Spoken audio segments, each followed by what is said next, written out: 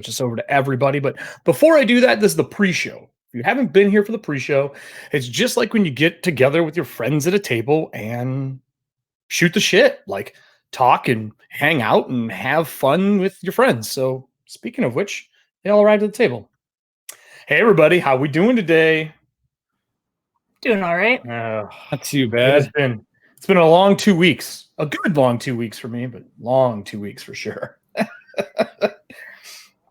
So we have a bunch of new stuff that we set up for the stream since I think what was it last Friday or Friday before that Drew and Alan and I recorded the side quest.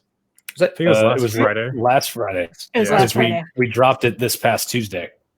That's right. I loved doing that. That was way more fun than I thought it was.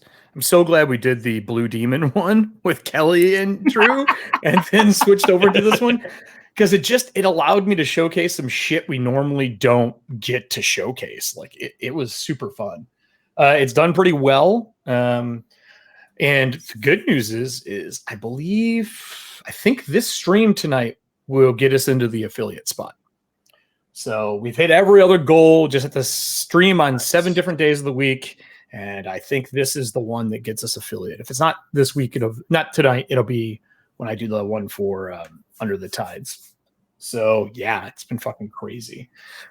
Anything new with any of you guys? Besides bad stuff?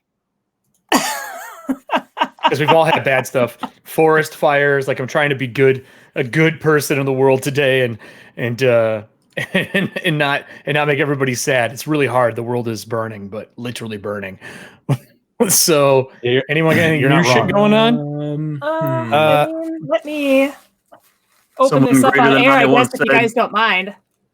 What's that? I can open this up on air if you guys don't mind. I don't give a shit. One of my friends Do it got up. Got me a birthday gift early. As long as it's not porn. I was gonna say someone only because that would get us What is that? Yeah, God open it up. forbid Do it's it. porn. It's at the table. No, don't God forbid. I want to see it. We just can't show it. Oh God! Yeah. Oh jeez. If it was Kelly, do you know what this is that you're opening? yes, She's like, yes, it's good. large. I believe it's the an art book for Dungeons and Dragons 5e. Oh, really?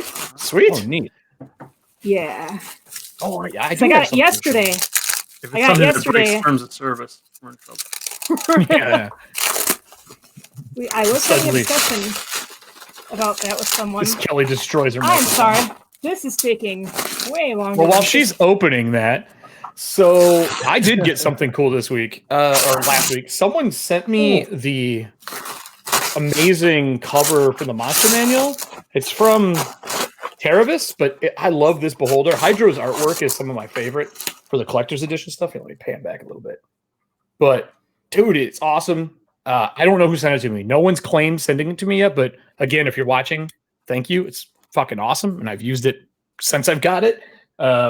Working outside at my other job, it's nice to have that with me to keep shit cold. My other thermos was on the edge of being shit, so that kind of made up for Kelly, it. That Effing looks shit. awesome. Dungeons that? and Dragons Art and Arcana, a visual history. What? Hold on here. That is dope. Dude, that's My friends incredible. Terry and Amanda got that for me as an early birthday gift. Put it in front of your And, face because you're on the bar where your name is. There you go. There we go. That That's This is honestly awesome. better looking than me, so I mean, this can just be Whatever. my picture for the night. go get some Velcro, Kelly. Whatever. There we go. Sick. That's flipping Oh, awesome. yeah. That book is huge. Yeah. Oh shit! Like, What is that? Like 600 pages? We just The don't first know. thing that- the We first just thing would don't have to know. be found in there would be Raceland and Caramon for me. I like the gold Jeez, filigree I see that. and the leather binding. Like that's just a slick book. Well, dude, Yeah. like, that's what they did for all the that's Pathfinder what they books did are for all like the that now. collection. Well, the collector's editions, yeah. Yeah. But they don't have the gold edge. They just have the That's cool leather piece here. I love books. I just running out of room. I have Same. I have some good news. Tomorrow, Tony You and got a I new are camera. heading out.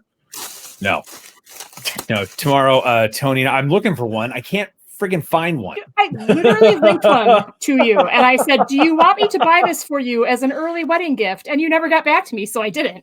Oh god. I know because I was Everybody gonna Mother's buy it Day myself, bootcamp. and then Oh, they were geez. all sold out. I need to hit up Best Buy again to see if they got in another truck.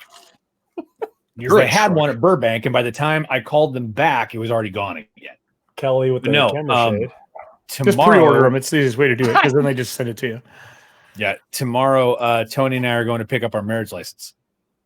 Oh, that's right. I would Right. love to be there, but there's no way right now. Yeah, no, dude, No way. it's totally fine. The big Face. oh, FaceTime that's me? dope. Look at that.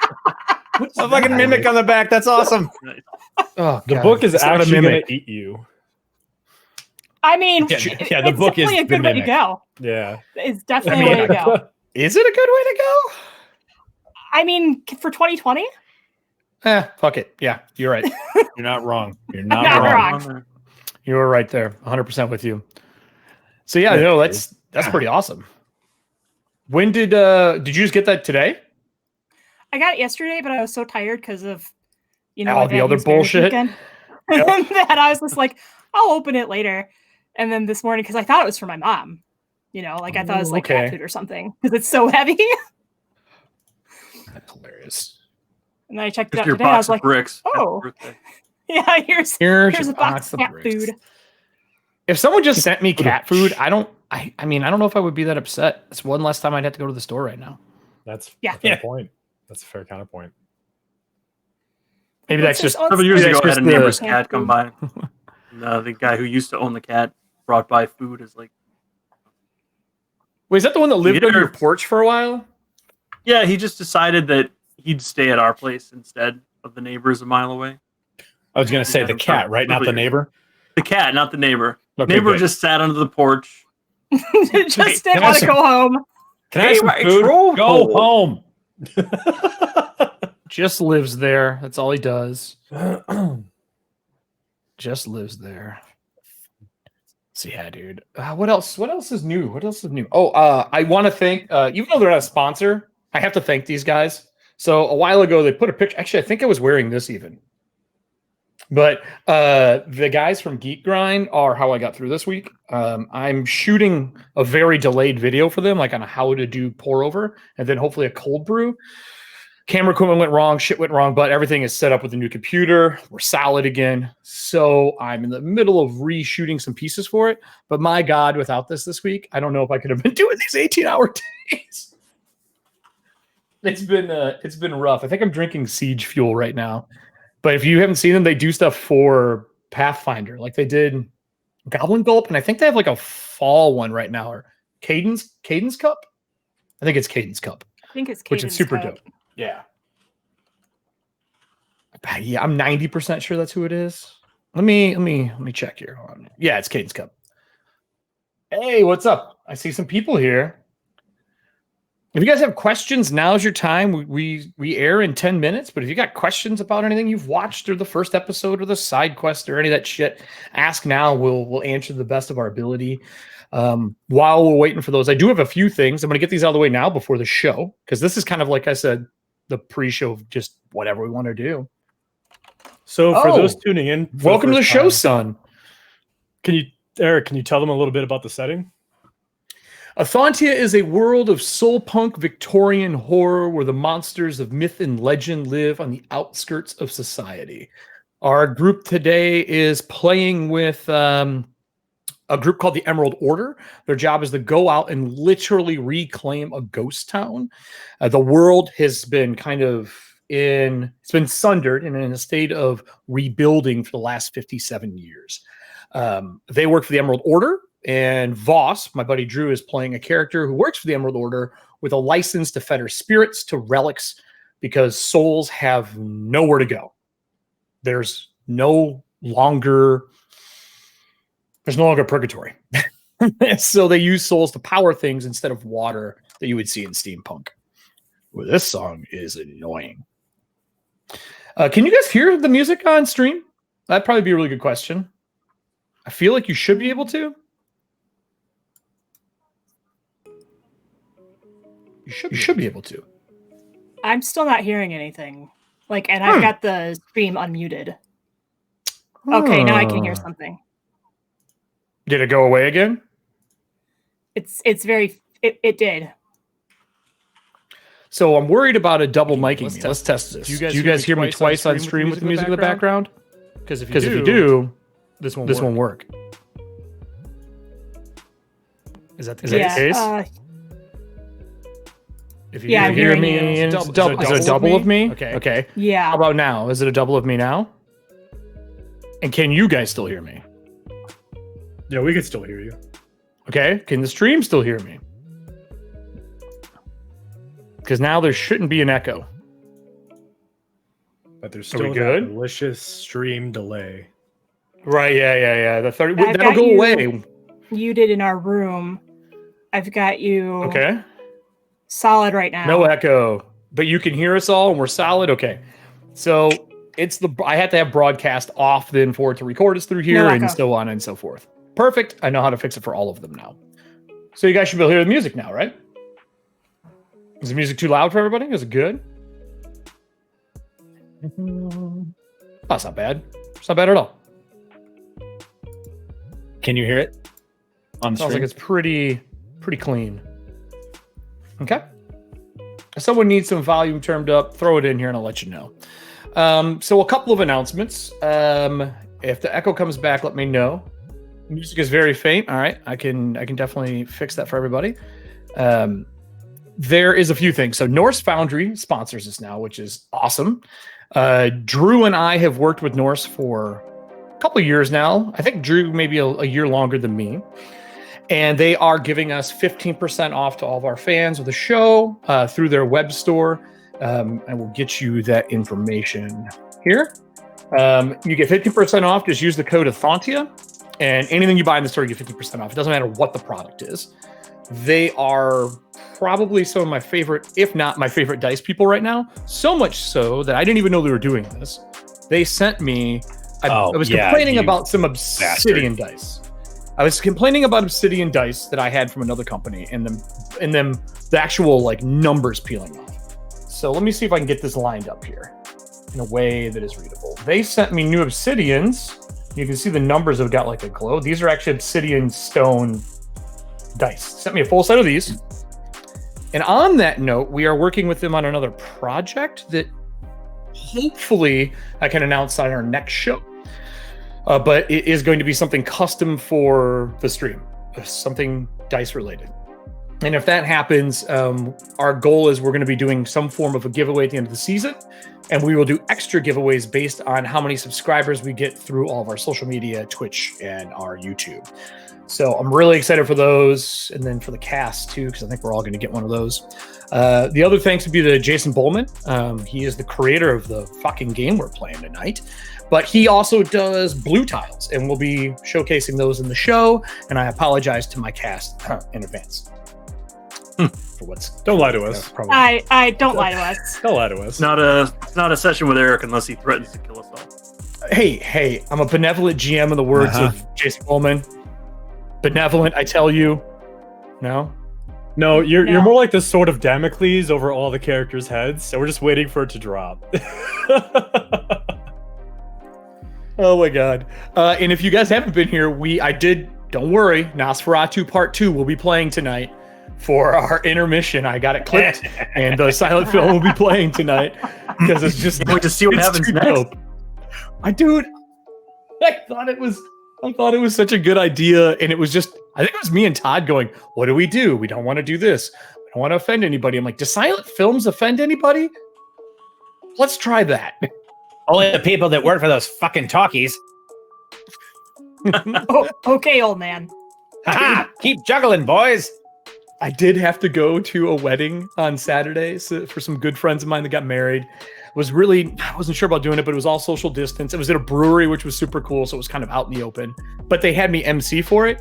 And someone would come up to me and go, do this voice, do that voice. And one of them was a barker. So I had to do a barker for the wedding march when they came in. I turned on Legend of Korra to listen to the intro. And then I was like, okay, that's the voice. And then just did it. It's Start awesome. of the Clone Wars episode. Yeah, he has the Legend of Korra had the radio style, so it was even more of that kind of Barker voice than Clone Wars, which I can't wait for. What is it? What's the new one coming out for Clone Wars the animated? The Bastards, the bad ones? Bad Batch, yeah. I can't wait for that to start. I'm super stoked for that. I mean, like and behind me, I mean, all of this stuff is all Star Wars stuff up here. But yeah, I'm pumped. Oh, so after this episode, we're gonna have to decide who's doing the next side quest between everybody here. 1 or 2 people, no more than that. If everyone's wondering what those are, down below in the About section, there's a whole bunch of links. One of them is has our YouTube. Our YouTube has our side quests, which is what we record on the off week between our series, and they're a real deep dive into the characters. Last one was Voss and Oliver, or Alan and Drew, or Drew and Alan. I know people want the names at the bottom. It will happen. It just hasn't happened yet. Anything else before our 3 minutes? We have artwork for our characters. We will be putting those into the show probably for the next one because I want to make special tokens for them. Thinking about using our frames. Todd made those for us. I always do the wrong side. This guy down here. It's opposite. I hate that it's opposite. So he did a bunch of artwork for our characters. So those will get added in. You can see him, a little glimpse of them as our title holders for our replays. And then, is there anything else I should tell him? New merch. Yes, Drew. I got it to work last night. It took me forever and time with them. Had to be a PNG, had to be a different size than was on the website, and had to be a file size different than was on the website. How many times did you have to change it? 32 times. Not joking. 32 save files. Are you serious? Wow. I'm dead serious. Jesus That's Christ. so many save files. Because my God. PNGs are so much larger than a JPEG, I couldn't get them to fit. The PNG, because it's 18 by 36. So, Ooh. yeah. So if you go into the merch files is store, like 4 files more than any regular Illustrator does for their client. I just started saving them out in batches of 10, like different sizes and shit till I got one to work. So everybody, I'm going to boot up our intro made by what is it? Snow. You put them in there. Put her in there, Drew, would you? She's also in the link below. Snowflax Fly on Instagram. She did our intro. She did all the animation for it. I did the titles and the music, but her artwork is amazing. The background that we're on right now, all that is from her. She is outstanding. We'll be using her to make some more stuff. And alerts, as a heads up, if you follow or anything like that with us tonight, if you don't see it during the stream, it's because I'm going to have them off while we're actually recording. And then when we go to intermission, I'll turn them back on and it will play everybody's follows back through that follows on the show. We're just doing that because we want this to be more of a show than a video game feed, if that makes sense to everybody. So I'm going to mute the alerts right now, or pause the alerts right now, follow and all that kind of jazz. And I promise you will get to see them. But I'm going to take us to our intro and we'll be back in 2 minutes to start it off with a bang.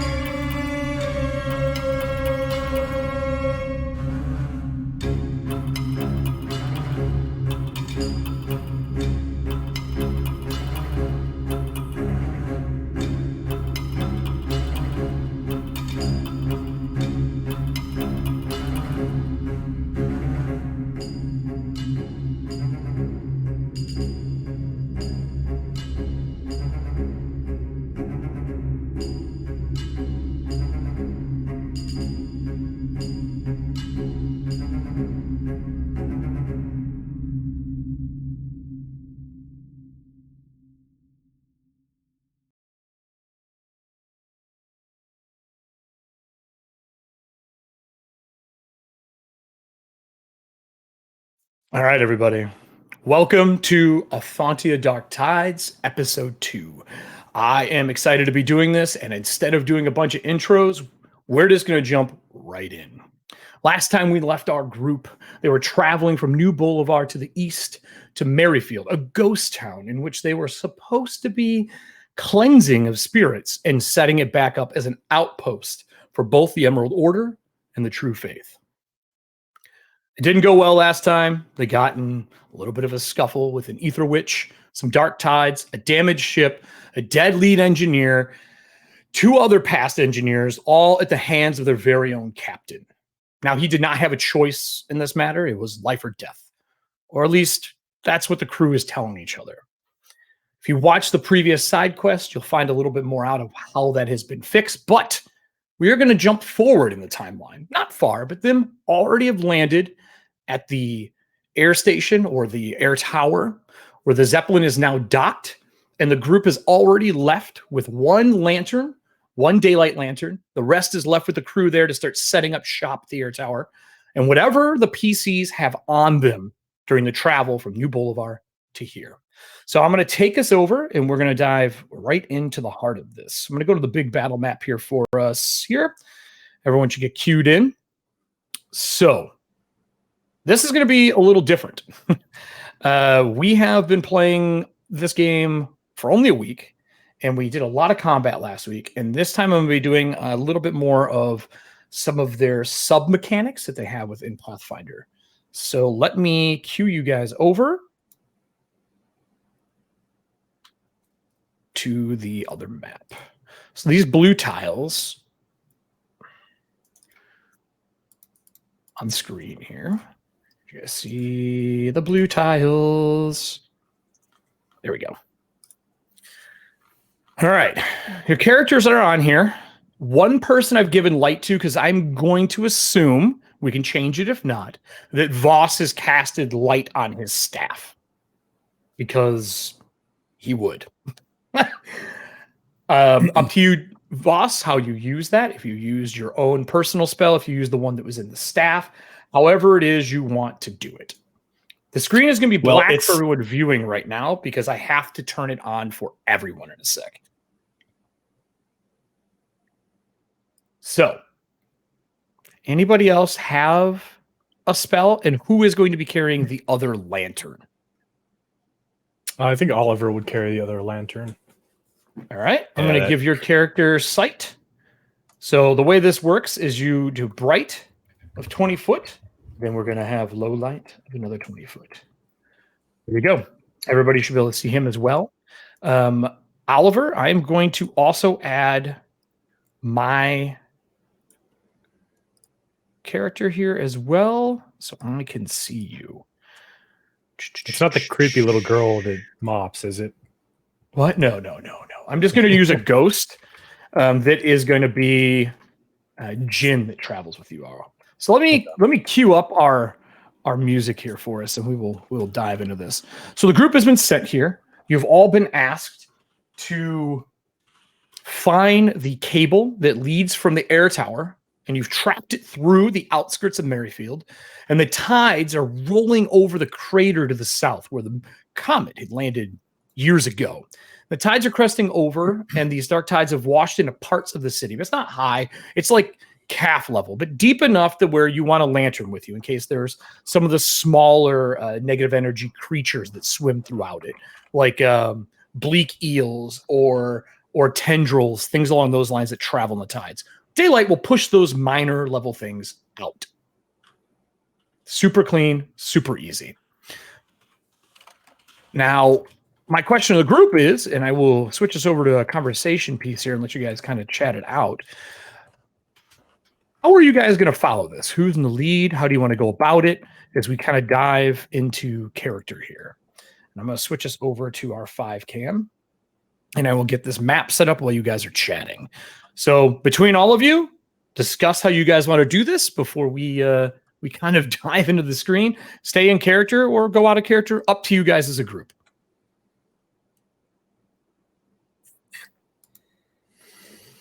Well, don't everyone speak at once. I feel like Oliver would be in the lead since he has the torch. My staff doesn't have light on it. It has an ever burning torch that is like mechanically attached to it now.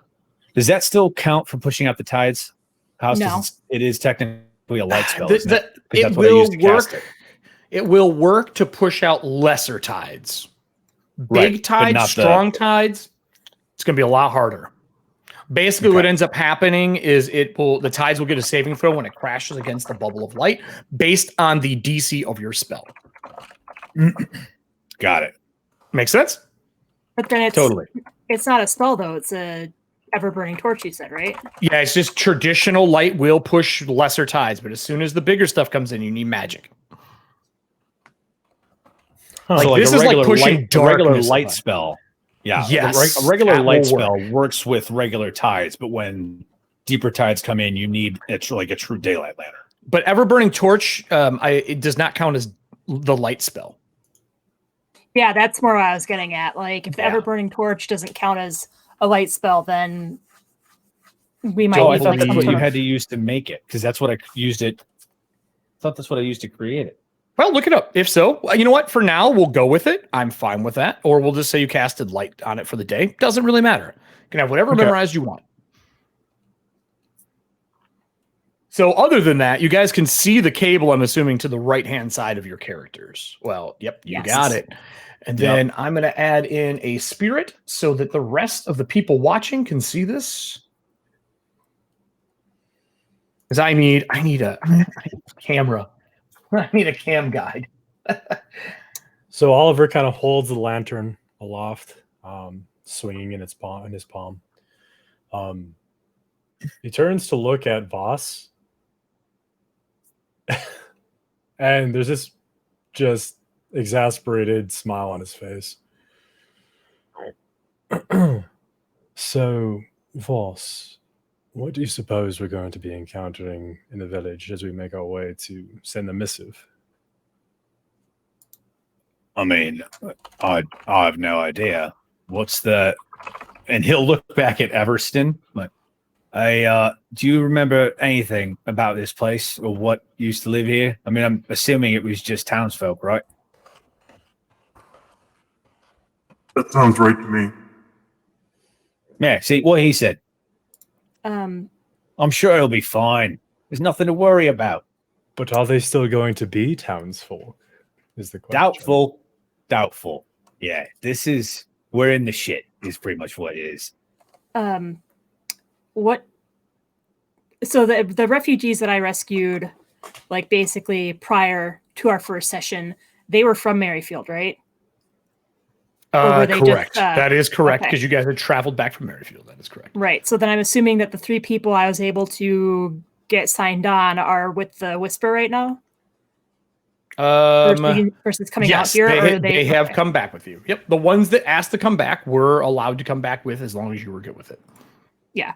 Okay. So then I'm assuming that since I was with them on the trip back originally, since I was one of the people that helped rescue them, they would have told me a little bit about what they encountered in Merrifield. Yeah. So which one of the 3 would you talk to?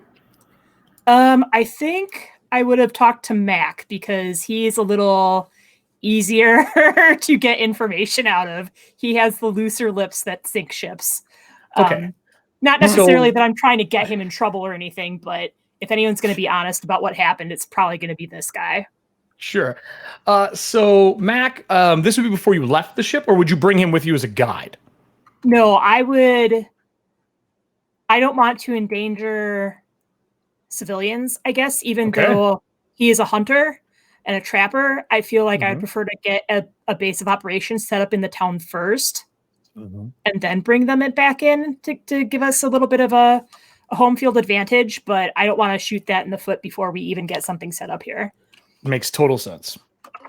So I would say, I think the thing that would make the most sense for this is he would tell you the simple stuff. The outside of the town was overran with the same things we encountered with that witch, those ghoul-like creatures, but they were a little different. They didn't they didn't have the gold that dripped from them. That didn't exist. Instead, it was The soul bleeding out of their eyes. They didn't have none that. of that. No, instead it was. Oh, that's good.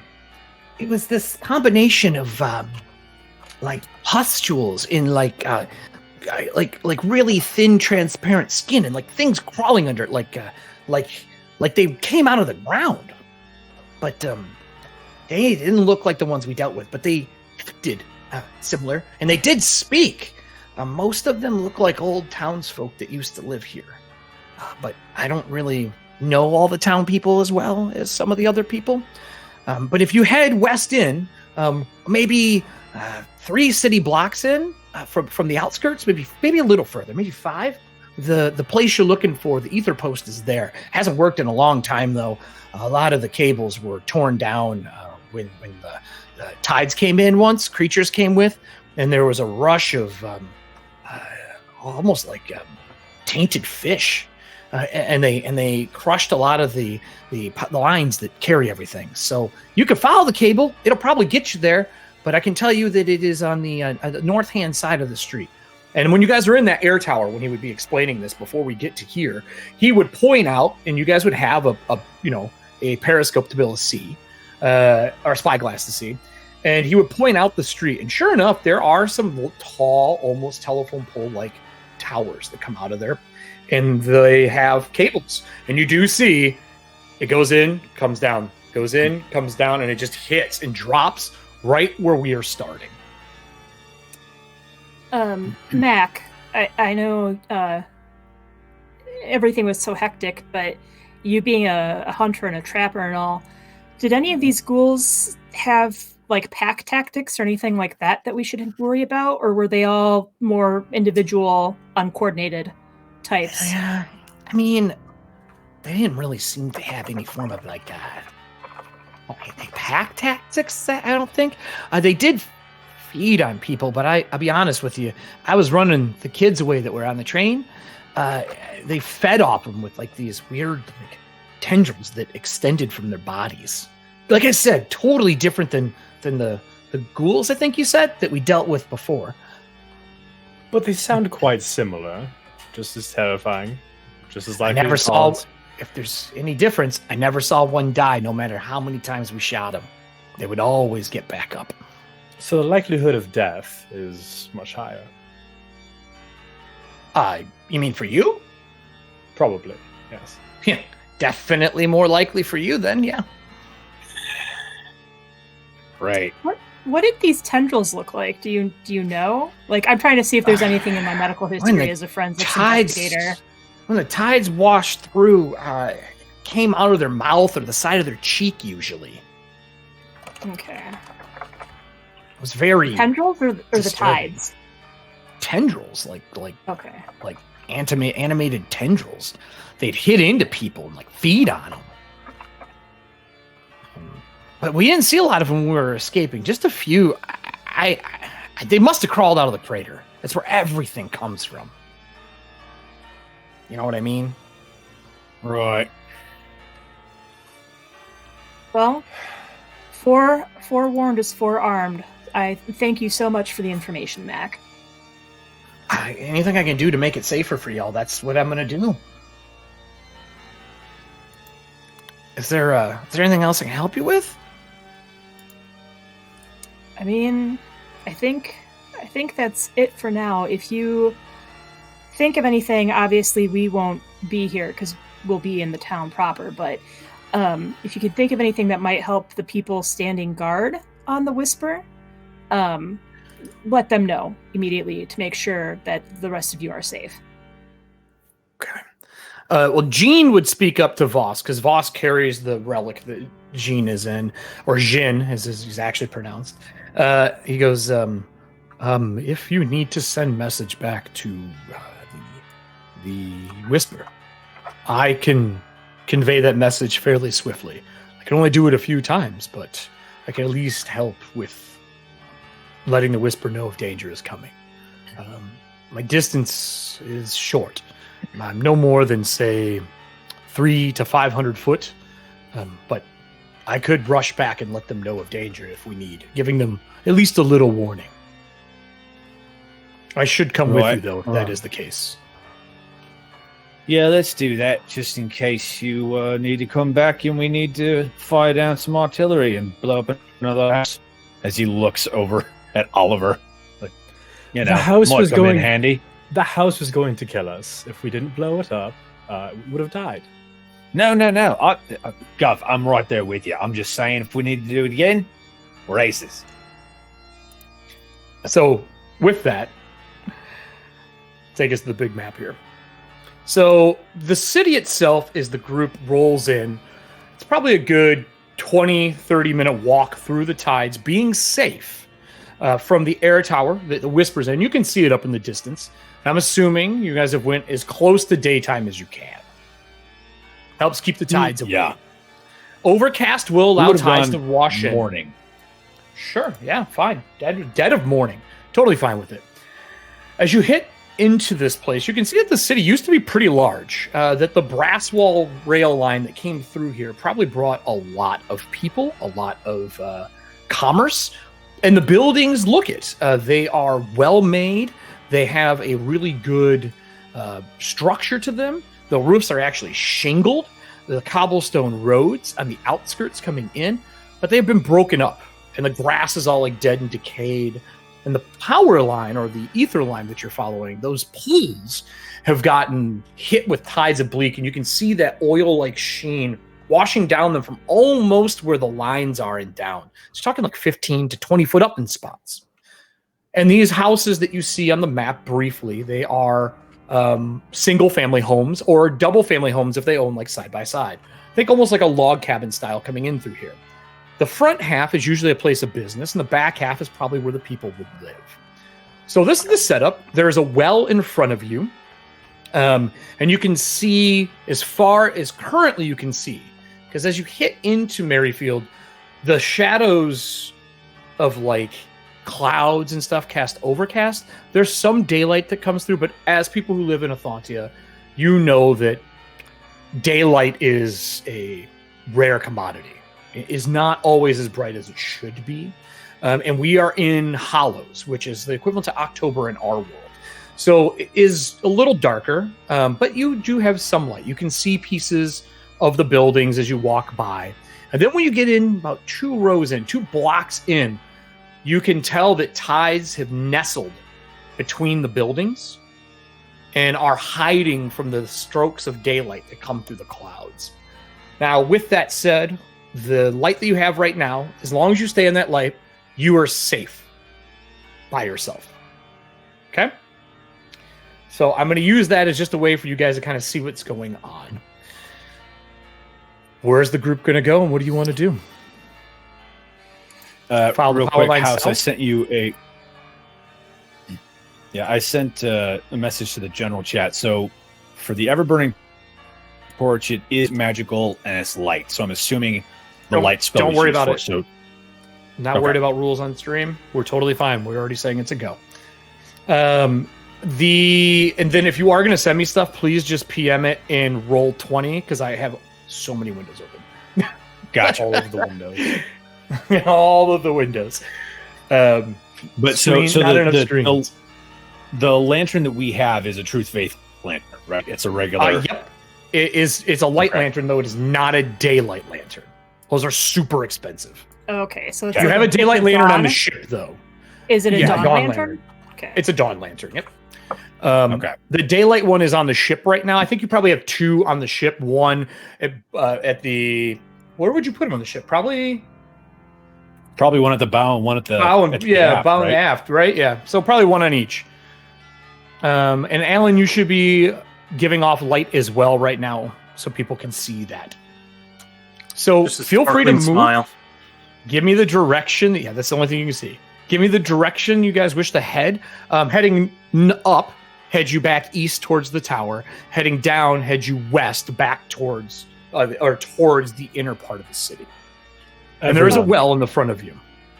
I would say that as we progress forward, keep your light on the corners of the buildings to ensure that we're not ambushed.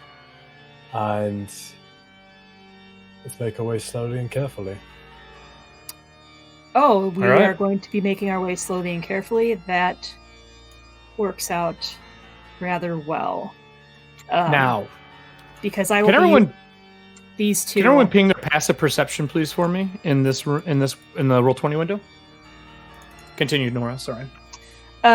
If Hastings is saying that we're gonna go slow, then basically, in terms of like turns, I would be using imprecise undead sense every third action. Okay.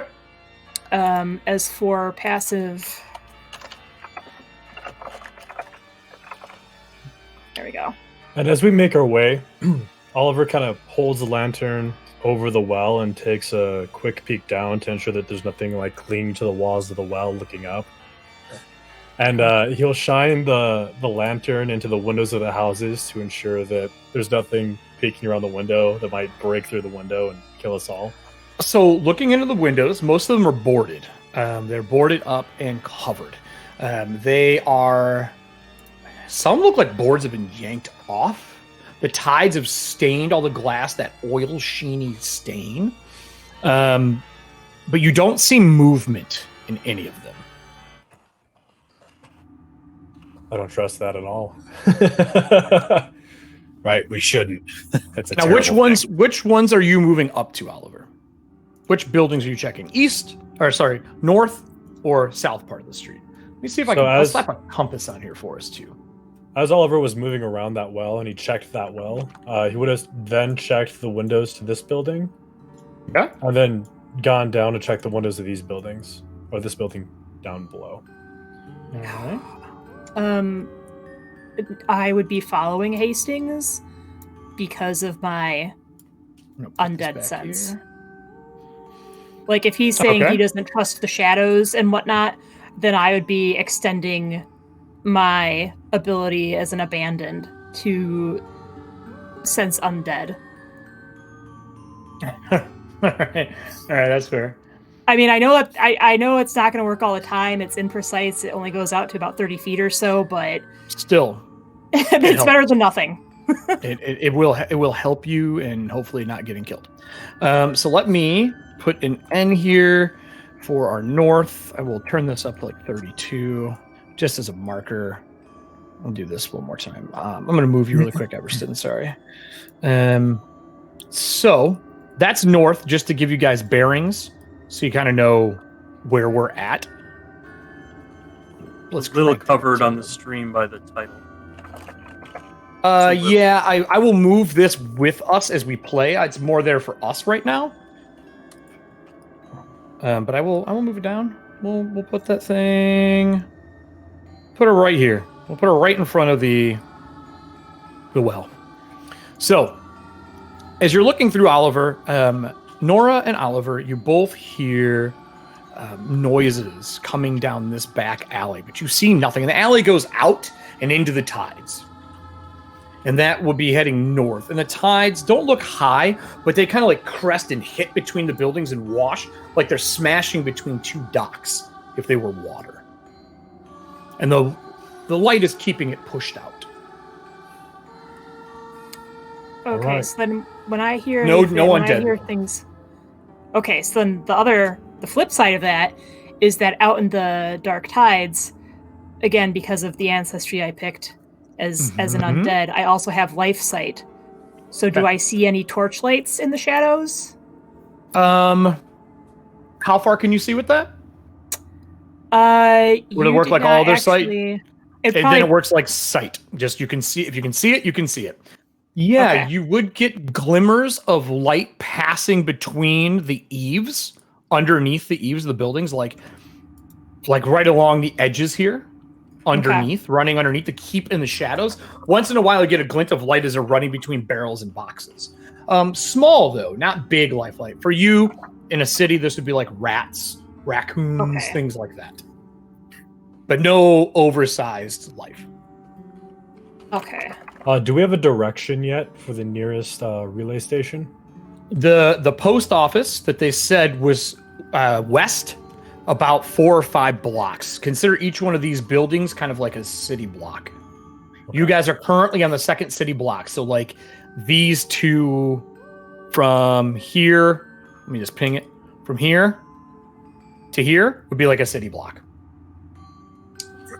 Kind of. If it makes it easier, I would say 3 streets from where you are.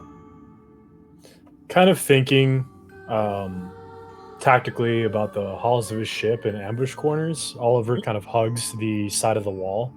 He looks over at Voss and he's like, Voss, come here. Let's stick to one side of the wall to narrow ambush angles so we're not caught off guard. Copy that. He's going to move over. House, do you want to give me control of Jin just so I can move him with me, or do you want to handle it? No, absolutely. If you don't have access to him, give me 1 second. Do that. Yeah, I can't select him. Already done. And I'll hang back just to make sure that... If you see me move him at all, it's because I'm moving it for the stream. He's our camera light for the stream. All right, gotcha. So when you guys get to here, Everston, are you keeping up the rear? Yep. Okay, so when you get to here, this opens into like yards, and you can see on the south side of the street over here, there are walls. They're chest-high walls. Like, think Tim Allen. Like you can see someone's head over the wall, and he could like hand you stuff, but they are pretty tall. What was his name? Mm-hmm. Willard? Wilson. You can see over the wall. It is dead grass in all of these, but there are no tides in them currently. So the walls have done a good job of keeping low tide out, and nothing is currently trapped in there. You can see entrance into buildings, and all of these buildings have doors in the front as well, but they are shut, and they have wood nailed over the front of them. And then on the other side of the yard over here, which is where that line is, you can see, right? There is a yard again, but there are tides in that lawn. And that means those tides go up to your neck, roughly. I'm going to move towards them a little bit just to see if my staff pushes them out. You would have to push it over the wall to do it, like peer over the wall and do it. You could definitely try. Obviously, Everston can just see into the area since he's 10 foot tall. Yeah, I'll move over to the wall and hold my staff over. Like, hey, big guy, are these moving? You move over? Are they? When you move over, the tides push away, but only about 5 foot from his staff. Barely. Right.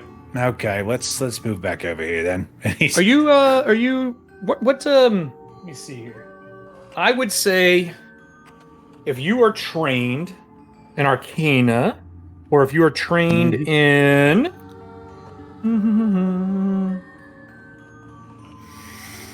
What lore do you have right now, Voss? I've got fettering and occult's like undead and weird got... stuff, I assume.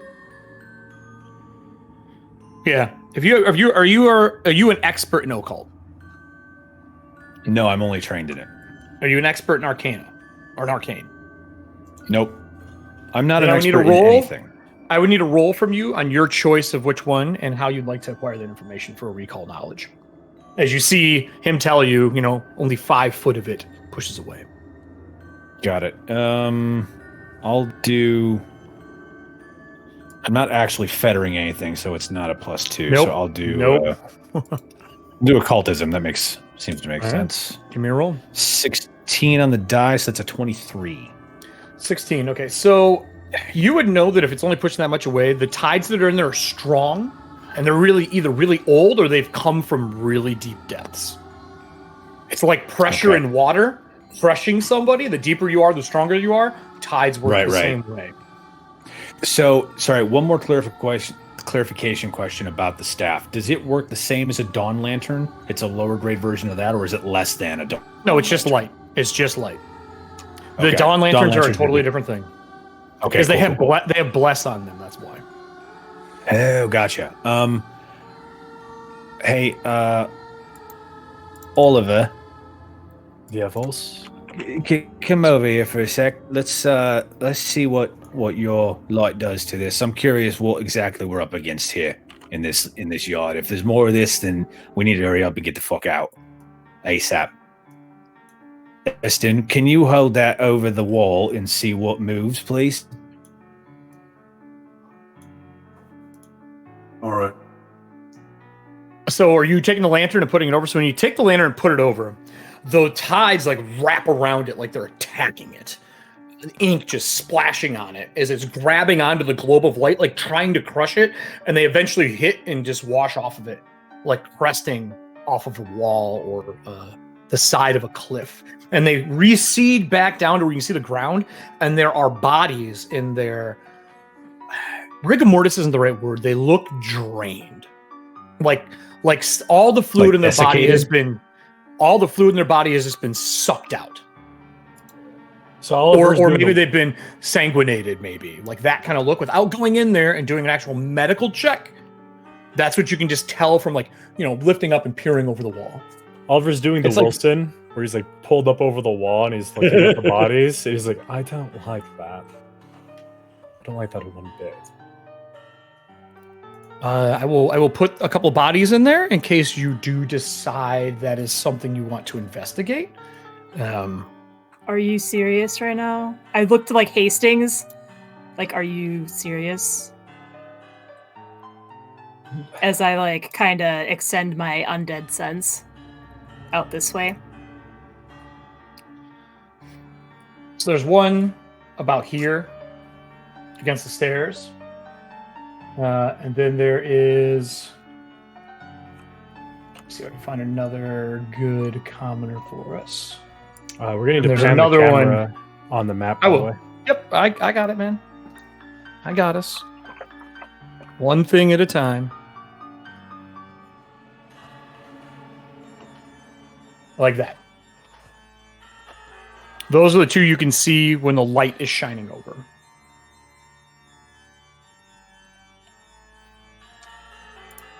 I will zoom this out a little bit so people can see a larger part of the map. There you go. And forgive me for being a little bit concerned, but when your master suffered from the bleak, it can be a little bit traumatizing. Let's press forward. Yeah, that's yeah, right. So, yeah, it's definitely close enough. I'm going to extend my imprecise undead sense, which will encompass these two bodies.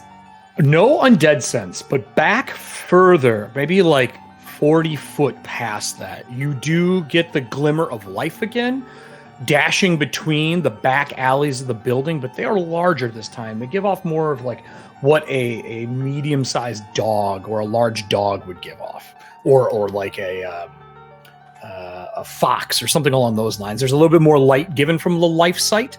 No undead, though, present in the area. As you guys are Okay. moving your way through, following the cable. The cable here is still attached, but it's drooped far enough to where it's almost touching the fence. Technomancy, anyone who's is anyone here an expert in technomancy? For those watching, technomancy, and this is the combination of technology and magic, because they're at a point in industry where they are merging together.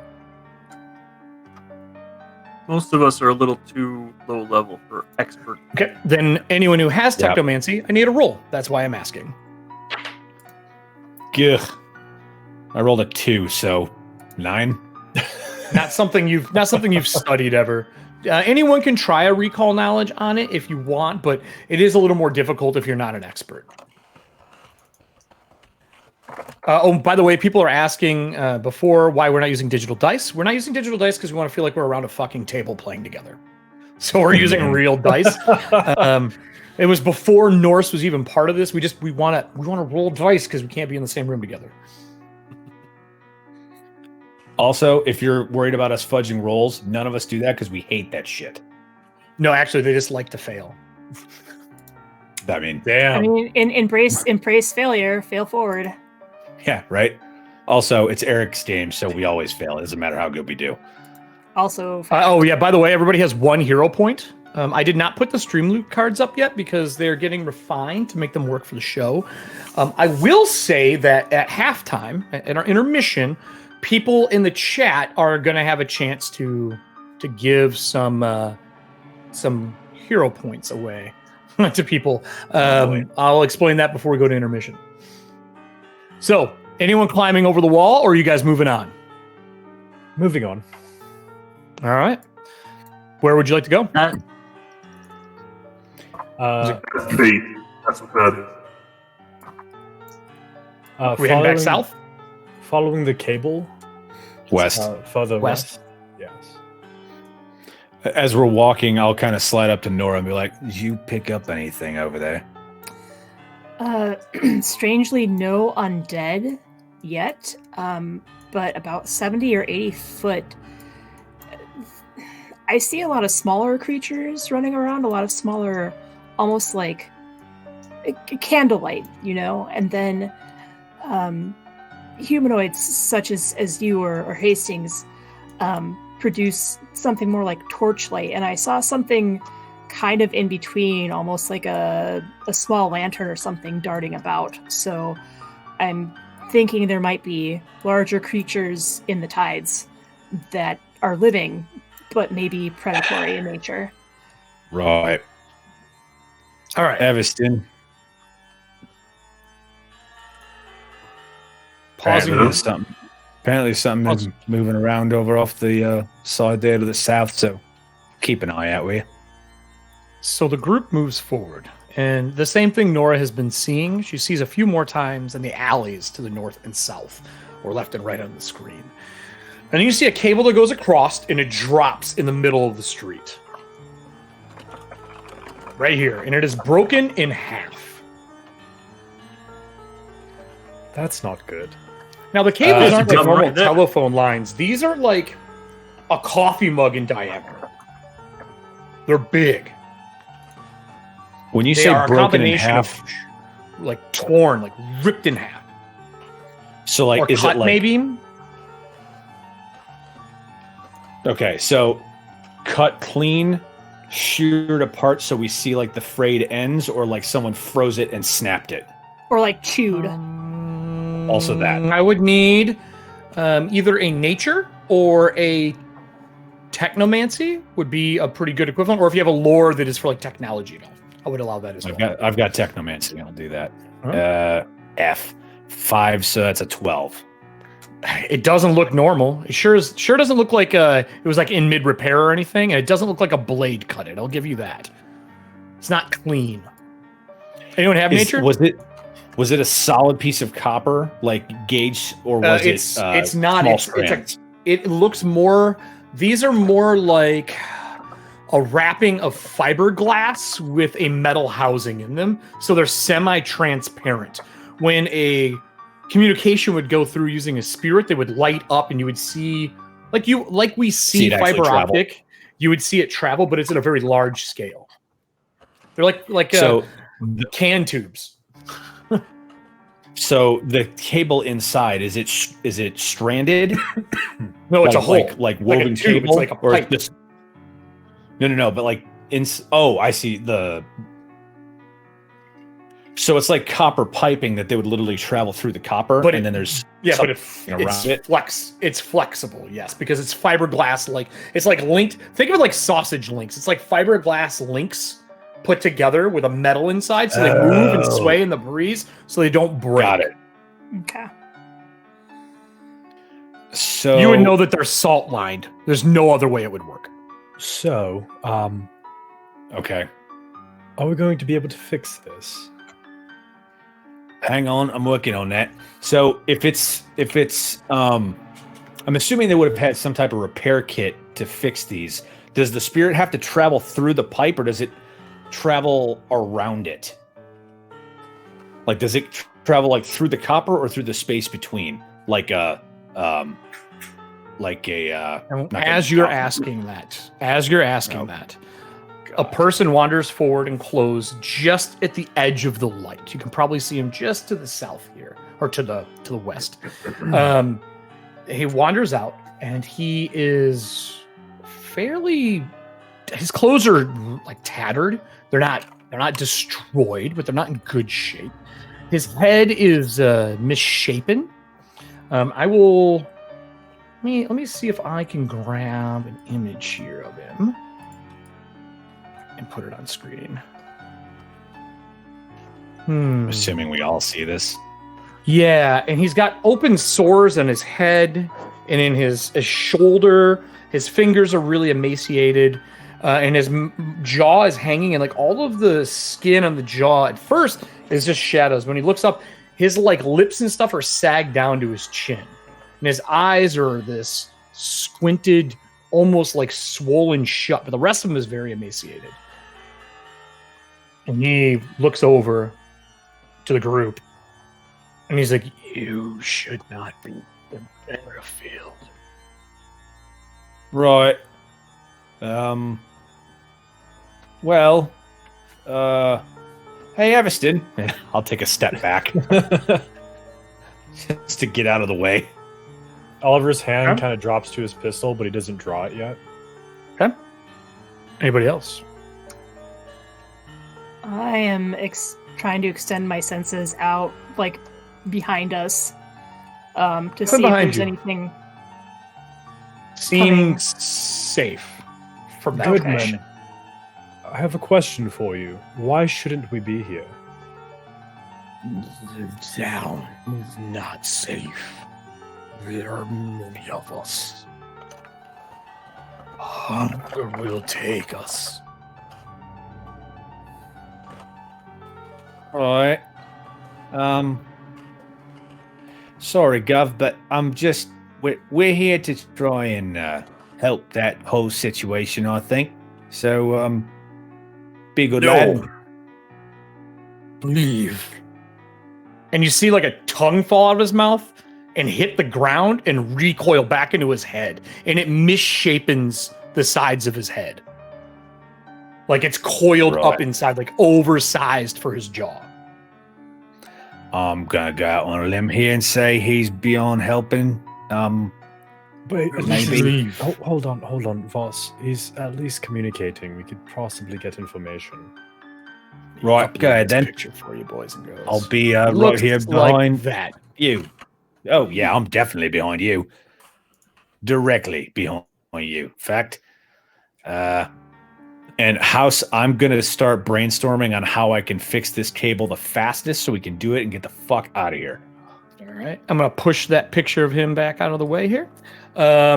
With that said, he wanders back into the dark and doesn't come forward, away from you. And then from over here, you hear another voice, feminine. The children will eat you. You should run. And then from the alley over here, true faith is not wanted here. Well, luckily we're not from the true faith. At this point, Oliver draws his pistol and just keeps it at his side, but his thumb is on the hammer, and he cocks it back. For those who don't know, there are firearms in this game, just as a heads up. Think Victorian Wild West with the technology just a touch higher. You hear another voice, this time from back by the well behind you, way back there. Children, leave them be, we will feed later. Oliver will slowly turn his head to look over his shoulder. There is nothing. It's black back there. Just darkness. Little scants of that purple energy that's in the tides at a really low, like knee level. They haven't raised or anything, but you don't see anything back there. They are definitely swallowing light in the area. Voss, I will get you an entire jar of pickled eyeballs if you fix this cable. Right, that's why we're here, isn't it? I'm going to turn and look over by where the well was. Is it still pitch black, or is there a raging inferno? Like, what's going on? You have the sense of an undead presence there that climbs back down the well. Oh boy! All right. This here is a door into the building. This here is a ladder to the roof and to the top of the pole where the ethergraph comes in. And then the down line that is split in the middle, you could try to repair it. It's going to take some time, but nothing is attacking you right now. Nothing is after you. We're not in a combat scenario. We're just in a normal setup. We're in exploration mode if we are using one of the Pathfinder 2 terms. So I'm assuming I'm going to go left to right on my cameras here. Everston, what are you using right now in exploration mode? in case something does happen, or you take too long doing what you guys need to do. Do you want some help assembling this or fixing this cable? 'Cause I would love that. I'm real good at pulling the ends together. Yeah, no, I was actually going to count on it. This might be a little bit degrading, but can I sit on your shoulders and you hold it while I fix it? I mean, it just seems like the easiest way to do it, Gov. Good job, Master Blaster. For those who are watching, the missed first episode, Everston is playing an Thomas in this world. He is a soul-fettered like construct, but they are large. They stand about 10 foot to 12 foot tall, and they have a porcelain face for their mask, which you'll see some of those during intermission. Nora, eyes east. I'll take the west side. So I'll be using perception in exploration mode, but is this actually a sewer right here? Yeah, it is a sewer, and the lid is open. Okay. I kind of Cover it. whisper to Hastings, like, keep an eye on the sewers. If this thing is running around in the water wells and the pipelines, that might make a really good surprise entrance for it. And then I kind of step this way to keep a better eye out And there's like to the east. as Nora turns around, she can hear the squeaking and the metallic clang as Oliver sets the lantern down right next to him, and he tries to push the grating back over the hole.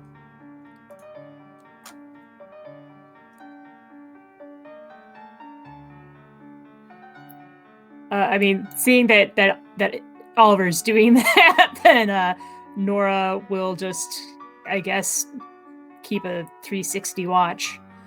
Yeah. She's not really strong. I don't think she's really strong enough to help try and push this.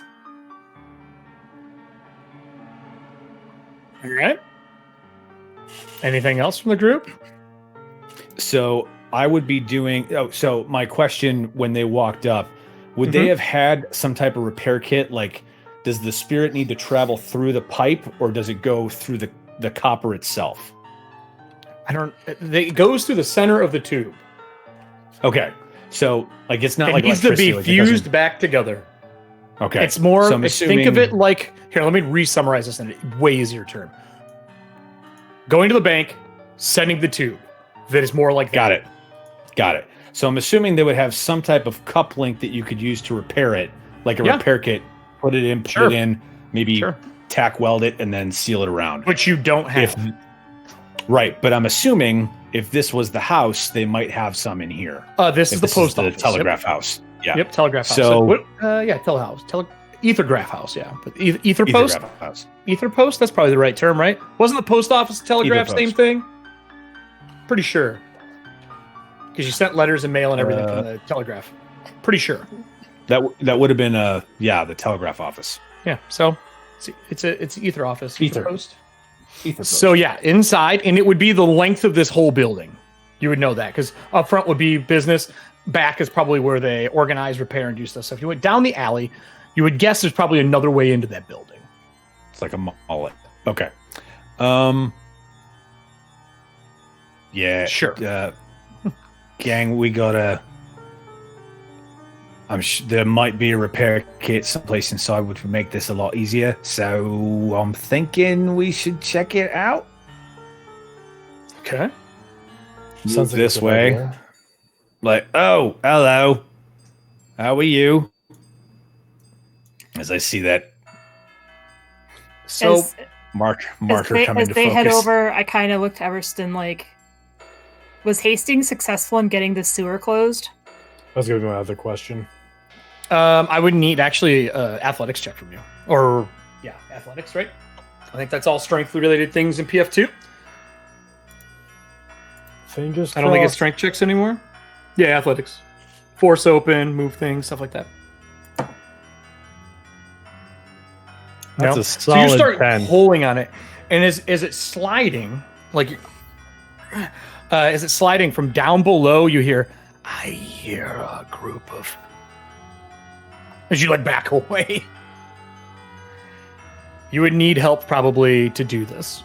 Either someone would have to assist you to roll again, or Everston could probably just grab it and fucking slide it into place. Like tiddlywinks with that shit. He's like, "Oh, you gave me a manhole cover to throw. Thank you." Hey, Everston, Too bad I would have to you place be it. able to assist with the grating? Of course. All right. So you slide over. You don't hear the voice. You don't see anything down there, but you grab the manhole cover and just plunk. it's not heavy for you. And you hear the clunk, clunk, and it sits in place. But you do, when you look down there with the light, you do see dark tides comes halfway up the ladder down there. So the below this place is probably full of tides. Nora, what did you say you're going to be doing during this before I kind of move us into the next scene?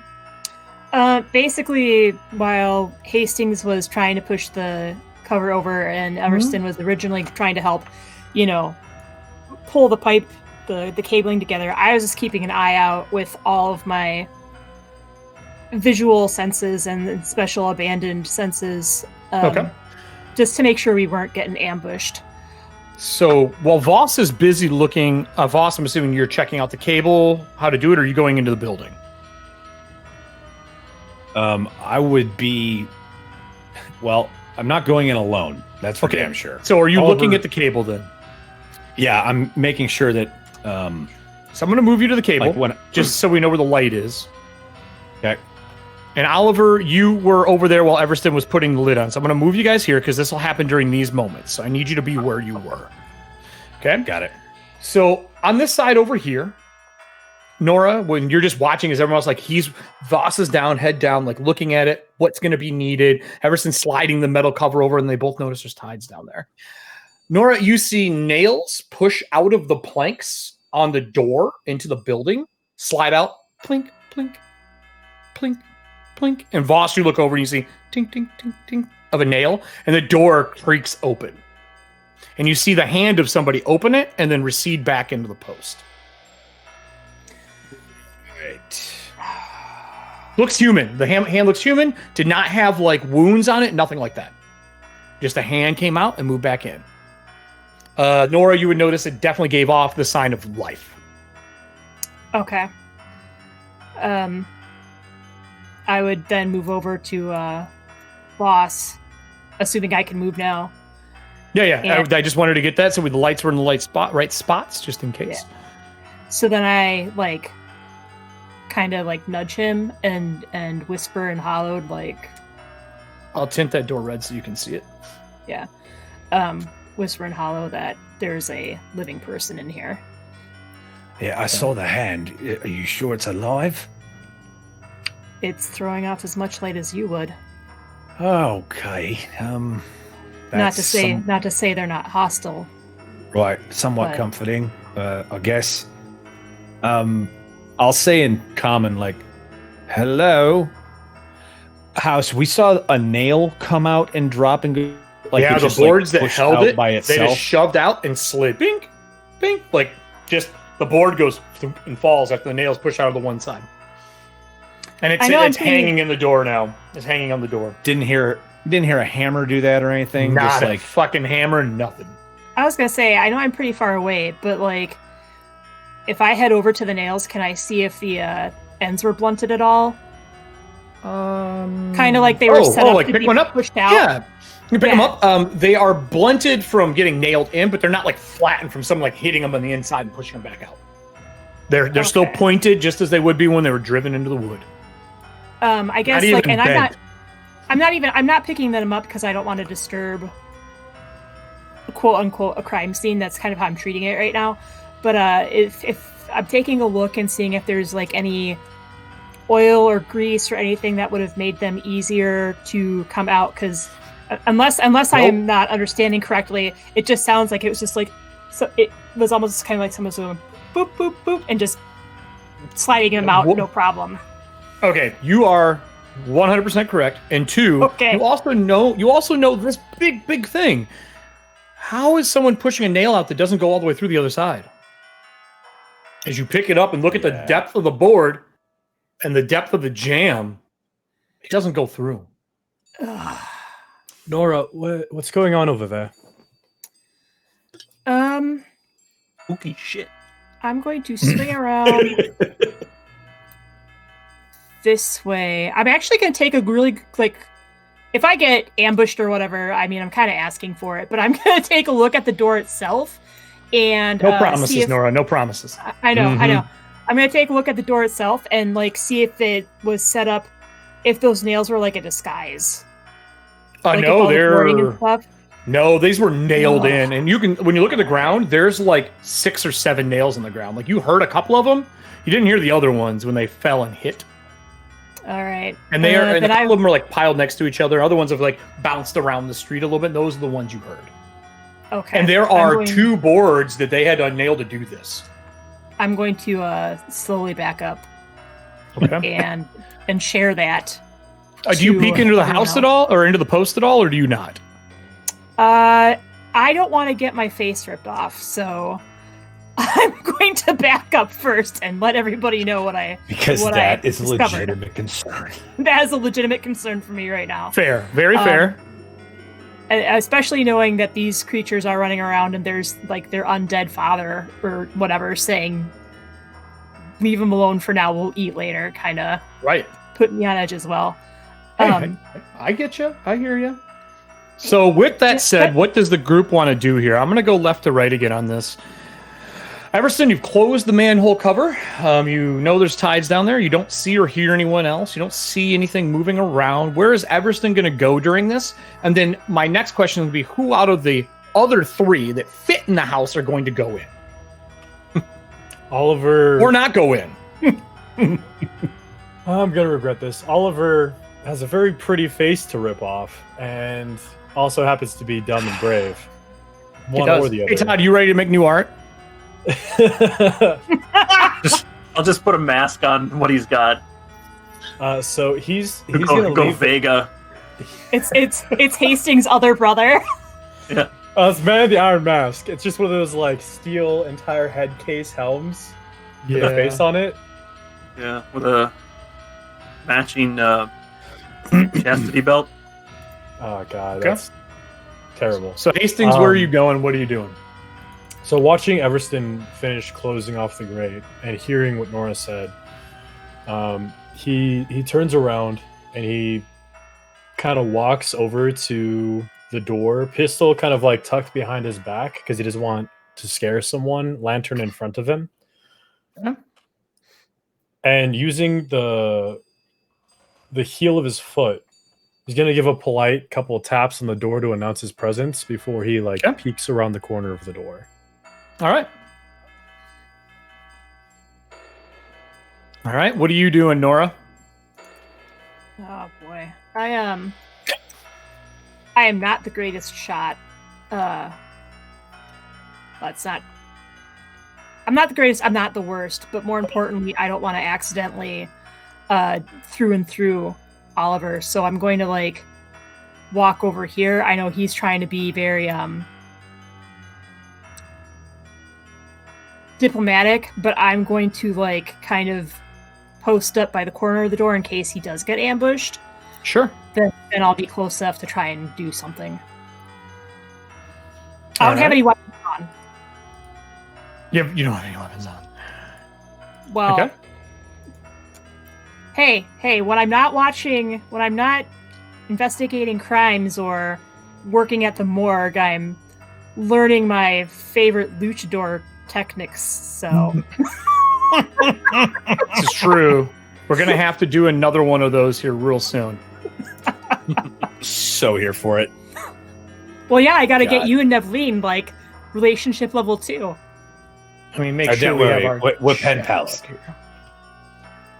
She sends me stuff to put in my feathers all the time. It's great. All right.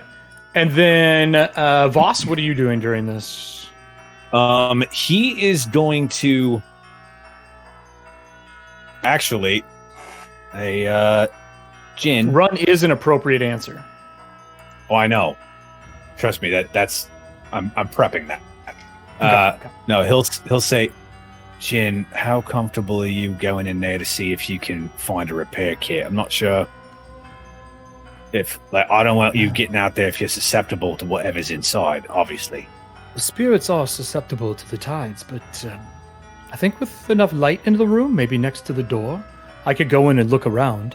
I can physically manipulate an object for a little while, and everyone on camera would see this like green ethereal man dressed with he would have his hair pulled back in like that samurai top knot, like bunched up. He has no weapons on him, but he is in almost like I want to say almost robe-like, but more along the lines of like a gi, an Asian-styled gi. And then he has bracers on both of his arms right now, which the group has never seen before. He usually doesn't have those on, and they glow a different color than his ethereal body. They glow right now like a bright gold. His hands have a series of rings on them that connect back to the bracers on each hand. But no wakizashi, no katana, no daggers, no weapons, nothing. But he is a tall and very slender spirit. And the bottom half of him kind of fades out into the nothing. And he says, I could manifest and bring them out. I am not familiar with repairing these devices. Well, neither am I, Gov, but I think we'll figure it out. Here, let's see if and he'll like nod to Oliver, and he'll say in hollow to Nora, like, I think I'm going to cast light on this door and see if Jin can go in and look around a little bit so he's protected. How we feel about that? If I manifest, could you cast it upon me? I mean, yes. And he like bows his head and he locks his two hands together and he focuses, and you see the gauntlets glow bright, and he solidifies into a solid version of what probably was his mortal self at one time. And you notice that he's got a huge scar across his neck, and he has like a long scarf that would cover it, but it's pretty pulled down right now. And he pulls it up once it becomes material. And his eyes have a vacant glow to them, not a normal mortal glow. You can tell he is manifested and was a spirit. Okay. So like he has a physical form, like he can touch you if he wants to. Okay. I can stay like this for a short time. So I'm gonna cast light. Take my two actions, and I'm gonna cast light on his bracers. Okay, so they glow bright enough to give him light. So I am going to. It's a 20-foot radius. Yep, gonna add it. I'm assuming it's 20/20, just like everything else. So I'm gonna add that in 20/20. Yep. All right, like this. And then he moves into the building. Is anyone following him or no? Otherwise, I'm just gonna move him to another layer on the map so you can't see him. Nobody goes in. Oliver's gonna follow. I was going to say, I wasn't quite sure if Oliver was going in or not. Oliver, you follow with Ben? Yep. Yeah. So the front half of this building, the first 10 to 15 foot, is the office. On the one side, there's a switchboard with big like cables that they plug in to the major cities. You can see names of cities that on glance aren't around right now. But New Boulevard, Cadra, and Eisenheim, Rockland, and a few others are on the board. And there's probably 30 on the board, I'll say. There's 2 pipes that come down to connect the inn, and then it looks like they can probably do 2 of these ethergraph calls at once. They're all unplugged. There is a residue covering the table below. You're guessing they got ripped out, and whatever the spirits were hit down and released. So there is definitely a decay of the ectoplasm on the table. On the other side of the room, there's a desk for buying postage and for sending and receiving post here. Usually that would go through the brass wall line. And then there's a door that goes into the back half of the building, which is about right here is where that second half goes. Now, with that said, I'm going to remove this dynamic light piece here, just so you guys can see a little better in the building. Know that the light obviously isn't casting outside of the building.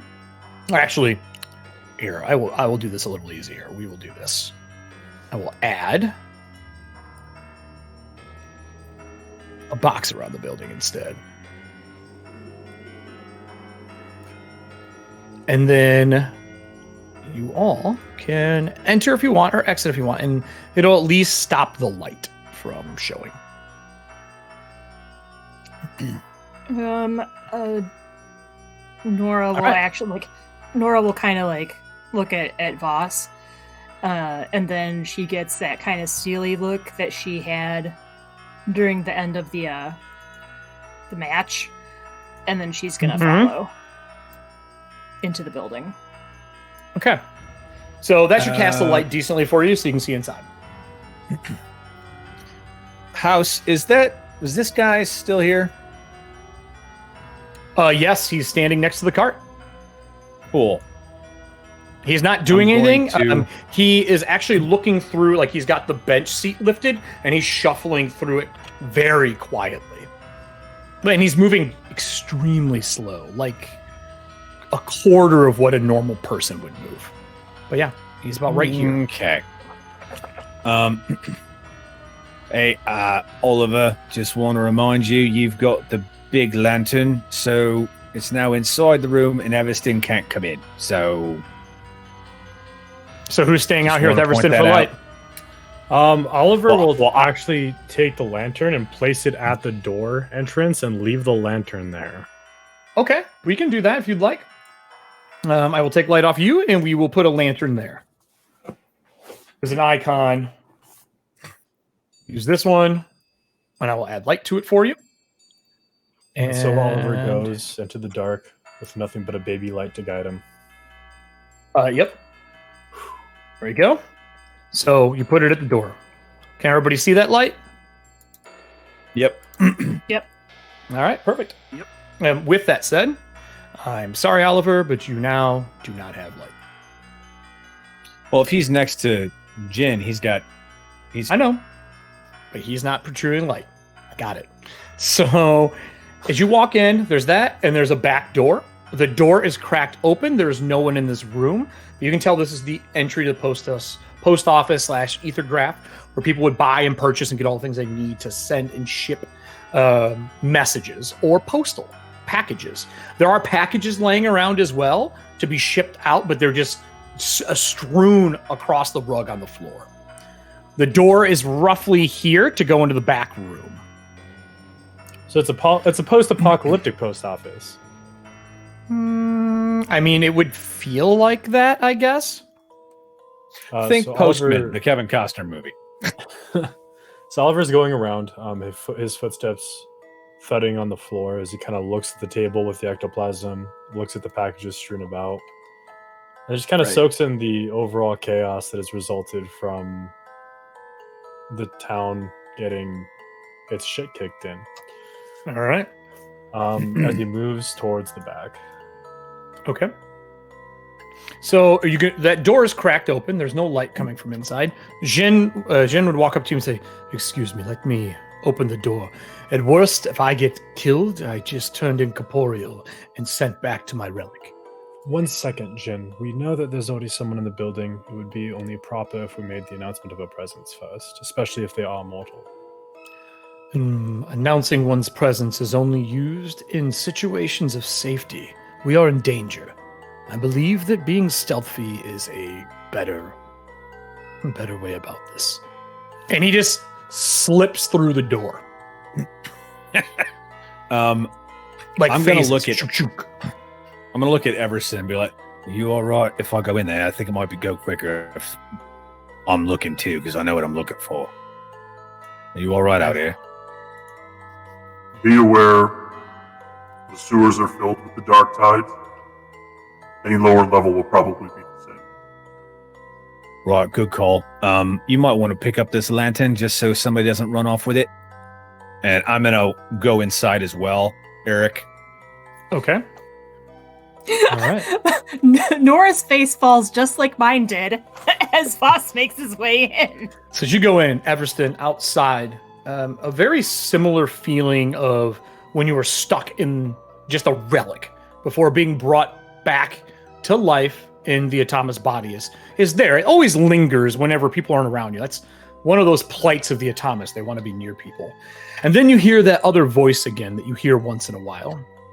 It goes, this post office used to be a great way to make money. Maybe we should look around the outside and, see if we can't acquire some of the things I left behind. They need me. I need to stay here. We ain't gonna go far. We're always in arm's reach. Look at you, big boy. Let's just wander around the edge and take a look. Right? Down that alley, just east. That alley, I left some cargo back there, boxes. A long time ago, but I promise no one pulled the block out to find it. We can make some money. Totally up to you. What did you say? One little peek won't hurt. Excellent. Oh, Let's shit. take a look. Do you grab the lantern to take with you? Lantern, yeah. All right, so I will add the ability for you to be able to control the lantern. Actually, I'll just say all players can move it, just for sake of argument. So go ahead and move yourself around the corner then. And he's talking. There isn't any light coming off that lantern right now, House. This one? Yeah, it is. Oh, really? I'm not seeing it. I'm just seeing what I can see at Todd from where I'm standing at. Right, Okay. he made it Map. that way. He put a thing made around the house. Yes. So am I going Drew, don't worry about it. up above them this way, or am I going down below this way? It would be to the east, so up to that alley. Up, okay. All right. So I give Voss like kind of an incredulous look, and then I sigh silently and I stealthily, or at least attempt to stealthily, slip in through the door. What is that? Oliver Okay. will act as cover, and he will just open the door and walk in, announcing his presence. Hello, is there anyone there? I'm Sky Marshal Hastings. Are you in need of assistance?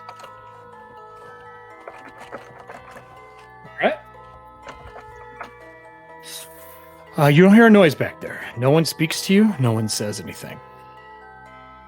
Do I see that humanoid torchlight at all? Nope. Gone. Okay. You're guessing the person's either not in the building or behind something where you cannot see them. Like Right. actually in Okay. cover. Like hiding. You got it. Oh boy. All right. I whisper to Voss to be on the lookout for a possible ambush because I don't see the only torchlight I see is coming off of him and Hastings now. So I'm going to play this track called Come Out and Play because it only seems pertinent. Perfect. Oh, God. So as you get into the back post room, there are 3 rows of packages. And then in the back corner over here, you see a workbench. And then Jin, you don't see anywhere. I'm leaving him there for the light, but you don't see him anywhere. And the light has went away as he disappears. So we're left in darkness. Mm-hmm. And then the light reappears at the back over here. And it goes, like, lights Well, go I've out, got- you're like, shit. When the lights go out, yeah, but you're behind Light a on wall. my staff, too. I know you do, but this Oh, is a gotcha. wall here. So you have to go into the room he's in, which is through this door. Oliver goes black and flickers back to life. And for a moment, you feel like you see that little girl from the ship. The swab. And then the light turns on, there's no one there. Maybe playing with your brain, but you feel like you saw her. So this So- might be Go ahead. this might be an inappropriate time to tell you, Nora, but if we get out of here in one piece, I need to talk with you.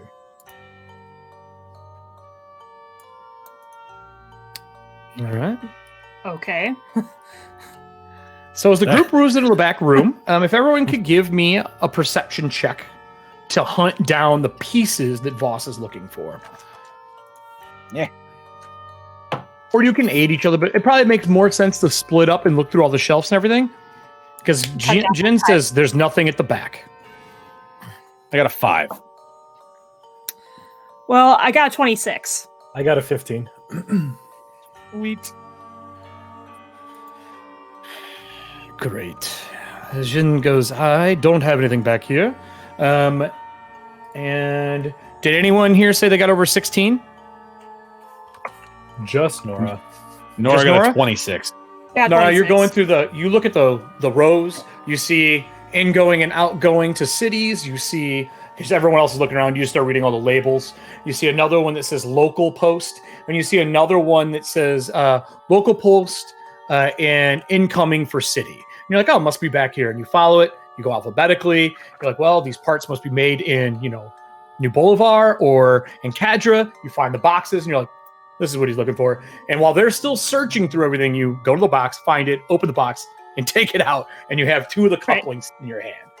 They're pretty big size, and they're big enough to go so you can put the pipes together. And what you do is they're salt lined. You wet them, and then you push them together and you screw them in. And that seals the pipes together. When that happens, you start to hear movement outside of the north side of the building. Everston, as you, and it's decently loud. Everston, as you go along, he says, further to the north. Keep going further to the north. Back this way. Back this way. You want what's back here. So as you move him along with him, and I'll move the land. Oh, you got it. He points. Well, he tells you, no, further, 1, 2, and you can see a flicker of him, a shadow counting blocks over on the building. And it's on the post building. And he goes, that one there, that brick, that cobblestone piece. If you pull them out, I left us a little package behind. Well, I left myself one, but it'll be perfect for us. Do you pull the blocks? Yeah. All right. Outside, you guys hear a noise of a block grinding against another block. The hell's that? And you hear a That's second a great one. question. And when you pull them out, on the inside of the block, there's a hollowed out cavity with 2 little jewelry boxes nestled into them. One of them has a ram's head on it, like a skull of a ram. And then the other one has a metal, I don't want to say wax, but like a metal branded wax seal of a skull, a human skull on it. And he's like, these are it. That one is worth a pretty gale. Keep those. They're for us. All right. And I'll put them away somewhere in my pack. And then do you slide the bricks back in or leave them off? I'll put them back. I don't like destroying architecture or machinery. So okay, so you slide them back in, and inside you guys hear the same. Nothing weird at all. Don't worry about it. And then a few moments pass, you hear the thump, thump. And then from the back corner of this room, you hear something opening. What? Right. We need to find these quick. Let's get out of here as soon as we can, please. You mean walks over with 2. this? All right, perfect. Let's go. Can I have those, please? Yes. So as you move your hand, I can read the instructions, but I figure a professional should actually take care of this. Oliver in the back behind you is the professional. light. The light leaves the room again. Is Jin appears here, and then Jin appears here. And there's a little light casting in the room, but just like if someone had a flashlight shining into a dark room with a doorway. Behind you, you hear is it safe to come out? It's quiet. Oliver tries to ignore the shiver that goes up his spine when the voice comes out of the shadows. Hey, that's a good call. Make me a will save, because I was going to ask you to do that. No whammies, no whammies. We thought Everston was going to die, but surprise, surprise. It's actually By the way, remember, Alan, use dice, not digital dice. Everston's face is just a porcelain mask, so if he gets it torn off, he can just get a new one. Yeah. Truth. I mean, Here we go. 10. Oh boy. Now you have a hero point. You have 1. It's also what saves you from dying. Would you like to spend it now or no? You're going to ask this the one time through the course of tonight. Just to remind people, we have hero points because I always forget. I think I'm not going to spend the hero point just yet. All right. So you get the creep down your spine. With that, you currently have at 2. I believe it is called the shaken condition. Let me give you the actual term for it.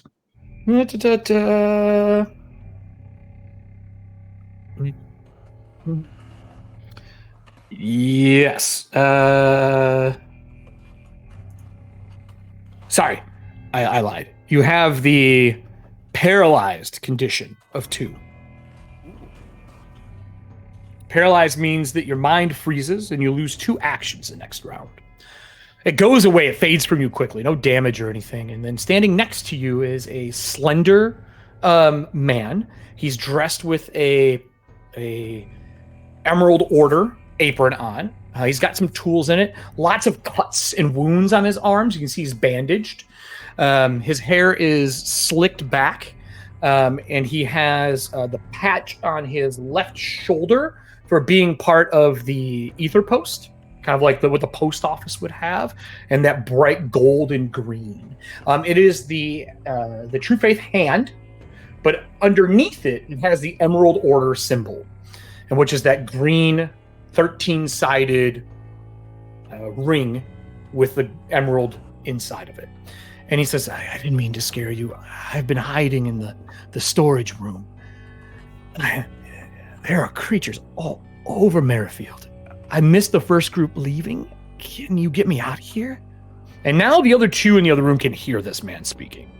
Everston, I'm assuming you're up front by now, if you'd like to be up front, because you can walk there in like a stride. Sounds good. Can I speak while I'm paralyzed? Probably not, right? Yes, you can. Okay. You didn't lose all your actions. Well, yeah, and he said it faded pretty quickly. It fades and then away this next guy was round. right It goes. next to you. Basically, you get 1 back, and then you get the other 1 back.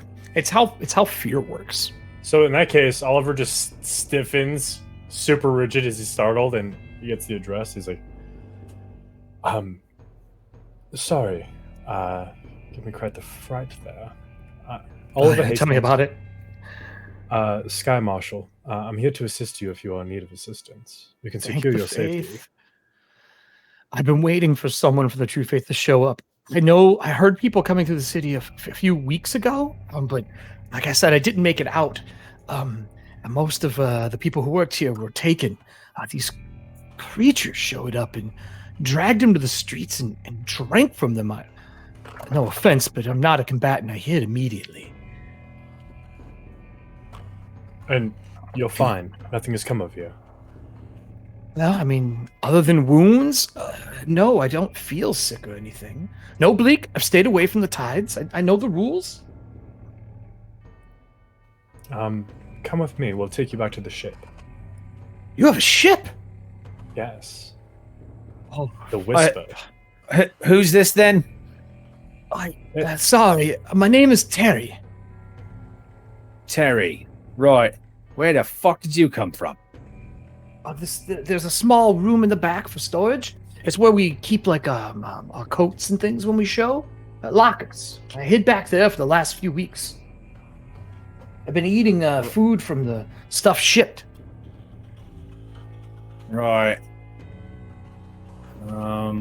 Yeah. Does anything jump out at me about him when we see him? I mean, you could give me your perception. Perception is what sense motive falls under. I looked it up. Society is for something else.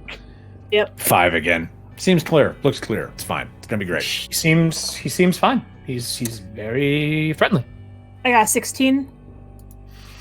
He seems scared, and he seems like he's been living in a state of fear for quite some time. He's jumpy, but no more than Oliver is right now.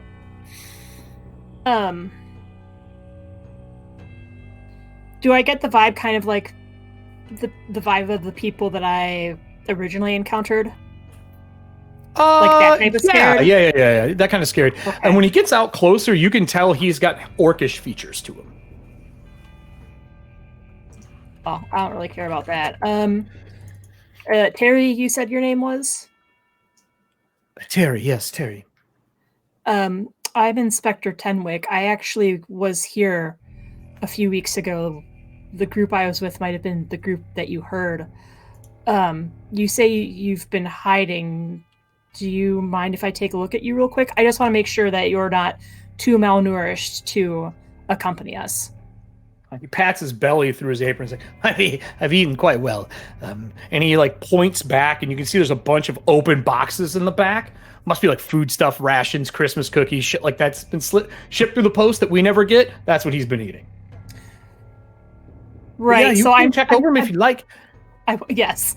I say it's because I want to make sure he's not malnourished, which is true. I want to make sure he's up for the journey, but I also want to make sure that maybe, he wasn't injured to the point where he may have lost time or has an infection or anything like that. Sure. Give me your medicine roll. House, I'm going to move to the door while she's doing this. A 15? He seems okay. He is pretty wounded. He's been clawed up. Like if you unwrap the bandages on his arm, take a look. He's been like clawed up and slashed pretty bad. He has a puncture hole that goes through his hand that he's bandaged well. He's put medicine on it. It's not infected. No signs of bleak on him without like obviously doing a full strip down and make sure he's, in great health. You don't see any bleakness spreading through any of the wounds, nothing like that. No pustules, no infection, nothing. Okay. He's kept himself healthy. I mean, hiding in a closet will do that, like he's hid there and ate off of sugar cookies. He's like, I am low on water. The True Faith provides water to here, but since Merrifield was hit many years ago, our water was provided by a local priest, and I haven't seen him in some time, so I'm a little empty. If you do have water, wine and booze only got me so far. And he's kind of, now he mentions it, a little blush on his cheeks. So, can we go?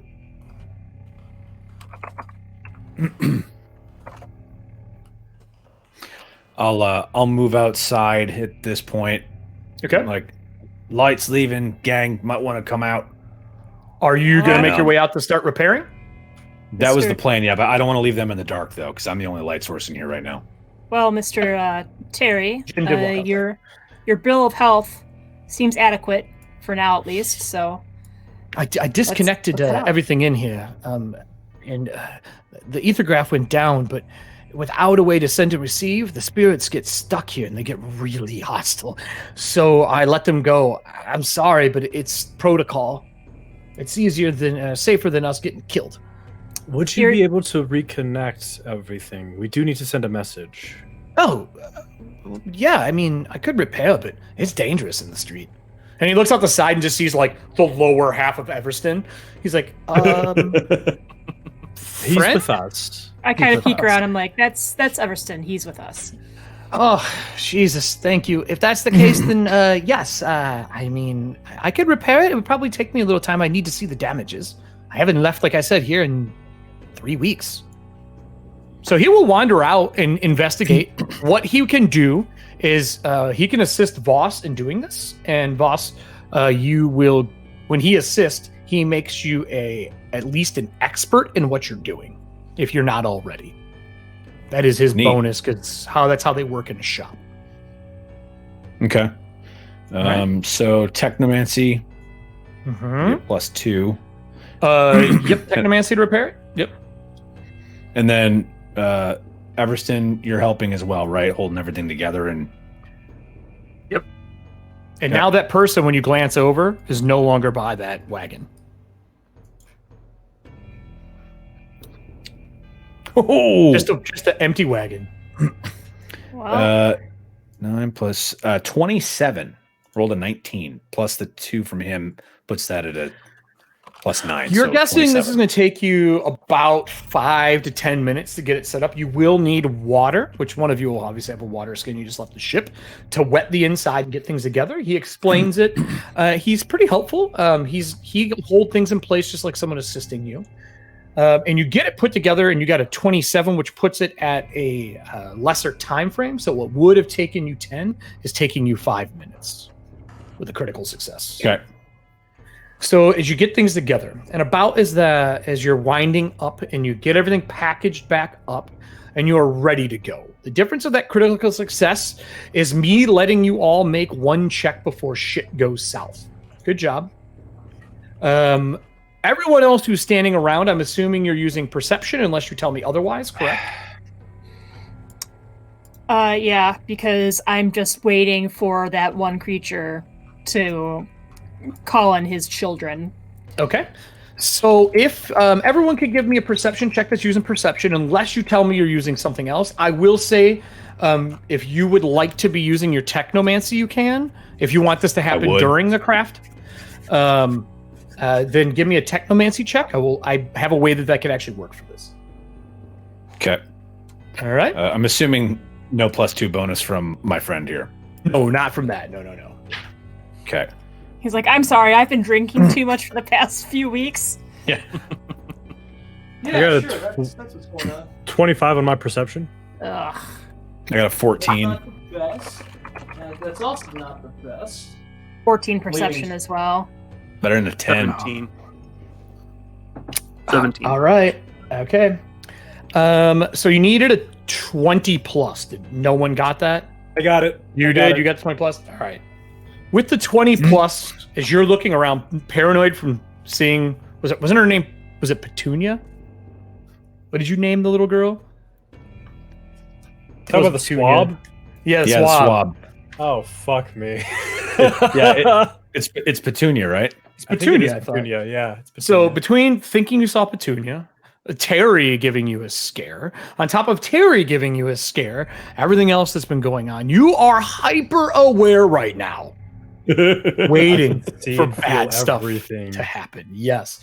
And as that happens, you guys hear in the distance to the west, to the south, in that general direction, you hear,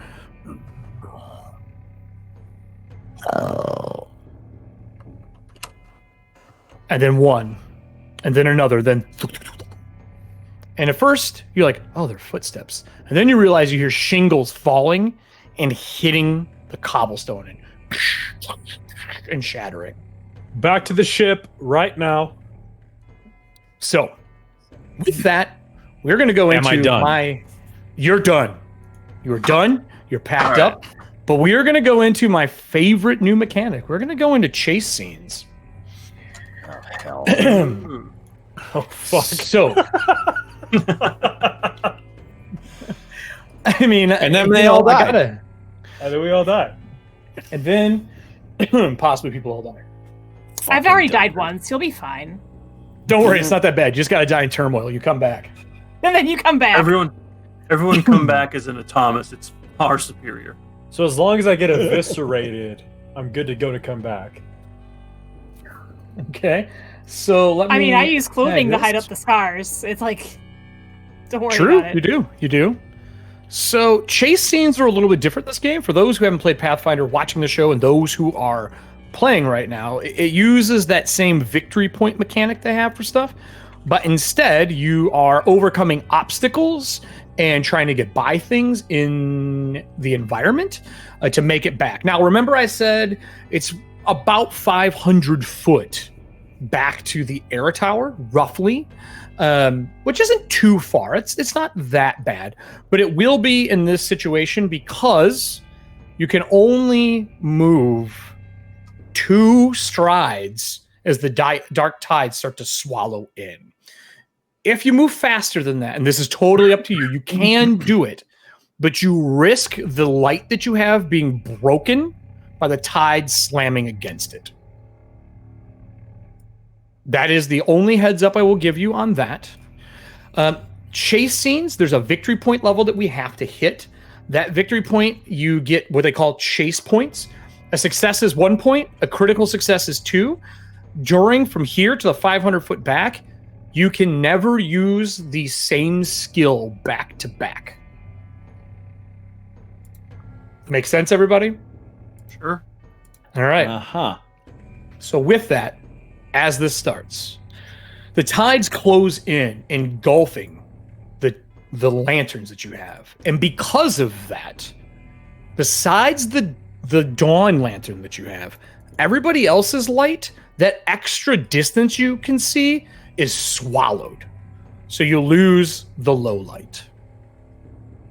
Mm-hmm. Okay? The only person who has light right now is you and Jin. You casted light, correct? So Yes. I'm going to make a roll versus your light right now that you casted on Jin. I got a DC. I'm sorry, I got a natural 20. Doesn't matter. You see Jin's light get busted down to the same thing as yours. Boom. It only provides 20 foot now. We are doing 500 foot of movement. Good. I will tell you that you can no longer see further than the dawn lantern that you have. As long as you don't move more than 2, we will be good. Failures and critical failures will reduce how much time you have left to get back to the Whisper. Here's where I'm going to kind of apologize. You need 15 chase points to make it back successfully. Failures and critical failures take points away. Great. So You we can just don't assist fail. each We'll other. be fine. You can assist each other. You can do individual roles. It is up to you to determine how you want to do it, but you have to make sure everyone is making at least a check. Remember, assisting is a 20 in this. Now, the only hurdle that you're going to have is how are you handling Terry? Fireman carry on Okay. Everston. If Everston wants to strap him and carry him, 100% fine. Won't really affect your weight restriction. But if you do any athletics checks, you will have a -2 to what you're doing. Just because you're carrying another body. Unless you have something that tells you can carry that shit with no problem. All right. Just my massive carrying capacity. Just my beefy. allows me That's why I'm letting you do it. Yeah. So Just my Thomas body. I'm going to make it all players. I'm going to give you that. You can move Terry with you as well. And we're going to start this. We're not going to move on this map. As a matter of fact, I'm just going to take us back to a picture of the Whisper and the chase scene back. Because I think this is going to be better for our chase scene as you guys see him in the distance. See the Whisper in the distance. I'm going to switch our cam back to our 5 cam. All right, everybody. So the tides come in and they shoot out of the open sewer areas and collapse down like waves as you're running down the center street trying to get out. And the howls and the roars start to get louder. Right now, you don't see where they're coming from, just that they're coming from that southwest location. For those of you watching, that heads towards the crater, which is where the comet struck years ago. I'm going to start with how you guys are getting out of here. I'm going to go left to right on my camera to make this easy. Everston, what skill are you using to get out of here for your first check? Oh, athletic.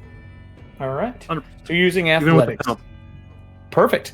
So athletics, the first DC for everybody as you're getting going is a 15. It's not that hard to get out of here as you're bolting from here. So just if you put them in there, all right, so you made it. So that's 1. Alan, what is Oliver doing? Actually, I'm just going to go by your character names because as we have on Oliver, what are you doing? Oliver's going to be check.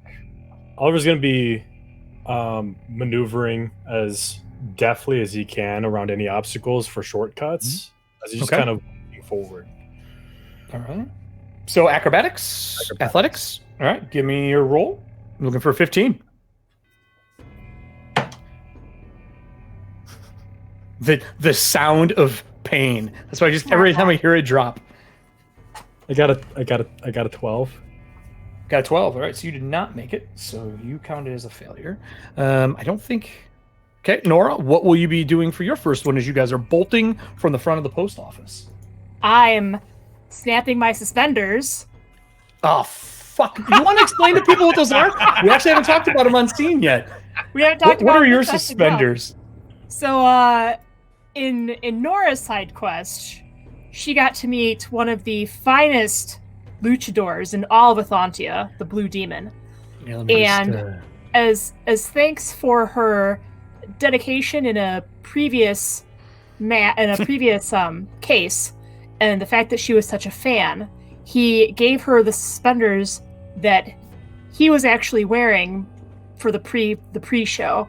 These Blue Demon suspenders, when activated, give Nora a +4 to athletics checks for 1 minute, once per day. Mhm. So Yeah. that's Screw I never should have gave those out. Eric. Because it seemed right at the time, and It now I'm did, it second did. guessing myself. So it actually puts me at a... Let me just pull my athletics real quick. Yeah, okay. I got 15 on the money. All right. Thank so you, that's one more. suspenders. Okay. All right. And then we go to Voss. As you look around and you see the insanity ensuing, what would you like to do? Tide's crashing around you. He's just gonna. I mean, there's really nothing else he can do but run. So he's gonna. So athletics? Yeah, I mean that's. Yeah, there's nothing physically that he can. Actually, maybe he'll use diplomacy. Like, we need to get the fuck out of here now, or maybe intimidation, because that actually has. You 100% can do that. Sweet. Yeah, I'll see the tides rolling in, and I'm gonna yell to intimidate all of us, just to put the emphasis on it. We need to fucking move now. Back to the ship. I lied to you. Critical failures are the only things that actually give you penalties. I lied to you. So it's not as bad as I thought. That's good. I'm glad I rolled intimidation instead of just straight athletics. That's a 16. Whew! Would have been Okay, so that's one. So we're at 3 out of our 20 between everybody. So as I thought it everyone, was as you 15. yell. That was 15. Yeah, it's 15. It is 15. You said No, you 20. got 3 said 3 points. out of 20. Yeah, No. I said 3 out of 20. 20 chase points. You need 20 chase points in total to make it back I thought you to said 15. the whisper. I thought you said No, I thought 15 you was a said DC 15. for the first one. I thought you said we needed 15 shit. No. chase points, and then the first No. one was... Come on, guys. This is Ethauntia, not Forgotten Realms. 5 more. It's 5 more than we thought we What is needed. that What the hell? weak-ass shit you're talking about, 15? No, that's 20 to get back. 15 was the first DC. Just another round and a half. It's fine. I mean, hey, maybe not.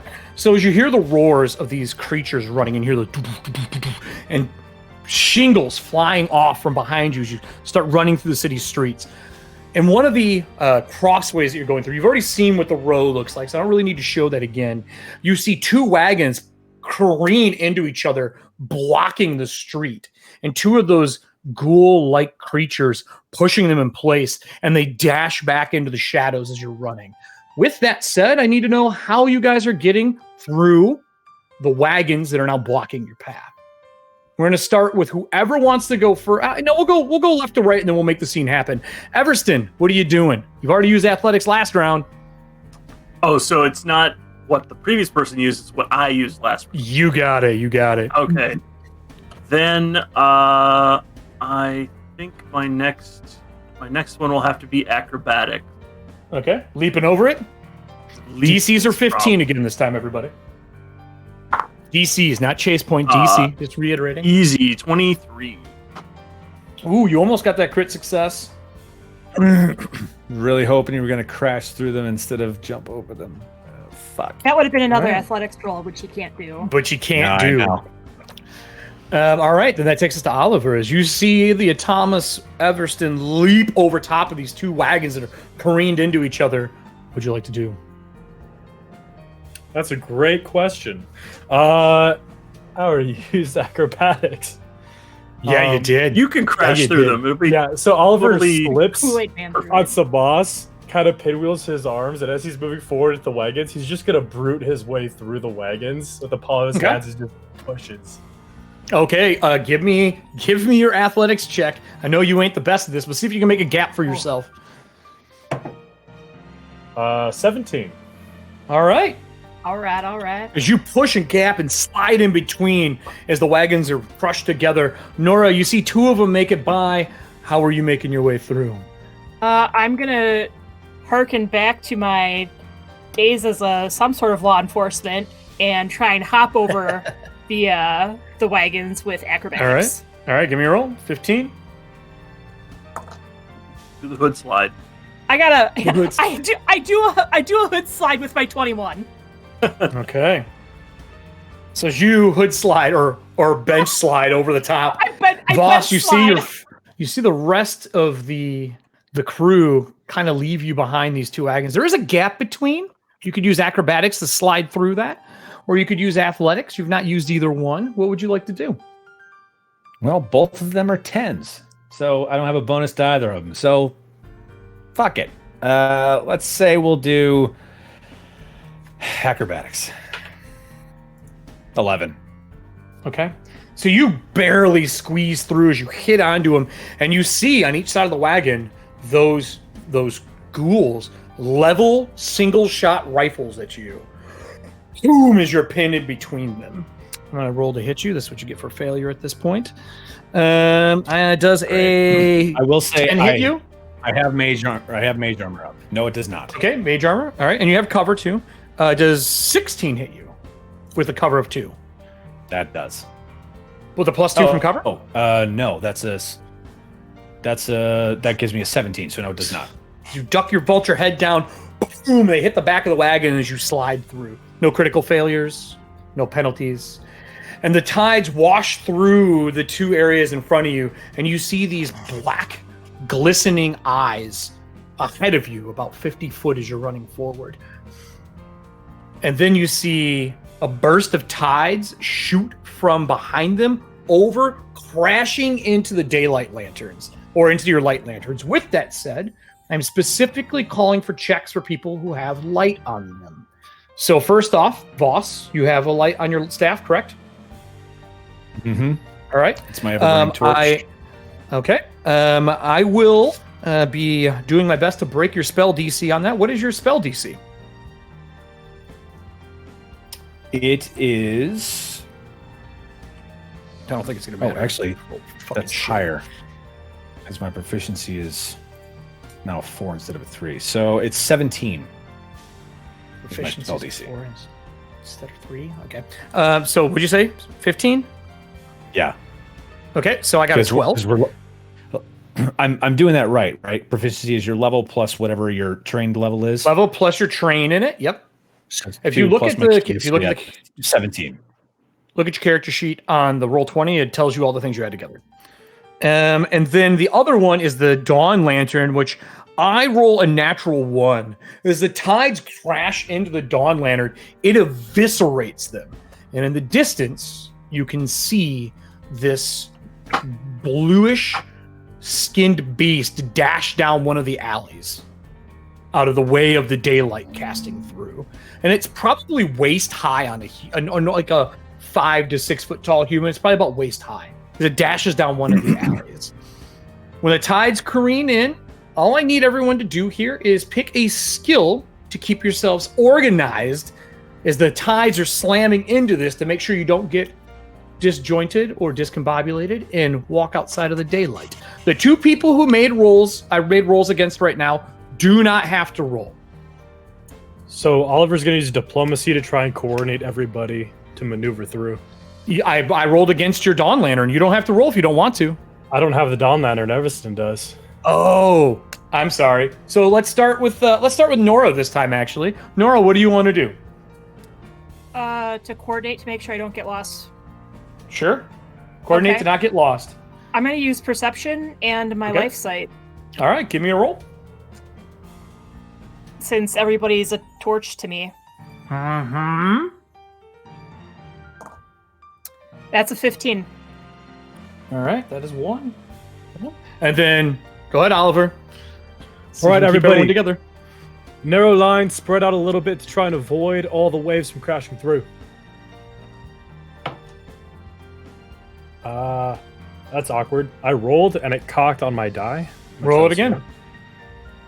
That would be with a 16. All right, that's another one. So as the tides wash and they're pounding on the globes of light as you guys are making your way through, the reprieve of the light holding against it, Jin appears next to Voss and says, "Do you want me to go warn the Whisper?" Yeah, I'm not sure what's chasing us, though. Two of those jewels just tried to blow my head off. I'm not sure what the hell that thing was. Well, your choice. I can stay here to help defend, or I can go warn the rest of the crew.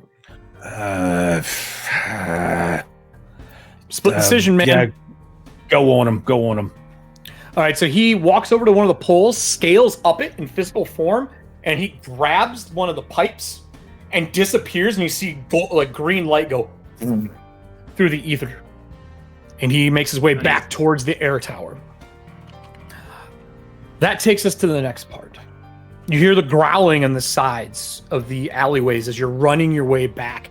And you guys are pretty close to the edge of town where you're just going through that 200 foot of open field to get back to the air tower. That open field's there, as an air marshal, Oliver would know. It is there to make sure if a Zeppelin falls or something happens, it's not crushing houses, farms, and shit like that. It's just a big open area with repair, and there's probably some garages and some workshops in that area, but nothing of human importance or someone would get injured. So you're pretty close to that. You right now, 5, 6, 7, 8. You have 8 out of the 20 that you need. Once you hit 10, that will put us in and forward into the open field. You hear the growling on the sides, and they are fierce. It sounds like lions' roars, and then you hear crates and barrels getting smashed and knocked over. These creatures look like this. Drag them on the screen for you. Yeah, I know. You're so happy, Drew. I can hear it in your voice. You seem ecstatic. Mm-hmm. Drew's so ecstatic that his camera keeps glitching. It's like a mute button for his swearing. I'm erasing the profanities that I'm writing on the table right now. That's the shaking the whole thing. So as one beast after another comes running in after the crew. 1, then there's 2, then there's 6, then there's 12, then there's 20. As they give chase to you, running down the cobblestone street, out into the dirt road field, heading towards the air tower. These blue, multi-tentacle maned creatures chasing after you. Uh-huh. Oh, you didn't know, Todd? I had a suspicion. Dude, I messaged Erik right away. I was like, are you serious? Yeah. Hey, man. Yeah. Hey, man. I will not take blame. Here's the creature on screen for everybody. For those who are not familiar, these are some of my favorite creatures that Pathfinder has put out. Yeah, these lion beasts with these golden eyes glowing, the look of etherealness trailing off of them, like almost like dust, as they give chase after the group. And in the back, you hear something louder than the pack chasing after you. I will tell you, on a critical failure, you will fall to the pack, and I will get an attack roll against you on a critical failure. Not on a failure, critical only. You also lose a point. We'll tell you, if you get 2 critical failures in subsequential rounds, something worse is going to happen. And it could be any 2 people. It doesn't have to be 1. It could be someone falling back to help another. Doesn't matter. It can get worse, is what I'm telling you. So as this pack is chasing, I'm going to go from right to left this time. Voss, you hear the roars. You see the golden eyes, the blue lion tendril maned creatures the size of like a big lion chasing after you. What do you want to do? What check are you going to make? It's only a 10 this time as you are running from the pack. What would I need to know what these things are? Arcane. It'd be Arcana. Arcane. I'm going to do that. I'm going to do an Arcana check to see what they are, and move with the maybe other 2 give actions. some insight. All right. Okay, so that's a Rolled an 18 plus 7. That's a 25. Okay, that is a critical success. That gives you 2. That puts the count at 10. You know that these creatures are very dangerous. They have hit New Bolivar before, which is where the Emerald Order you trained in is at. They are so dangerous, you've had to take classes on these things. Specifically because you guys have had to deal with them. I will tell you this simple part. Thank God you're running and not fighting them. Because without salt water, defeating them is next to impossible. Right. Makata, move your asses now. That puts us to the 10, right? Because it's a critical success. That puts us in and the you can field. see the breach of the field right now as you guys are running, as you're telling people to kick it into high gear. Terry goes, Yeah. Those aren't the creatures that killed everybody. Don't give a shit. Keep running. Well All said. right. Well said, Voss. Fair. So Nora, you being next Those on are the list, what do creatures you want to they do? didn't get to them first. So for the chase rules, am I allowed to use athletics again or no? We're still in chase. If you didn't use athletics last round, did you? No, I use perception. Then you can use them. Yep. It Okay. says you can't use the same skill back to back. Okay. So I'm going to use athletics because Okay. I still got about half a minute on these suspenders. Yo, kick it into high Oh. gear. Holy shit. I got pardon my language. Whoops, my bad. I got 27. Swear all the fuck you want. It says adult. I got 27, dude. I got an 18 on the die. Right. So she holds and snaps those suspenders and kicks it into high gear, outpacing the Atomas running, carrying the person. That puts you 2 more up on the scale. Oliver, Nora leaves you in her dust. And the pack is coming. She is a scrawny, like not super scrawny, but like a thin abandoned. I think she's hoofing it in like one of those like not billowy dresses, but a long black dress with like an overcoat, and she's just like holding her hat on, and she runs fast. Even with the dress, I'm picturing the T-1000 running down the street. Yes. With the thought of Petunia kind of going through his mind with that instance in the flash, with Terry coming out of the darkness, the tides rolling in, the fucking lantern breaking, and now we have these beasts coming in. Time is coming to a standstill for Oliver. Each footstep feels like an eternity. And his perception kind of looks around and hones in. Can you describe the scene for me in terms of the setting? The buildings... So, as you are cresting out of the tides into the open field, as you guys are just hitting first footfall off the cobblestone into the dirt road, the buildings that are on each side of you stand 1 to 2 stories with clay roof shingles that are falling off as these beasts are chasing across the rooftops and through the city street after you. The tides following them like a trail. In the back, in the darkness that you cannot see, there is this louder, deeper roar and footsteps similar to Everston. This sound of just boom, boom, but quadruped. So as Oliver's running, and as the time slows, his hand drops to the comfort of the handle of his pistol tucked into his waist. Draws it, and he pivots at the waist to aim for the shingles that these beasts are walking on to try and throw off some of their balance so that he can get a little bit of a lead on them. So you're going to turn and shoot? I'm not going to stop turn and shoot. I'll eat the penalty for moving. No, you're just basically laying cover fire. Yep, that's it. All right, then you can use an attack roll instead of a skill. All right. Everyone's brain just went, wait, I can throw things at them and get a bonus? Nat 20. Nice. 28 total. Hell yes. Hell You yeah. turn and pivot. What happens to the one you shoot? So he turns, he pivots. That moment lines up perfectly as time freezes and he can feel the skin of his finger on the cold steel of his trigger. He can watch the hammer fall in slow motion as the spark lights and the bullet leaves the barrel. And as the bullet impacts the tiles of the ceiling, this beast hits the now unstable platform and slides. Probably colliding into another to slow them down. Okay. As the one he hits and like tumbles and crashes into the other one, we move to Everston and Terry. Terry is holding on for dear life. He's like, "We're gonna die! You're gonna die, clown!" What do you want to do, Not Everston? today. Not ever. Not today. Not again. So are you using athletics? Are you gonna grab something and throw it? What is your plan to make your way out of here into the field? I am no rival to Oliver's shooting, so I'm not going to try to throw anything right now. I am going to use athletics to maybe clear a bigger path for everyone. Sure. Tossing things out of the way that may be left on the road. The guy you're carrying. 19.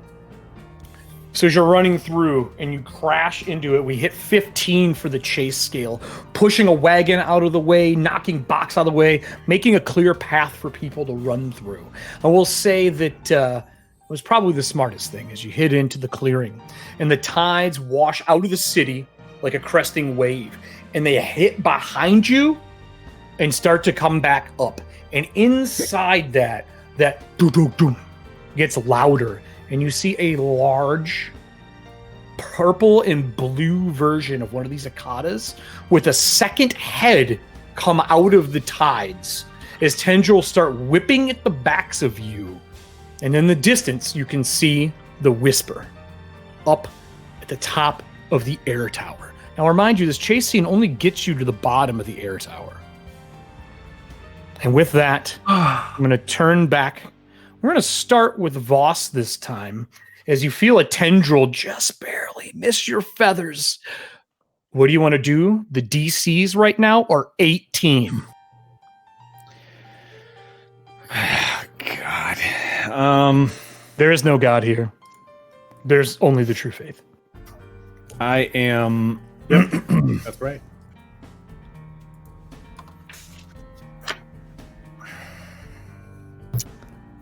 Do you need me to skip you? Yeah, skip me. No. I'm good. I'm going right. to do. Because I was going to give you a penalty if I had to skip you. I'm going to do intimidation. What, Okay. From what I know about these things, do I know? Can they speak? Like, are they intelligent? From what we've learned in the class. If I remember correctly, that place was pretty much glassed. I think they understand some. They understand some language, but they do not speak. That's how I would definitely say that. You've never been able to talk to them in any of your studies that you know of. That's probably the best way to say it. I'm going to yell intimidation on the way in common, saying, "I can't wait till you fuckers get inside the range of our saltwater cannons." Okay. It's only a 15. Voss, we don't actually have saltwater cannons. And that's how that was a failure.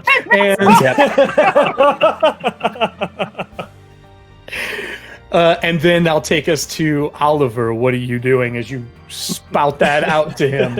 Aside from just kicking me in the dick as we run.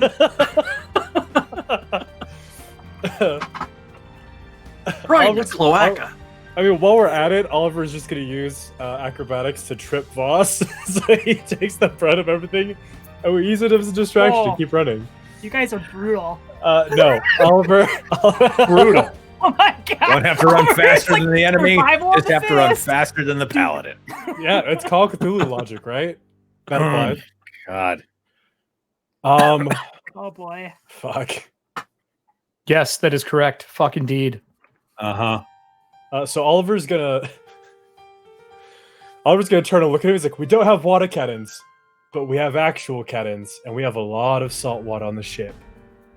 And in order for us to use it, we have to get back there one piece. Let's go." I'm gonna use diplomacy. All right, give me a diplomacy roll. Looking for 18 this time, as things are impending doom is coming in. I got a 13. That's a number, but That is it's a not number. high enough, and it's not -10. You're not at critical failure, so you're good. Everston, what are you doing? Used athletics last time. Kind of wish I saved athletics for these harder DCs, but Now you're learning. I think I'll have You to could throw. You could use- attack. Yeah. What's handy? I mean, you ran through wagons. You ran through. Hold on. You want a large or a small object? Large. All right. Well, Hey, something I can do everyone- one-handed because I'm carrying this dude. Everybody in the chat, give me a 1 through 6. First one that comes up will determine what we're pulling off the table here. So as you reach into a wagon to grab a hold of something to toss, give me your attack roll, and then we will see what the group rolled for you to throw.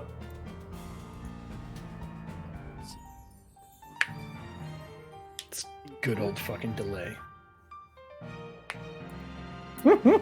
What'd you get? 24. Oh, All right. Okay, well, it's not a crit, but it is a hit. So as you reach back and throw, since we did not get a response in time, I'm just going to roll for you.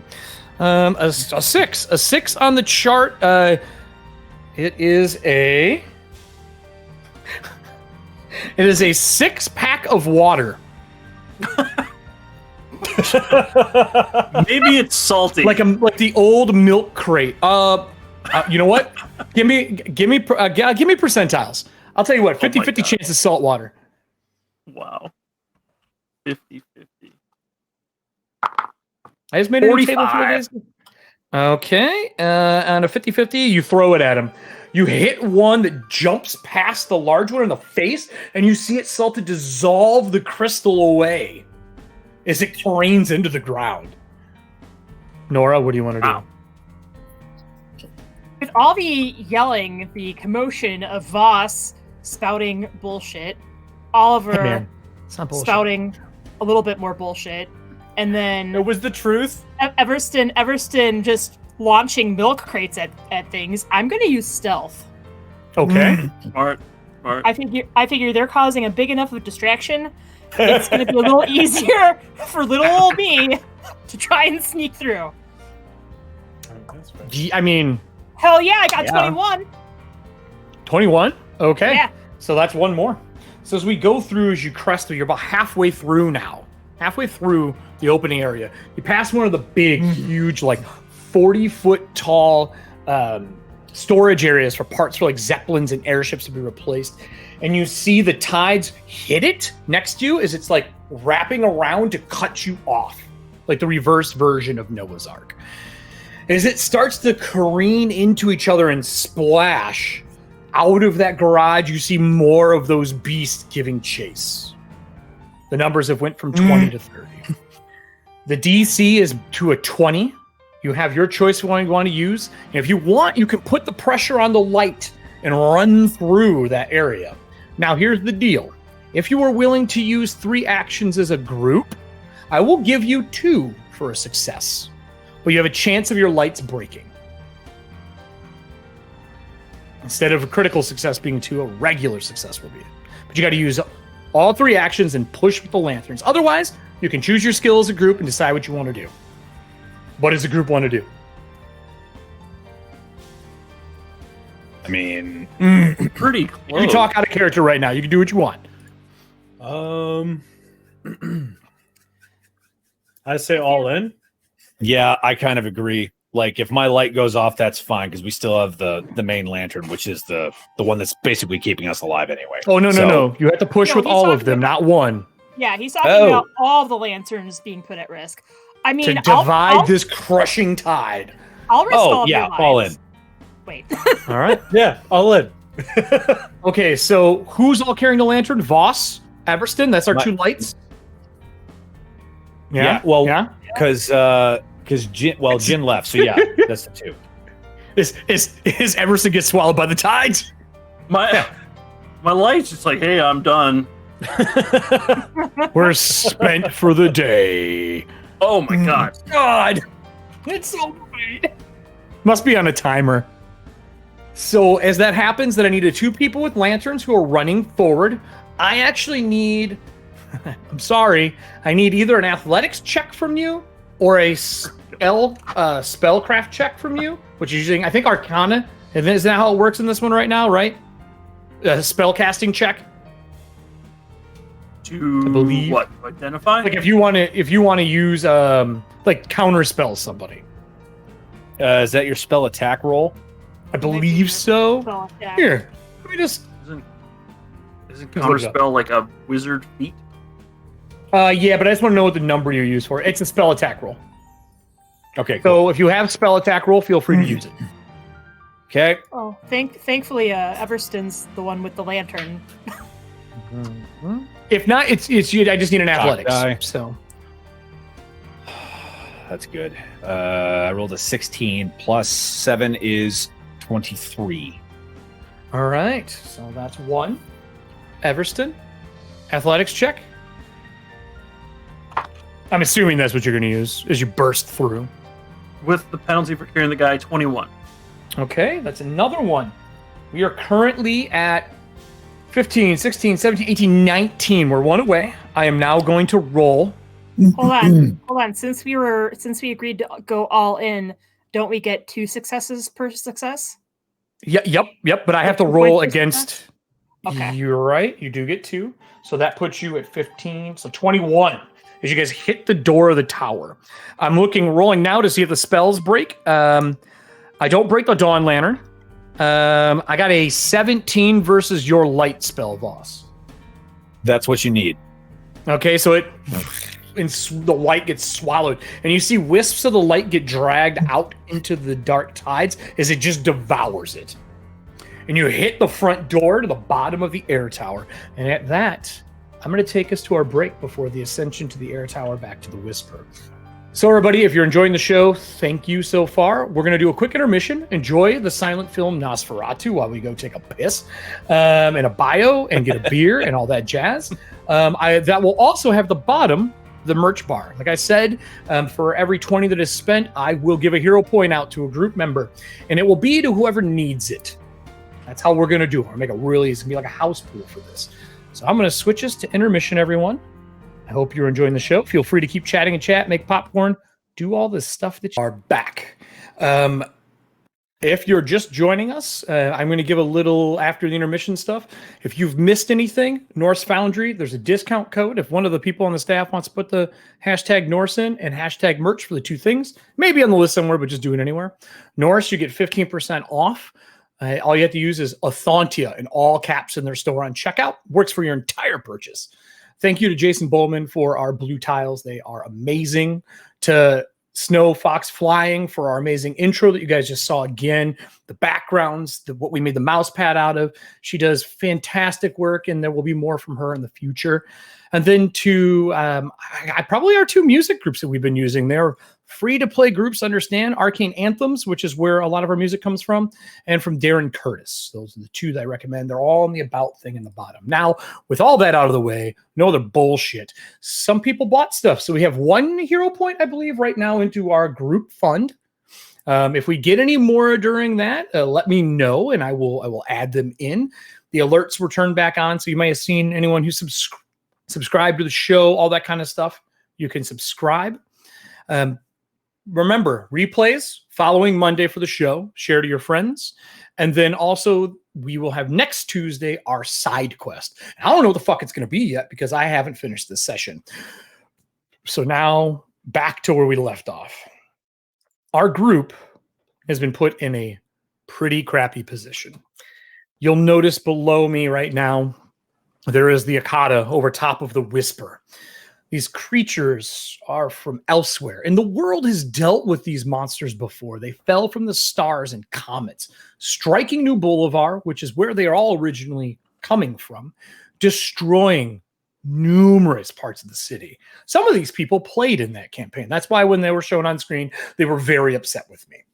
At least I think everybody but Alan had to deal with them here at some point in time. The Akata are a danger. They come from the stars, and they are usually a warning for more to come. In this case, they are remnants of that comet fall. They are inside the crater, and they are creatures that still roam. Not in New Boulevard anymore, but in Merrifield.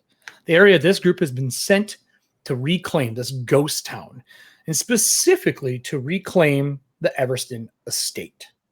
Now, with that said, we left off with our group, our crew. We're going to need a name for this group at some point. If anyone has ideas for the name of this group that's not a joke name, as Amira knows, I will immediately shoot that down. Put it in this chat, and we will talk about using that for it. I want anything we can do for the group itself. Don't you do it. That's right. Don't you fucking do it. So as they hit in Kareen, and I'm going to assume Everston, blast that front door and part of the frame out, going into the first floor of the air tower. Big enough. That's big enough for you guys to go in. No, the Whisper of the Tides. No, I want a name for the crew. Like a good name for the crew. Yeah, I know. I get what you're saying, but you're also not, you're on staff. That doesn't count. That's fair. That's fair. Okay. And as you turn around and start shoving things in the door, putting the daylight lantern to push all the tides back outside, you hear not just the waves of the tide careen and smash against the bottom of the tower. You start to hear Akata hit and crawl up the side of this cobblestone tower. Now, with that said, this tower is 100 foot tall. That's to make sure that zeppelins are out of the reach of, tides or storms or other things. But that also means our crew has 100 feet to climb. I would apologize, but I did it on purpose. So we're going to start with this. Let me get some music going for us again. So they're just going to lower a cable to Everston, and I can just attach to that and get pulled up. Well, that'd be great if the tower was just a hollow core, but it's not. You careen in the bottom where people would come and buy tickets to go on flights across Cadra, the continent, and Ethauntia. So I guess we're making the climb of 1,000 steps. This is not going to be a chase scene. I was going to say, this is going to be super simple. We just have someone dress up as a ticket taker and tell the Akata they need to buy tickets to go upstairs. Cool. Thanks, Blue Demon, for that idea. I heard some nonsense just leave. No, we are not going to be doing that. So as the area below gets hit, Jean comes back down through the floors, down to the first, and hits as the green mist kind of spreads out and he reforms. He's no longer solid. He's in his spiritual form, his ghost form. He says, the Whisper knows they are coming. And you hear boom, boom, boom, boom, boom, boom, boom of the gun line going off into the distance. He's like, I told them to do their best not to hit the city. And then you hear crunch of shit getting destroyed in the tides. He goes, but I don't know if they can do that. How are we? Are we all safe? Injured? As you guys are like piling stuff in front of the doors. We kind of go just into a regular scene as the Akata are climbing up, and you start to hear the clamoring of gunshots shooting down the tower at the Akata. What is the plan, Captain? Pull a Bugs Bunny drag effect. Just wear an Akata costume, set up a kissing booth. We'll come back for you. Not so first things that first, didn't work last time. Sorry. Back to the ship, and we'll make plans from there. Yeah, so I have a few bad pieces of information for you. Well, First one, 4th floor, Akata are already inside. There's eggs everywhere. They are hatching. And then? They also may or may not be some of them climbing on the top of the Zeppelin. Okay, they are definitely climbing on top of the Zeppelin. How they get on top? The tides crashed into us from the other side. The daylight lanterns kept them off, but left behind were the Akata. The crew is fending them off well, and we know saltwater works. But those are the bad informations. Pieces, I should say. So, are we ready to scale this shithole? Yes, we'll try and use stealth for the 4th floor. And then, Jin, could you do me a favor? Could you relay to the crew to make sure that the saltwater canisters are prepared? and to be prepared to repel boarders. I will do my damnedest to do so, yes. Do you wish me to leave and go do that now? Yes, please. All right, so he flees back up and makes his way back into the Whisper to start warning them of the impending problems. For the group, is there anything you want to do before we head into the thick of it? Learn to fly. Cool. Spider climb? Vulk can You got pretend to spider teach climb you. I don't think anyone here has. That's not going to go well. No, we don't. It's. Uh-oh. Uh-oh. Do we lose him? In the second level. Oh, there he is. You're back. Now we can hear you. What did you say, Drew? You broke up for us. Oh, I'm sorry. I said, yeah, no one. We don't have second level spells yet, any of us. So, Right? So that's a no. Okay. And I don't intend to give that out at all. So as you guys start making your way through first floor, second floor, third floor, and when you get to the fourth, Jin has closed the door just so you can make your decision upon entering into the area. 2 questions. 1, Yep. does the door look like it's a rusted piece of shit, so it's going to make noise when we open it? It's primarily wood. Primarily wood, nothing too crazy other than that. There's metal barring on it. I mean, it's should be pretty safe for all intents and purposes. 2, can I hear anything through the door? Ooh, give me a perception check. That's a really good question.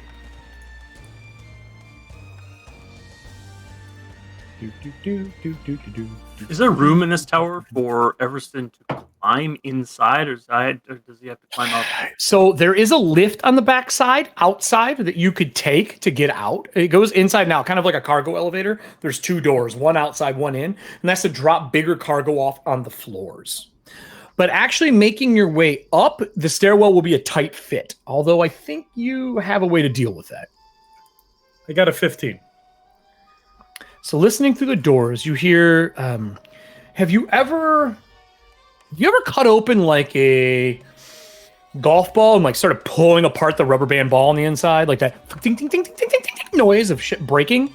That like just cutting of like rubber bands in a circle? You start to hear that on the inside, but in rapid succession from numerous locations. And this is on the 4th floor. You're about halfway up the tower, roughly. A little less than. Bloody hell. Correct. It is bloody hell. So, what does the group want to do? You're all outside of the other door. As soon as we know what's going on, I will move us over to the other map.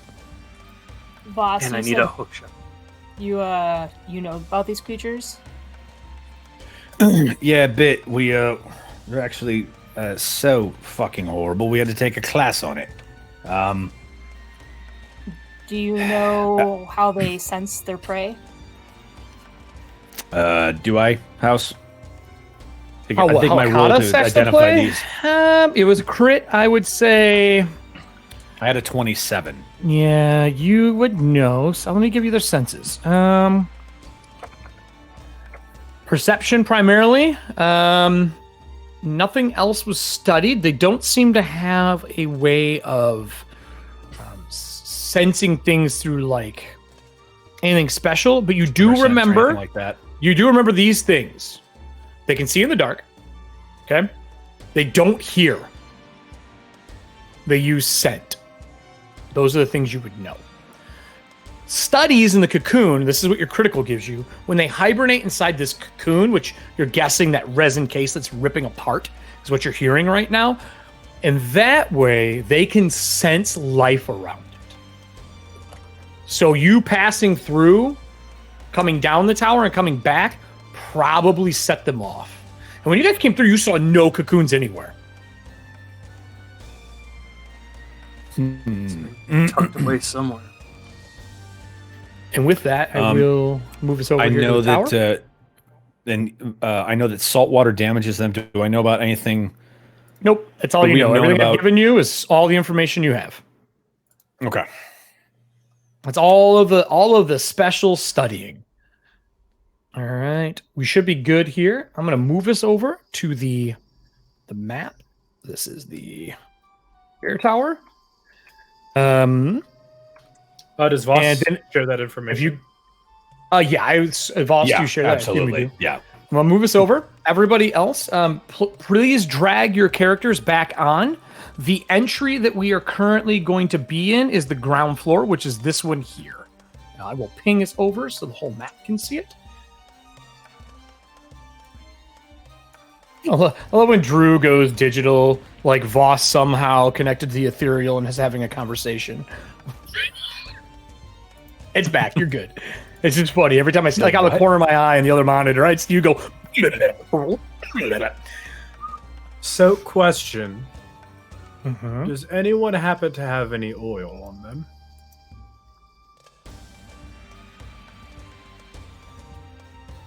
I'm going to take the silence as a no. Let me check. The lift room is here for you. If you're wondering how you can go in and out through the place, it goes up that whole side of the building.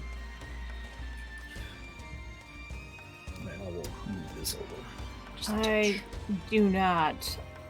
I think I know where you're going with this, though. If we can create some sort of smoke screen or some way to blind them, and if they can't hear, then as long as we can get rid of their line of sight, we should be able to get through without too much issue. Actually, I have an idea, and bear with me. I have- The vision is based off of smell. Well, but no, they can see in the dark and use sense. So if we can They have get no something, No hearing. Yeah, they can't. They're deaf. They can see really well. They have dark vision, and they have scent. So, like, So if they Oliver smell reaches- us, Oliver reaches into his sack and pulls out 2 vials of oil, or 2 flasks of oil. He's like, I happen to have these on me. And as far as scent goes, if you stay close enough, I could smoke my pipe. then they're going to smell the smoke of your pipe. But it won't be the flesh of a man. But it'll be something different that will give them chase. I want to fill up the entire area with different scents, or the same scent that's super overpowering. The same scent. What if we sat here for a moment, basked in the scent of the smell, and then threw the pipe lit as a distraction? So there's 2 separate scents.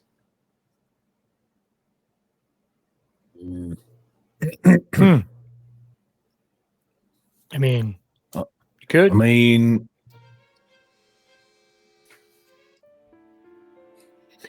well, I mean, we could just set something on fire, and like, I mean, smoke is pretty overpowering. I'm not sure what you can smell. I mean, I'm not really good at smelling, but I'm putting a timer on the scene. You guys got 2 minutes to make a decision.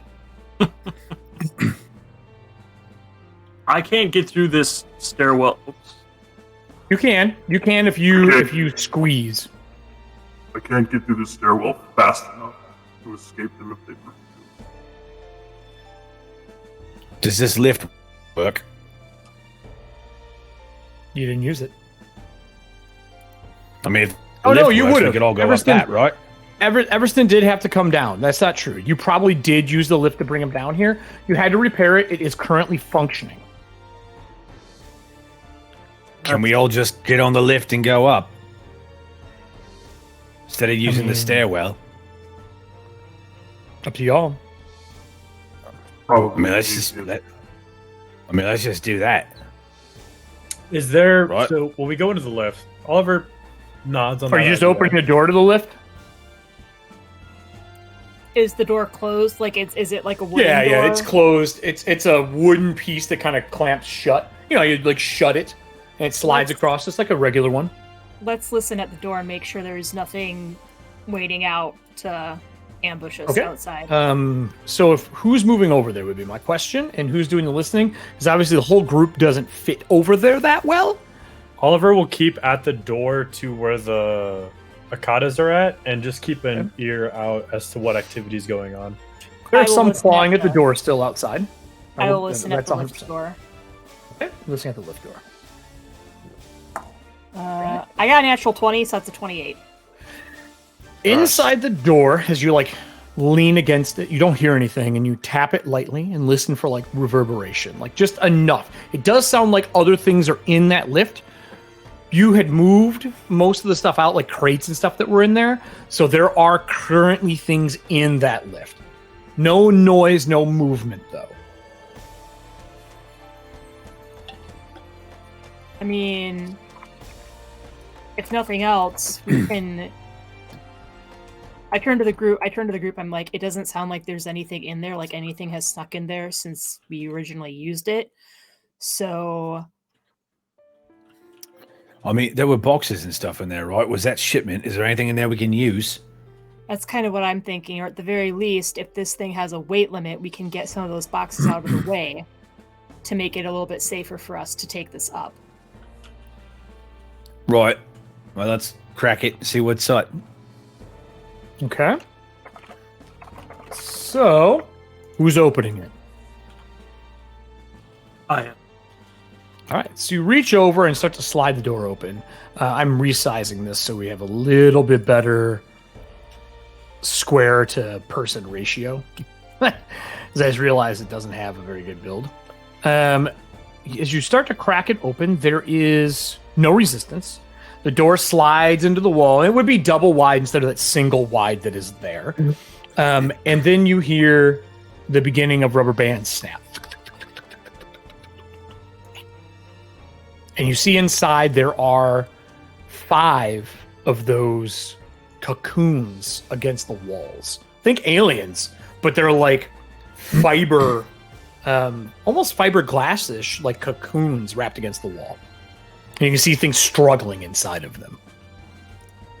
Wait, so they're against the wall or they're on the inside the lift? Inside the lift, on the walls of the lift.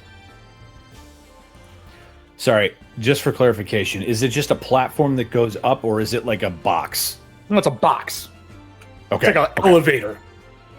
It's a full elevator. There are walls on both sides. There would be doors, a double door here, and a double door out this way. I will add them to it for you if you need them. No, that's fine.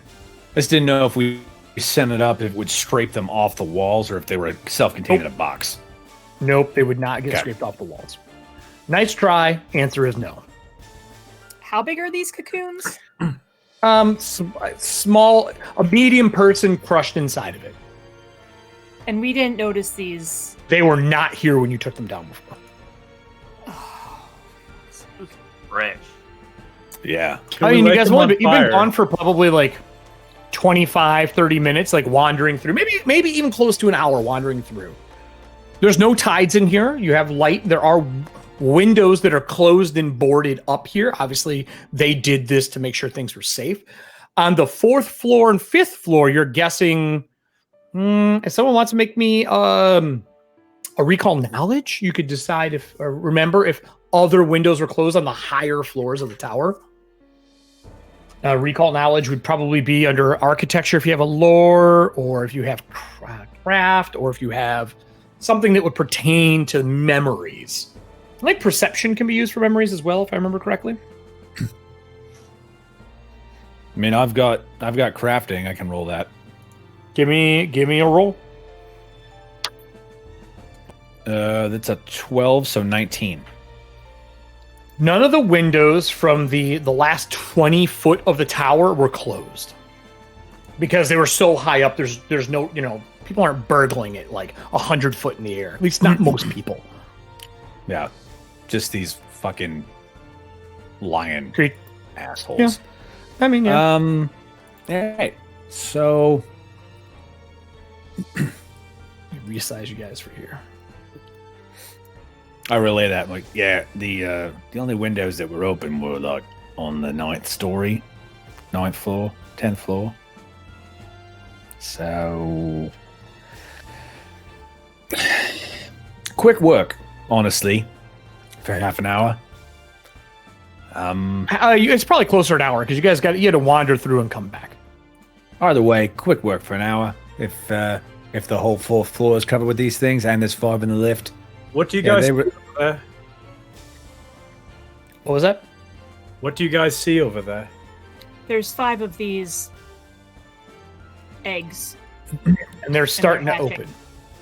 I'm assuming you close the lift? Yeah. I mean, so here's the thing though. When it's if it's life Voss, if it's life sense,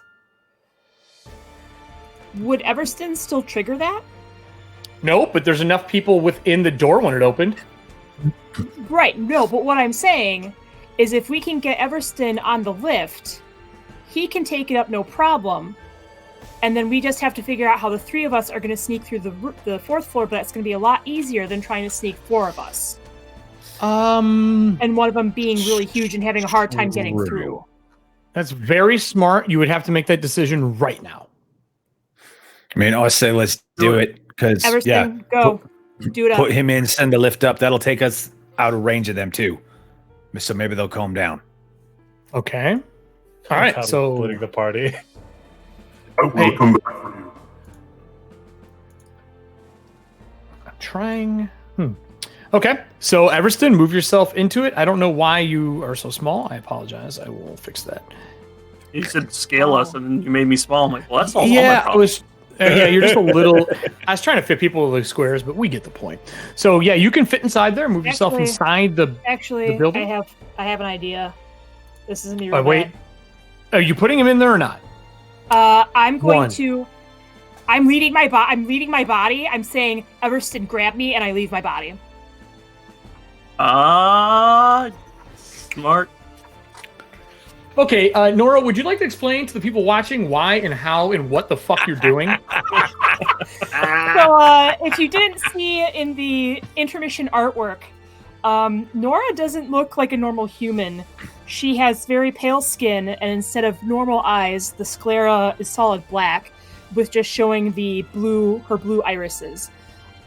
She's an abandoned, and in the world of Ethauntia, abandoned are humans who died during the Sundering and somehow came back. So she's trapped between the world of the living and the dead. We've typed them as the unliving. And one of their traits is that when they go to sleep, they don't actually sleep. Their soul leaves their body for 8 hours, and their body reverts to how it was when they died. So in saying, Everston, catch my body, Nora leaves her body, and all of a sudden, instead of it being a walking, talking person, it's a corpse. And there's a blue spirit floating next to it. Thanks for cheating the thing that I was not expecting anyone to use that for. I'm the investigator. When I designed that is not what I was thinking of. I hate you. My bad. Kelly, how did Nora die? Would we see that? So when she died, she doesn't actually remember much. So she actually, but she does try and cover it up, but it doesn't cover up enough. So when she dies, like her body falls back, and there's this like, they're faint because when she's walking, they're scarred over and they're like light, white, thin lines. But when she falls over, the little thin white lines in her face get deeper and darker. And it's just like, it looks almost like she got hit with a ton of debris across her face. Ooh, and then, like where her sleeves that are rolled up, you see more scrapes of debris. And like even a couple of gouges. Like, so if something fell on her. Like when abandoned die, that scar carries over into the unliving version of themselves. So what she's describing is the remnants of the scar. Yeah. And it's porcelain-like scars, right?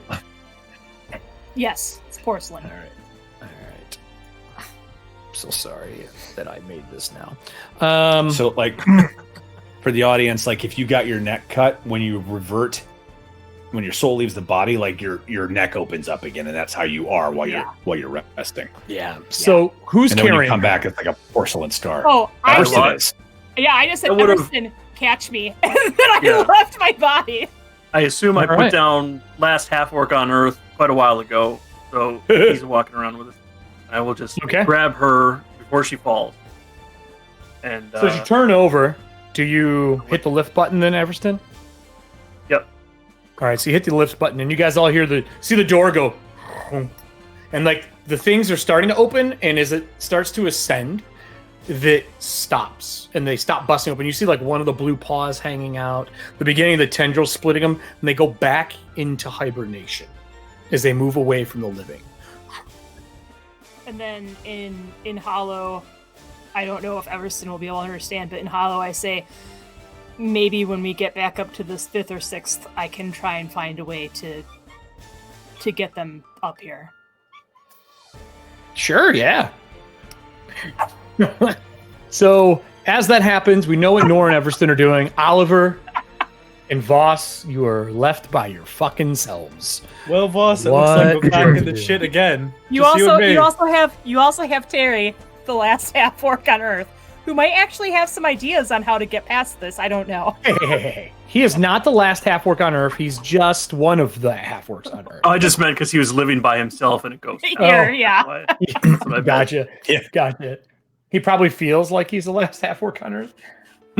So, revisiting the situation, it's you, it's me, it's Terry, and it's a entire floor of nothing but things that want to eat our souls.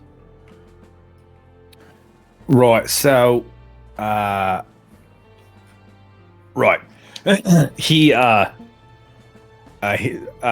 we have any wood? Like oil's good, but it burns clean. We need some smoke. We need something to throw our scent off. I mean, what do you guys have on you? So What I'm gonna did you try and- bring Voss with is you gonna try and into fucking the city? planks or something. Really, I like- think that's what this comes down to. So, Oliver has a look of chagrin on his face as it pains him to do this. He pulls out a pouch, and inside of the pouch is his pipe and his smoking tobacco. Okay. He takes out his father's pipe and puts it in his coat. And then he puts out a flask of oil. He's like, this is the best I've got.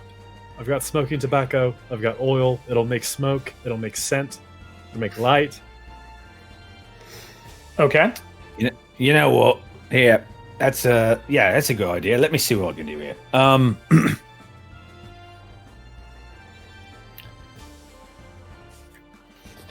Is that what we're doing? And the stairs up or over here? I don't have a better idea. Hey man, my job is not your ideas. So we're gonna go down to like the we were at the door of the 4th floor, right? Yep. Okay, so Oh, we're no, gonna go, no. Yes, correct. You were at the door to the 4th floor. That is correct. So right now, the 4th floor looks like 1, 2, 3, 4 here. So I will move over to here. Move you guys to there for those who are on the 4th floor.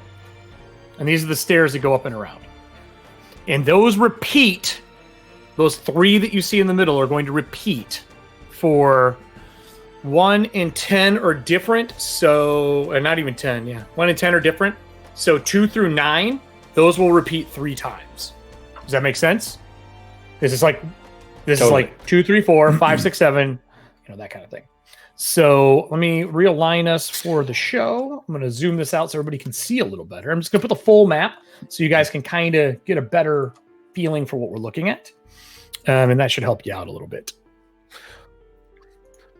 So we're All right. gonna go down a floor, so that we're out of we're gonna try and get away from the range of these things, so that maybe they calm down. Okay. And So down a floor would be the one furthest down, the one that's here. That would be the one. That would be the floor below. This would be 1, 2, 3, 4. So you want to go to this one below. Sorry, I apologize. This one. Move yourself to there. I'm pinging it for you so you can see it. Oliver and Voss. so I'm gonna do. I'm gonna basically throw together using I need to move you the guys. tobacco and some parchment. Oh, sorry. Okay. I I'm got going you. to do this again. Um, Pinging it over and over again. Nope, you guys are the wrong fucking one. I'm not seeing you ping the right layer. Yeah, I'm not seeing you ping it. What? Are you in the GM serious? layer when you're pinging? Nope. Okay, my Let me. Here, I refreshed. There we go. I refreshed. Is that better? There we go. There you go. Yes. Fourth floor is the one down from that. I apologize. Okay. So you're going to tobacco? Tobacco, parchment, a little bit of the oil, and I'm going to do my best to make a smoke bomb with my, more in this case, not so much smoke as scent. It's like a tinder twig, but scented? Pretty much, yeah. Do you have the ability to do that? With my Strounger dedication, it takes me 10 minutes. You don't have 10 minutes. Okay. So, I mean, I take that back. it's gonna You be- have 10 minutes. Would you like to take 10 minutes? I should phrase it that way. Elevator will be at the top way before Wait a then. minute, hang on. Well, while you're thinking, Oliver, what are you doing? Yeah, what are you doing, Oliver? So, Voss Guys, down the has floor. Voss has the sack, the tobacco, and the oil. Oliver's gonna start working on a plan B. Okay. Fuck me. He's gonna take his powder horn, or not his powder horn, but he's gonna start emptying out the gunpowder from the cartridges for the pistol. Sure. He's gonna empty that out into a vial, or They're revolver rounds, man. a You have to flask. break bullets open. Unless you're using single shot stuff. As far as we talked about, Oliver's still using a flintlock. He hasn't got. You still have flintlock? Okay, cool, revolver. cool, cool. Yeah. Just making sure. Yep, all right. So you start emptying into it. And then he's gonna shove a piece of rope that he has on him. He's gonna take out a piece of rope. He's gonna cut a piece of rope. He's gonna make a makeshift grenade, basically. Okay, so my first question to you is this. How many bullets are you wasting? I mean, using.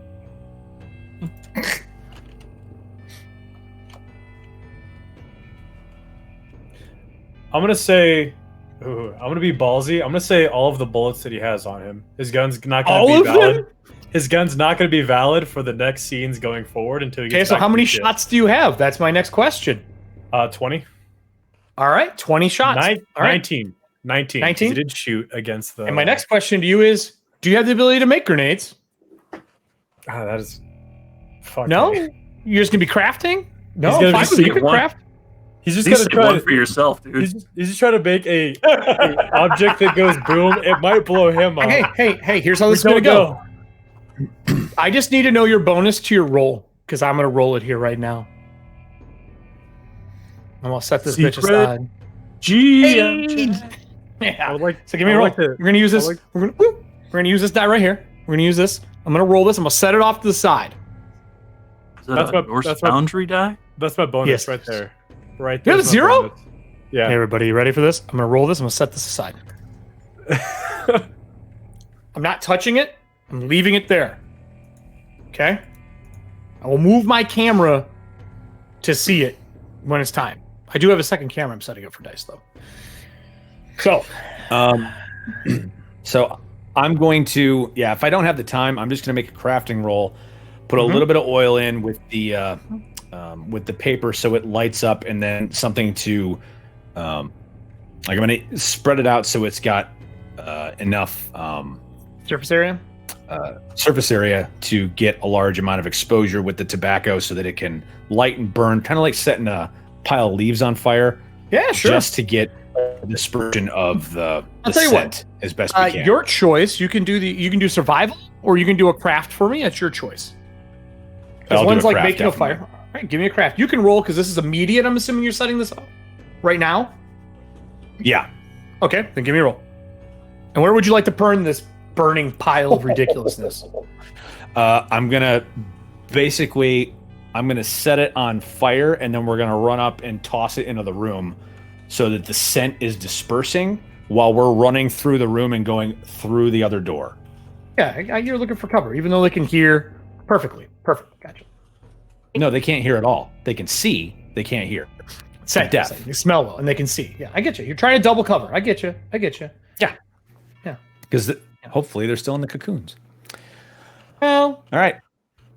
So let me get you the. So my Bonfire. crafting roll was a 25. Oh I wow, rolled a that's really 18. good. You make a pretty damn good fire, sir. It's a damn good fire. It is burning. Where in the room? I'm going to set it down, and then I will give you control of this. And then on the next floor, you can put this thing wherever you want, Voss. So you move into the next floor, floor 4. You come out here, and I'm going to cut over to Nora and Everston when they get near the top here in a minute. But move yourselves to the other floor and let me know where you want to be. And then I'm going going up to the go down to the next floor. No, I know, but looks like the staircase ends, so it's a ladder to go up. What? No. Here, you're moving into this one here, buddy. It's a spiral staircase. Right, It just keeps going around. There's no ladder. Oh, it looks like it goes up, and then this floor is just a solid piece. This is the roof. We're not going to this. It would reset back down to this one. No. I'm seeing two separate staircases on the other There's floors. one staircase that's a spiral. This is the only one that has a separate version, like this, because you came from the first floor on that one. So it just keeps going up Between these two floors. Perfect. See what I'm saying? Gotcha. We're just gonna go back and forth. Cool. So you're moving into this floor. Yep. We're just gonna keep. You're moving into the 4th, and there's 10 floors. That's what I'm marking right now. Oliver, move yourself there. This is your bonfire. You can put it where you want in the room. I will quickly show you. I will place the Akata in the room that you can see that are hatching out of their hibernations. These are the ones you can see right now. This is just a spare, so I can have extras later. They don't mean anything right now. They're just sitting there. And then just to ping it, is that the door we're trying to go for? To get out, you're on the 4th floor. You got to go up. You got to go up 10 floors, man. You're just going up the spiral staircase. Okay. This is just to cover your run up the spiral staircase, I'm assuming. Yeah, like I'm gonna put it right next to the staircase as we go by, so that the scent is covering our scent as we keep going up. Right. Sounds about right. All right. Okay, you throw it in the room. I'm going to make my perception checks. As you guys run by. Okay, not great. You hear of paws hit the floor. As you guys, it takes you 2 actions to get to the next floor. Okay. So one action to throw. Drop it. Yep. And it spreads out, and 2 to go up. So put yourself back at this one, exiting out, and you'll have an action left. Well, Oliver will have an action left. Oliver will, yeah. Yep. Oliver will have an action left. All right. You hear following up behind you through the smoke, and you hear and like tendrils slapping against the wall, just like wet, as they seem to be feeling their way up the stairwell. Now, back to Everston and Nora inside of the elevator shaft. Everston, Nora, you guys are making your way through. And it comes up. You are at the 4th floor. It goes 4th to 5th, 5th to 6th. And then it stops and lurches for a minute. And you hear some of the tendrils of the cocoon start to tear open again. And then it continues 6th to 7th. And it stalls again. And this time you hear boom, boom on top of the elevator shaft. What do you two want to do? You've made it to the 7th floor so far, and the lift has paused.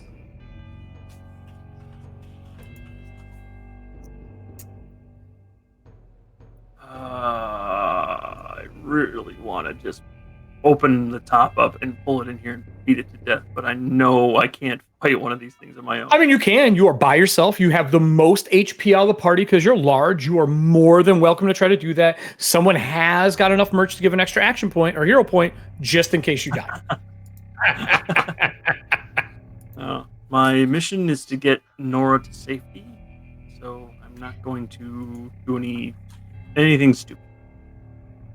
Anything All right, well, let's Obviously, stop on the 7th floor. And how many floors are there? 10? 10. Yeah. It's 100 foot tall. I look to Everston and I say, in my adventuring pack, I do have some soap. I have some torches. If you think using those would help in making cover for you, we could possibly leave. We could actually leave this floor here, and if I just stay with you like this, we won't trigger any eggs from hatching. Unless there's one already hatched, then they're If aware there- that's a different question, different problem. Well, right. I'm like, but I'm saying, like, if there's one that's aware, Mhm. there's stuff in my adventuring pack that he can use. Okay. As Everston, to, like, what do you wish to do? basically create possible smoke sticks for himself. I can squeeze faster than most people, but it's still 5 feet for an entire turn of actions. Now, you guys are on the So it would 7th be floor. The So most there is- agonizing climb from 7 to 10. Not true, because it's a big open area. Is it? You just have to squeeze. You just have to squeeze the whole. Yeah, because it has to fit the whole elevator. You're right. But remember, each one of these, the backside opens. You could technically go out onto a dock on the 7th floor if you wanted, because the docks start at 7. They go 7, 8. Well, so 7, 8, 9, and 10. 10 are for the big zeppelins because they're huge and they go way out. The docks do. The other ones are for smaller vessels that would come in. So you could technically go out and like find stairs and go up and around the outside of the tower if you want to be outside. But remember, Hakata are climbing up the outside. And with that, you hear the next line of gunfire. Boom, boom, boom, boom, boom. And then boom, boom of rifle shots going off.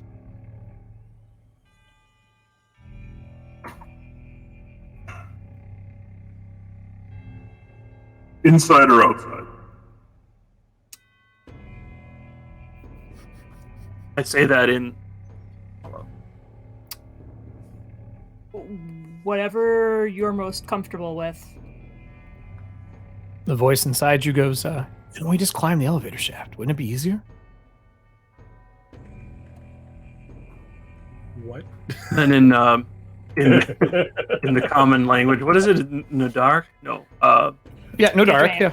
Oh, no, no dark. Kendraic, Kendraic. You're thinking of our Kendraic, old setting. The old cafe. Whoops. That's ages. Excuse me. In Kendraic, I kind of like I turned my head like away, and I was like, Why didn't you suggest that earlier? I mean, I thought the elevator might pick back up and move. It didn't. So I'm suggesting it now.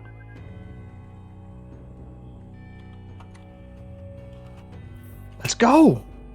We're going through the shaft, and I'll start to open. the top of the. So as you lift the door, it is made for a human-sized person. But you can squeeze through that. It's just the one square. When you do it, no athletics required, because you can just reach and pull yourself up and like reach down and grab Nora and take her with you. Who has Terry right now? We do. He's with You us. guys have Terry. Okay. Let me bring. I forgot to bring Terry, the long lost half orc. Let me grab Terry here. I don't want him to be left behind. No, Did Terry. anyone see my suggestions in Twitch chat about what to do with Terry? Oh, Leave him God. to No, to but the- I'm sure they're I'm horrible. sure it's. Yes, I Give actually. him to the monsters. 100%. Lawful evil I'm gonna put. Kelly. Yeah. I'm gonna put that over here. Terry is with you guys. Thank you for reminding me that Terry is with you, so I can say horrible other things. So as you lift it up and open it up, on the top there is 2 humans with pustules of like that same orange on their head, on the side of their face, and their tongues are out, and they're feeding off of like birds that they've caught inside of the elevator shaft, drinking the blood out of them. Like there's a tendril in them. It's like moving around the stomach of these birds. They're eating them. And when you come up, they drop the birds to the ground and look to you with their nasty looking eyes. It's those same creatures that you saw in the city. The humans, the human looking ones. This I can All do. right. All right, I will add them into this area for you. And then with that, I guess we're rolling initiative for the first time this episode. So let me get the turn counter out. I'm going to clear this thing. Don't roll anything yet. I'm going to remove all tokens. I didn't know we were even going to have combat today. I thought you guys might actually, the way you were playing, make it the fuck out of here. So let me grab this guy. You count on us to throw a wrench into it. Turn counter is up. Feel free to roll for the people in the elevator. And let's just roll for the people outside the elevator as well, just so we can keep an easy coherence between everybody. I'll basically do those two, you two, but we'll do your initiative orders. So remember, click your token, roll initiative. What skill during this were all of you using? Everston, you're first.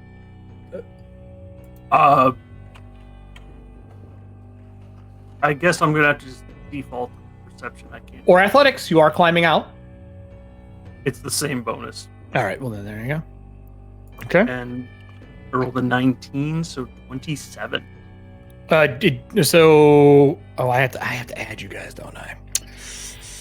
Fine. Let me do this. Then you can just type them in for me. Nora, you should probably roll as well, just because you're there. I did. All right, so 15. type your butts in, and I will add the rest of you in as well. There you go. And then Oliver, what are you doing? What perception is you're running upstairs? Athletics because you're running fast. Acrobatics. Stealth. You're sneaking. Yeah. All right, you're sneaking through. Give me your stealth check. What'd you get? And type it in. Fuck. That's what I like to hear. Is that a critical failure? I'm just kidding. It's Can initiative. you critical fail I was going to say, how is it? I was like, Hey, you know what?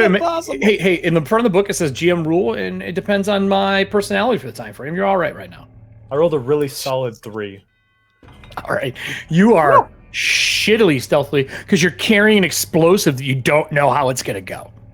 Yeah, I made a perfectly safe grenade. A perfectly safe grenade. You did what, mate? Oh Fuck me.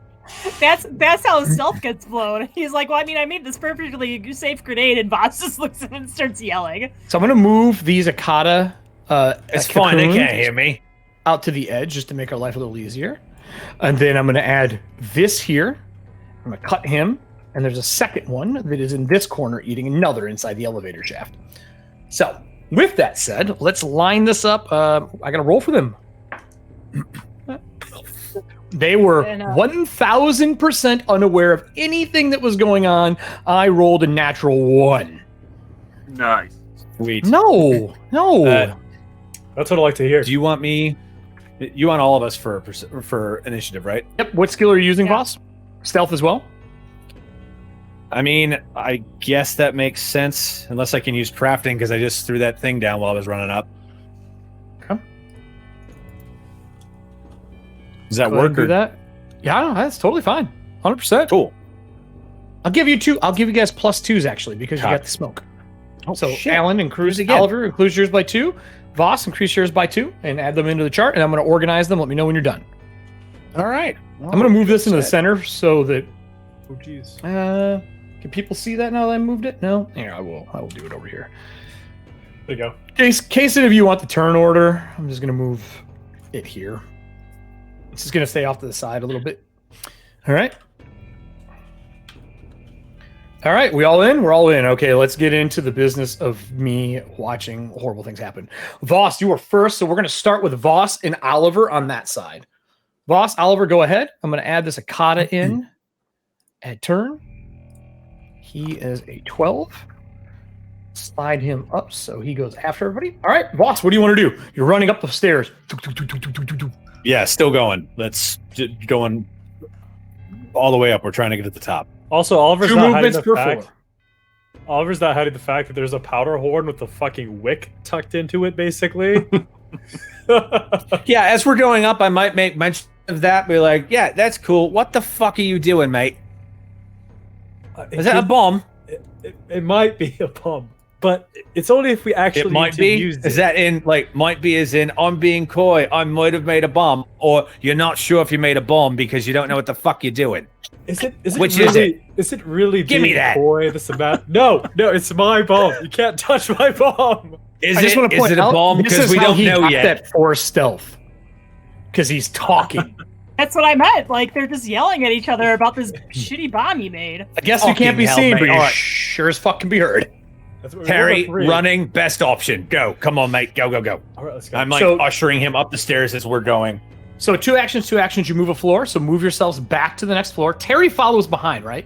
And as Terry gets to here with you guys, Terry runs his way up. I need you to move yourself back over. So we go from the 5th floor to the 6th floor. Terry goes and he taps, not the guy with the bomb, because that'd be stupid, the the vulture person on the shoulder, and he whispers, he goes, "You guys are really be quiet. It's right behind us." And you hear, is it following you up the stairs? Oliver, please move your character as well, so I don't have to do it every time. Oh, sorry. Is it right behind us? The floor below. Is it stalking up the stairs? Here, I'll just do Gotcha. it. What? Be like, You have one "It's all action right, mate. left. They What do you can't guys want to hear." use? You want to put yourself They're halfway deaf. into the They next can't floor? hear. Halfway into the next Yes. floor? All right. Definitely. So you are 7.5 floors. That is what we'll do with Voss and Oliver. We'll go to Everston and Nora. You guys go before. Both of you go before the creature in the stairs. Yeah, sure. Put yourselves in the middle. That makes total sense. Oliver will figure it out when he knows how to move his shit. I know how to move my shit. Do you? All right. Yeah. So Are Everston, what do you want to do? able to? Kelly? Are you able to get back in your body, or is this like a full 8 hours thing? I can do what you need to do, Everston. I will join you briefly. Understood. Okay. I will gently set her down. Okay. And climb on top of the elevator. Well, you're all. How big's I the assumed you guys were already both up there. Yeah, that's why I told you to okay. set me down. Is because I'm we're on giving- top of the I'm elevator. giving it to you. Gotcha. I mistook it for Oh, that's okay. not the, Giving it. So to you. I will then set her down.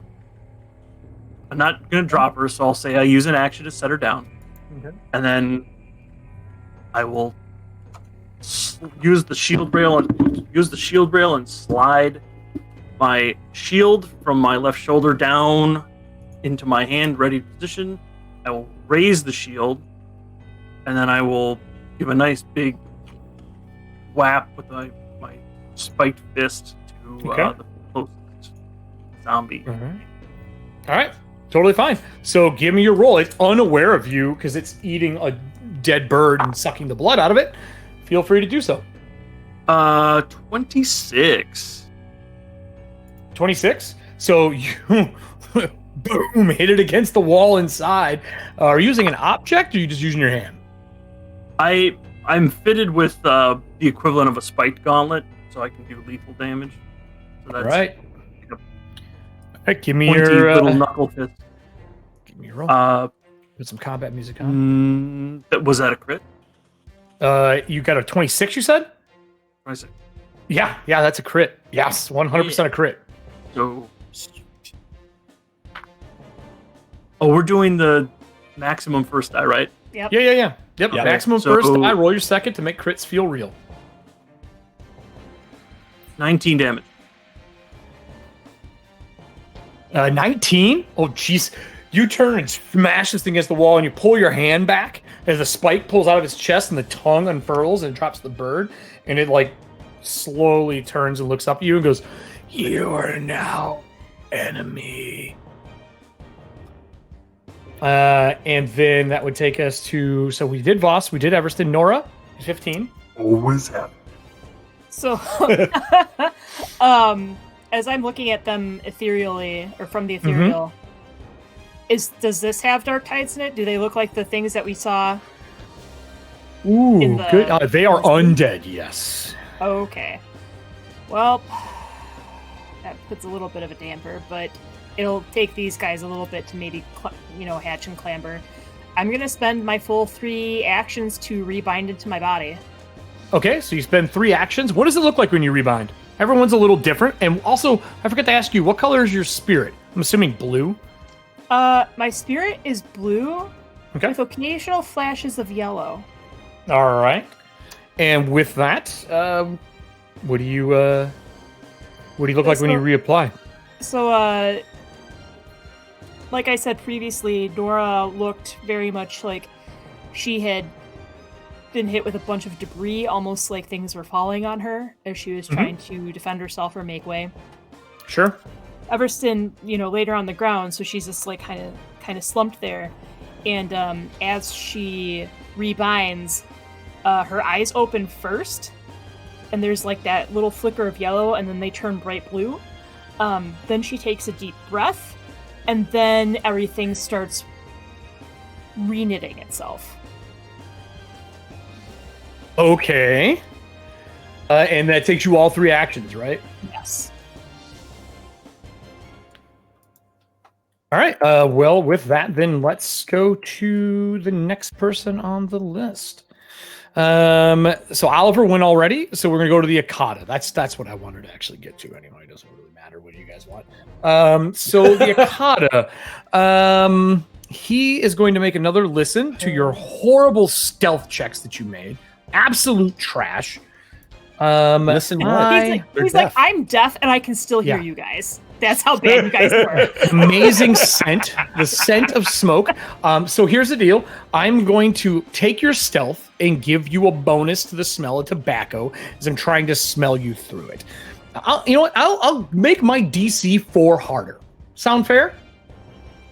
You rolled a 4, it's an 8. So, let's see here. As you're making noise, vibrations, I can hear and feel, smell and feel. It stops. You don't hear its movement anymore. And all of a sudden you hear it bounding up the stairs. It's going after, not Terry, not Voss, definitely the guy with the gunpowder because he rolled a 4 on his stealth. And I smell you as you're like arguing back and forth. And you see it burst out of the smoke at you. And I'm so happy that you're the first person to get to experience this because all of them have dealt with it before and you haven't. So this creature leaps up the stairs like a lion off the walls, leaving claw marks. Its skin is almost crystalline. It's not flesh. And you realize it immediately as it takes its first swing at you. Okay, so we're going to start with... We're going to start with my jaws. Does a 16 hit you, Oliver? It does not. Cool. I get 2. Does a 20 hit you, Oliver? That will hit me. All right, that's with my penalty. That's all my actions. I'm going to bite. You take 9 points of damage as it lunges and rips into your shoulder. And then the tendrils come around whapping you. Now, when I bite you, I need you to make me a fortitude save, please. Just off the gate. Just give me that fortitude. Oh man, I'm really good at doing fortitude saves. Are you really? I'm not really good at doing fortitude. No, well, that was some sarcasm I sensed. I rolled at 18 though, so 23. That's sweet. You feel when it bites out of its tongue and the tendrils off it when they hit you, you feel your skin move like a dermal implant getting pushed in. Wow. And when it pulls back, you see larva hit the ground as you pull away from it. That was my actions with the Akata. Oh, God, Terry, no. here's all 3 of Terry's action. Fuck that. And he starts running up the stairs at full tilt. Outpacing the group. Alan, these things suck. No, don't say anything else. No metagaming, my friend. Oh, I'm not. That's all you need to say. They're worse than PF2. Oh God. They're worse than than PF2? Oh, no. Fucking 10 times worse than PF2. 0% okay with this. Yep. All right, so then that takes us to the next thing on the list, which is the creatures in the shaft.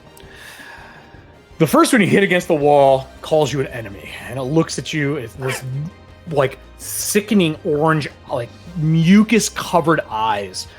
And a tongue lashes out as the bite follows, pulling faster than a tongue to latch onto Everston. Now, granted, I really can't do a lot of normal things to Oliver. Or not Oliver, but Everston. But I'm going to try. So I hit with my fist. I'm assuming a 9 doesn't strike you as I bounce off of you. The other one careens in. They're ignoring Nora because she's dead currently. She's reforming. Does a 18 hit you? No. So both of them pounding on you with their fist, and you see the feeding tendrils come out of their mouth and lash against you, but they're not making purchase. That takes us back to the beginning of the round. Valcor and Oliver, I'll do you two together. What do you want to do? Terry's gone. You turn around, Terry's fucking running. And he says run. Instead of being stealthy, he is now running. Mm-hmm. Yeah, because he's smart. He's bait. I'll move these out of the way. This is the wave goodbye. So he goes to floor 7. Halfway to 8. So Oliver's running. Okay. Cool. Oliver's pulling the pistol from his belt. Okay, one action. And using the flintlock, like the flintlock action of the pistol, he's gonna light the wick to his powder horn. Oh, like pink, like that? Yeah, I am also running. Click, and then it starts burning, and he's just gonna drop it and just keep moving. Well, boss, thank God you are going faster than him, and you run up the stairwell at mock speed. Or are you taking all 3 actions? Fuck yeah. yes.com. Okay, so you're up where Terry is, as he's running up the stairwell. Where's Terry? You light with one. You pull a pistol with one action. Light with your second action. If you just want to drop it, I'll give it to you as a free. You're just letting go. Just letting go and then booking it. And and you get one action out of your booking 3. Booking it a whole 25 feet. It puts you right back in between. It drops and it's like leaping over it. Now, I'm gonna have to move my camera. I have not moved this. It's still in place. So shaky cam's gonna happen. Actually, I'm just gonna cut. I'm gonna do this. Just can't see anything stupid. I'm gonna go like this, and we're gonna let this focus in. Oh shit! That's a 20. Fuck you. Is it? Yeah, it's a natural. It is. Oh, okay. No shit. Yeah. Wow. Yes. I apologize. There we go. God damn it. I'm a master explosives expert with no knowledge. We know what Oliver's gonna be putting his next fucking skills into. He's like, oh yeah, I know demolitions. There was this time in band camp. Fuck you. So Guys, I'm an alchemist now. Check it out. So I will give you dedication. I will give you half the amount of dice. I'll give you half the amount of dice that would normally be involved for your pistol. So how many dice of damage does your pistol do? 1d8.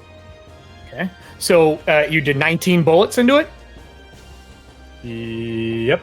Yeah. I'll give you 8 of those. Sound fair? That's fair. 8d8. Never do anything else. I'm going to give you 8d8. Fireball. Get those dice ready. I'm going to pan from you as you are rolling the nonsense. When's the last time you got to roll 8d8? We're going to go to Everston and Nora inside the elevator shaft. What do you want to do? Well, Both are standing. both are still standing. Even We're if going to do a little screen wipe here, everybody.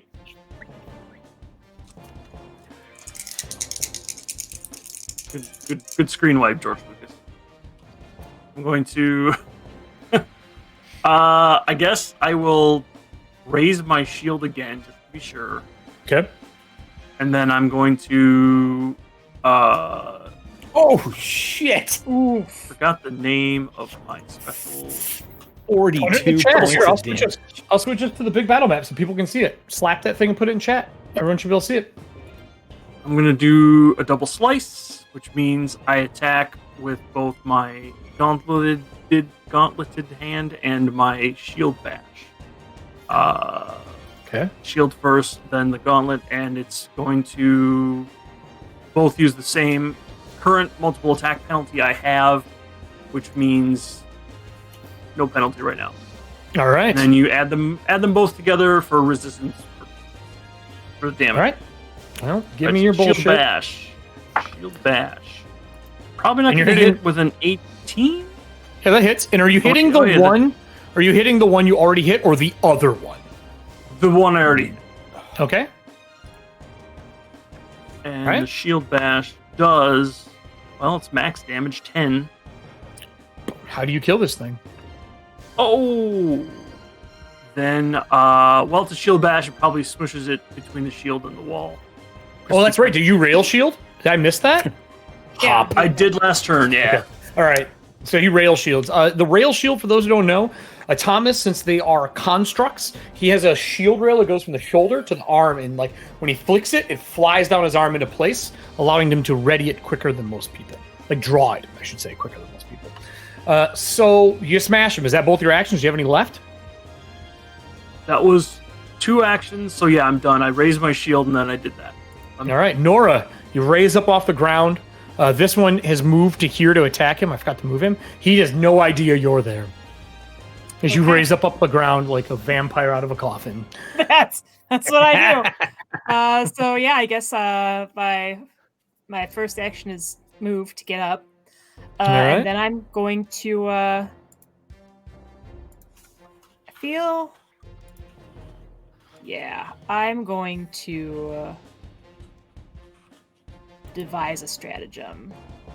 I mean, I would expect no less. Right. So, You want to click that on the screen for people?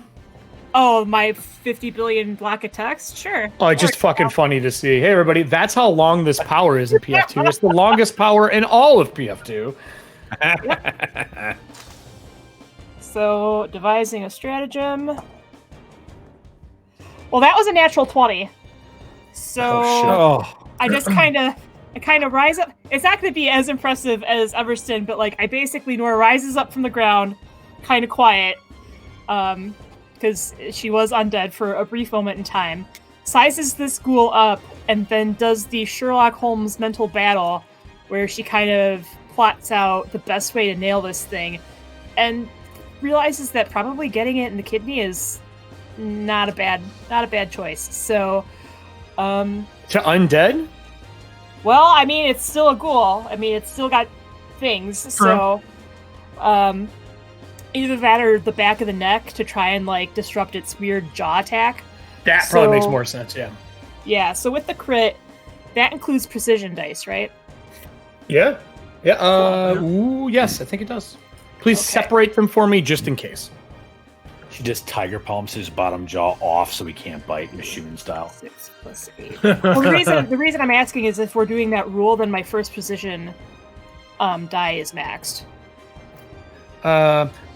Is precision part of death effects? That would be my question. It's a type of Go ahead and roll. Just try to roll the dice separate, and we'll tack them together. Just give me the precision separate than your normal damage. How's that? And I will look that up meanwhile while you are rolling. 6 and 2. Doesn't look like it. I think you still do it. And Yeah, I'm pretty sure you're good. I think you can just total it together. Yep. all right. Fucking bullshit. Then I mean, amazing. Great for you. strike is another d6. That's gonna be I'm gonna die to this stupid backstab as a fucking creature of undead. I mean, no, but close. So Nora punches him with her fist for 21 points of damage. 21! What do you mean not as impressive as Everston? You beat me by 2. Why don't you She just tell just me how do you kill this thing? Oh my god! All right, so I think Nora's had You guys enough are of it. fucking She the rises- first level people. She rises up from the ground, super quiet, devises her stratagem, is trying to think of the best way, and then just says, "Well, he can't use his weird jaw attack if he doesn't have a head anymore." So she just silently like goes, and then lets him Snap. drop. oh god. Fucking 5-finger Very good. death punch. Yeah, okay. Blue Demon would be proud. Yeah, he would. I'm not, but yeah, he would be. I think Actually, I am. I I had think no Black idea Cobra you might did that be kind of like- damage. So Well, that was this a guy's crit. dead. This guy's dead, and the camera slides back through the tower, through the elevator shaft, back down to the 7.5. Oh no, you're on the same floor. On the same floor. We just pan through the doors, which would be over here, because it kind of like jumps out over there. And down the stairwell, this Akata's jumping through the air. Oliver, how much damage did you do? 42 points of damage as from the stairs, a conical blast of shrapnel just fires up and fills the corridor. Wow. Click. So as it jumps through the air, it rips the crystal apart, the internal organs, everything else, and just splatters it down the stairwell. If this wasn't a spiral staircase, I would have you roll, but it is, so you're safe. Boom! Reverberation happens. Now, they can feel it, they can't hear it. They know it came from somewhere. I would recommend to get your ass to the chopper. So, Get to the chopper if you can live! So Everston and Nora have went, right? Oliver and Voss have went. It takes me to the Akata downstairs and outside. So you hear more climbing upstairs, and the camera would pan back out to the Whisper as all their crew members are gunlining, shooting these things. As they shoot them as they fall, they are dumping saltwater barrels overboard and dropping them like Donkey Kong style down the side of the building. Basically throwing them at him and like washing it. What is happening is they're hitting about the 7th floor, and all the salt water they put on this side has stopped them from being able to climb as it is melting their claws off. And they're plummeting 7 floors back down. But they've realized around the front they can start to climb. The ones that are outside are now at the 4th floor, making their way up the backside away from the salt water. You guys have 2 rounds to get to the top floor, or you are going to be encountering Akata on the Whisper. That's my Akata round. The rest of you in the stairwell hear them start to run up from the 4th floor. They're not here yet. Terry yells down. He's like, "Path is clear!" At the 8th floor. As one jumps at him to tackle him. Oh no! Oh no! And it Terry, misses. no. Terry pulls back and it hits him with a letter opener. And screams, "No, there's more!" And that takes us to the creatures. Oh wait, they're gone. Top of the list. Voss and Oliver, what would you like to do? Right. I think I pissed them off, Voss. We gotta get going. Yeah, there's just smoke billowing up. Hey, Howard show shaking. me exactly how you made that bomb, because I felt it as well as heard it, and I think it was well. I think it was good. Bombs. I mean, just running. We 2 rounds, and we know it. Just fucking hauling ass. So you're hauling ass up to the 8th floor where one just tried to tackle him. So you go, this was the 7th. You guys went to here. 7.5. Well, we were at 7.5, God. right? Right. Damn it. Oliver us can't back leave to Terry 8. behind. That goes What? to 8. Well, he's on 8. He's on 8 with you guys right now. This is 8.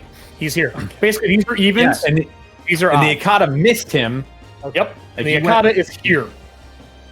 Keep going. Just keep going. Run. Okay, so you're going to spend... That'll take you halfway between again, like so. Into the 8. You guys went... one of you, can you... Kelly, can you please put even here and odd here on the map next to those so we know what floor is what? As you guys would run up half floor... Voss, you would spend 3 actions, so you'd be halfway back to this one right now. Basically to the 9th floor. You'd be halfway back. And then... You said it's Oliver. 2 actions per floor, right? Per floor, yeah. So you would go from 7.5 to 8 to 8.5. So you'd be hitting the 9th floor right now. Okay. Yeah, so But I'm on the Oliver 9th would floor. be... That's where I am. Oliver's back a floor because he spent 2 actions. Lighting, igniting, dropping, running. Terry would be with you. The Akata would be Okay. chasing Oliver. That would be the setup. If Oliver is just going to run. Yeah. Oliver's Yes, definitely just gonna run. that is the answer. Yeah. Because if we have 2 rounds, when we can get to the top, the end of this next round, when we can get on the ship as our last action, hopefully. There we go. Set it up. We're good. All right. So then we would be going into, let me mark this. We would be going into the 9th floor, I believe. Yeah, 9th floor. All right. So 9th. But on the other hand, we have Everston and Nora in the elevator. Both of them crushed. Everston and Nora look up in the blackness. Who has a light out of you two? Does any of you have a light? Right, Everston, do you have the light right now? Yeah, he's still got the daylight You lantern. still have the. You still have the lantern. Yes, I it does. Dawn lantern. The dawn lantern. Okay. Yeah. All right. So when you look and point up with the dawn lantern at the top of the elevator shaft, it ends at the 10th floor. So you're gonna have to get out. Talking a 2-floor climb, I would need both Nora and Everston to make me an athletics check. It will take you 2 rounds to climb to that floor. Unless you get a critical, I will cut one of those rounds out from you. The difficulty to climb, there is a ladder here, is a 10. Let's go. Thumbs up. Let's do this. Oh, those who have Natural not played 20. fuck you. Those who have not played Pathfinder 2, criticals are when you beat the DC by 10 or fail by 10 as a critical failure. We got a critical for you. All right, so that's 1 round, 1 critical. I It means got you make it to the 13. 9th. Okay, so If I made 7 to the 9th, but you have to. Well, it's 2 rounds of it, but it'll Yeah, take I you know. both rounds to get there. Would you like to use a hero point? it. We do have one that hasn't been used yet this purchase, and we are hitting the end. I literally have an actual coin in my hand.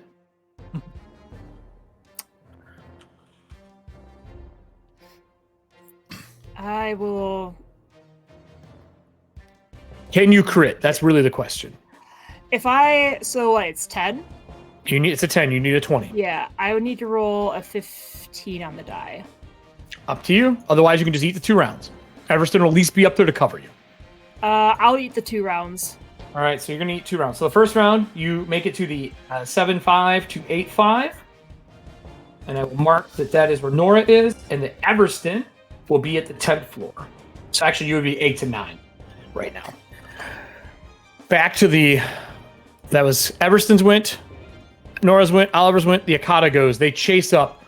1 comes up behind you, Oliver. As you spent 3 actions, I spent 3 actions. They are on your tail right now, chasing you up. Not 1. Not 2, not 3, but 4 of them are chasing you up the stairwell. I'm gonna make this easier. I'm just gonna click this bastard here.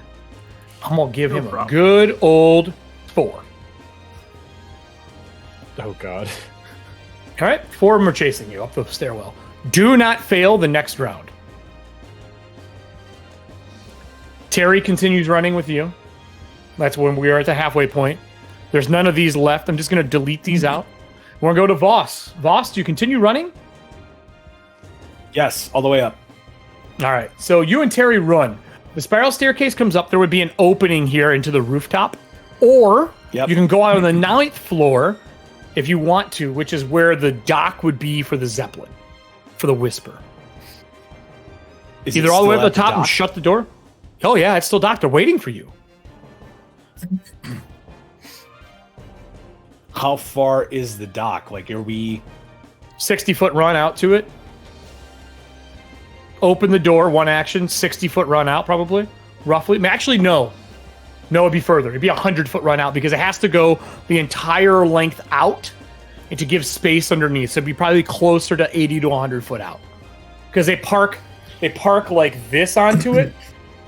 You know what I mean? right? How long? Or sorry, there. how wide is the dock? 20 10 foot. feet? It's big. No, it's 20. It's big. 20 foot. Okay. Yeah, it's made for shipping and receiving things off. Yeah, I would Basically, say the ninth width floor, of a wall. Does that make sense? Like a whole width of one yeah, of these walls. totally. Yeah, we're gonna go out the 9th floor and down the dock so that they can, if they need to shoot, they have a straight line at them running at us. All so right, they sweet. can zero So in. So they're running. you're getting off on the 9th floor. Getting off on the 9th floor. So I will give you your 3rd action to open the doors. Does that sound fair? To go out the deck. Yeah. Is it sorry, we're in the middle of it. So action to move to the door, action to open, action to move out. No, because you have to clear the distance over. It's 1 up, 1 over, 1 to open. You still have to clear the gap when you get to the top. It would take you 3 actions to get to the door and open it. Then Terry could move 1 past you. Oh, because we have to go around. You got it. Gotcha. Yeah, we'll do that. So We'll use the odds. So you went back and forth again. That means that you two are here and Terry is running out across. So for the purpose of running, I'm just going to do this and put him outside of it. You know he's running across. That takes us to Oliver, who's being chased. Oliver, they are on your tail. I'm talking inches, as these things are bounding up the walls, roaring, and you hear just claws scratching, ripping stone apart as they are fighting to get to you. Oh, lanterns light, there's 4 of them on my ass! My question is acrobatic or athletics to get away before... I need at least one. All right? He's going to be bounding 2 steps at a time, trying to keep his balance as his momentum's carrying him forward. Okay, that means that your DC is a 17 versus them. It's Hungry Hungry Hippos Ethauntia edition. Hungry Okada. Oh, God. Voss is going to be yelling at this point, 9th floor, out the door. They're really mad. No shit, you blew one of them up. Really well, I might add. Get to the door. Give me a roll. 19. Okay. As you burst out through the 9th floor and you get to where Voss is. Voss, you see them, and Oliver... Terry doesn't. Terry's hauling ass. He's not looking back. He sees a ship and his exit after 4 weeks of being trapped in Merrifield. He sees an exit strategy. Yep. But they hit and like dogs running on tile floor, smash against the top of the stairwell and slide out and scatter on the floor you are on. So, Oliver, you are here with Voss. Imagine this is a door. And these ones all clamor and smash into the walls, making their way out. Their actions are done. Okay? You have a flashback to the class, Voss, and you remember that they move faster than people. Right. That was... I'm counting on the line of people on the ship that are firing to aim down the line. So you mean the ones that are past. fighting the other Akata off? Yeah, but I wouldn't know that. I've just been hearing gunfire. The door opens on the 20-foot bridge. The crew is pursed out on the dock, firing at them on the side of the building, and other ones are rolling barrels off onto them and breaking them against the wall and soaking the back half so they can't climb up and get to the dock. Meanwhile, the cannons are at a higher level, and they're shooting over top of the air tower into the city. Right. Okay. So you could command them to, but that was currently Oliver's action. Doesn't that take us to your action, right, Voss? What do you want to do? Yeah, if they slammed into the walls, then yeah. Is Oliver out the door? No, he's at the door with you where I have him currently. That Barely. wall is the door. He hit the wall next to you. He's like, they're coming. Yeah, Terry was the one who's like, I'm out. Yep. Deuces, bitches. These orcs' legs got to run.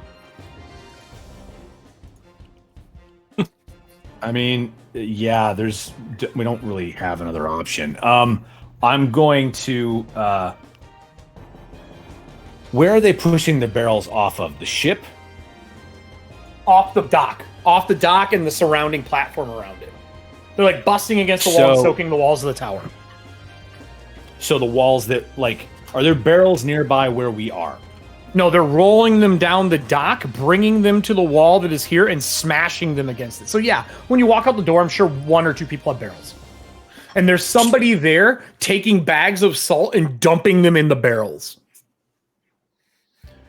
Sweet. So as soon as we run out, I'm like, you dump it at me now. I got 4 behind me in the room. Dump it on who? You? No, on the dock. Like, I basically want to. Oh, you want them to turn and tip one? They run. Okay. Exactly. So they turn and they give me give diplomacy or intimidate, your choice. This is to get them to do it like right now. Action for diplomacy, I guess. Yeah, 18 on the dice. That's a 23. Well, actually, I suppose it would be intimidation. It doesn't really matter. It's the same roll. They're both +5, but it's like, What did you get a total of? Fuck up. 23. Okay, they turn and dump one into the room, covering like the dock in like this part of the room. Perfect. All right. I'm going to do my best to grab the collar of Oliver and pull him through the door as well. If you want to spend an action to toss him in front of you, you could. Otherwise, I would just say run. Wait a second. Actually, yeah. So I'm going to go action for them to dump, and they dump it past me into the room as well, right? Mm-hmm. I'm drawing that right now for you. Cool. Action to pull him through the door. Action to shut the door. There we go. So put your guys outside the wall. And I will congratulate you on a smart point. And I will actually give you a hero point for being smart about doing this. Neat. And you will know why I give it to you in just a moment. So as you walk out onto the deck, from the top floor of the air tower, you hear boom, boom, and rocks fall off the ledge, crashing through like the edges of the dock that goes around. And the large Akata is pursed on the top, looking down with the two heads at all of you sitting there. As the first paw reaches down and takes a swipe. I knock a crew member off, some random crew member. Oliver. Who is it? Oh, no. God damn Obviously it. wouldn't be engineers. I natural. Why are you killing my crew? It's because you can't kill the rest of us? You're coming at the crew Right. now? Kill whoever the fuck I want. Cool, I'll remember you said that. You're next. I'm always next. I'm always next. Well, you are now. Let's see. Now. How far away are they from me? So We'll get to that. Oliver soaks in with horror as Gunner's mate Luke Van Dross gets fucking thrown over the side of the ship. Random Joe. Hey, he has a name, Luke Van Dross. Okay. Luther Van. No, Luke. The water spills into the room like that. Just well, that didn't draw the way I wanted, but it did what it did. Does the big Akata get any water on it as it scrapes the dock? No, it's on the top floor, First dude. off. It is up here. Yeah, but you say you reached down and went whoosh. No, Dock's wet. no. Worth a shot. Okay, No, so it how wasn't. far is the dude? How far is the dude that got knocked off? How far is he away from me? He is plummeting down. I don't know, That's probably 9 floors. No. I'm saying when he Like got within 10 knocked foot of off, you. How far was he? Within Cool. 10 foot of you. Feather fall. All right. Boom. And you see him go. And those tides that are like at the 4 floor mark, he goes falling into the tides. What's the rate at which you fall in feather fall? It is. Thank you for. Just click it and put it in the chat window. God, I have the book open in front of me for this reason. Oh, you can read it off then. I'm sorry. Go ahead. Just please face the mic. All right. With that, then we go to Everston and Oliver. Sorry, Everston and Nora. I would kill for 2 combat trackers. I'm making my second part of the climb. This is my second round of All climbing. right, so your second part of climb, that puts you at the top floor. Everston, you're already at the top. What do you want to do? You could spend an action and pull her up and carry her with Terry if you want, but I will give you penalties. I'm not carrying Terry. Oh, you're not? Do you just want to carry Nora? Sure, I'll give her a hand up if she wants it. You just a big Thomas hand reaches down as you're getting near the 9th floor. Oh, dude, Nora's hand was already like reaching out, like when okay. she got to the last rung. Okay. She's doing more damage than me. Maybe she doesn't need my help at all. That is a factual That's- statement. That's when the math aligns. Okay. Yeah. All right. So as you grab onto him and he pulls you up with 1 action. Everson, you got 2 more left. What do you want to do? You could just carry both of you with 2 action if you wanted. And drag her along. Sounds good. Or you could do something else because this floor does have a kata because you basically be coming through this door here.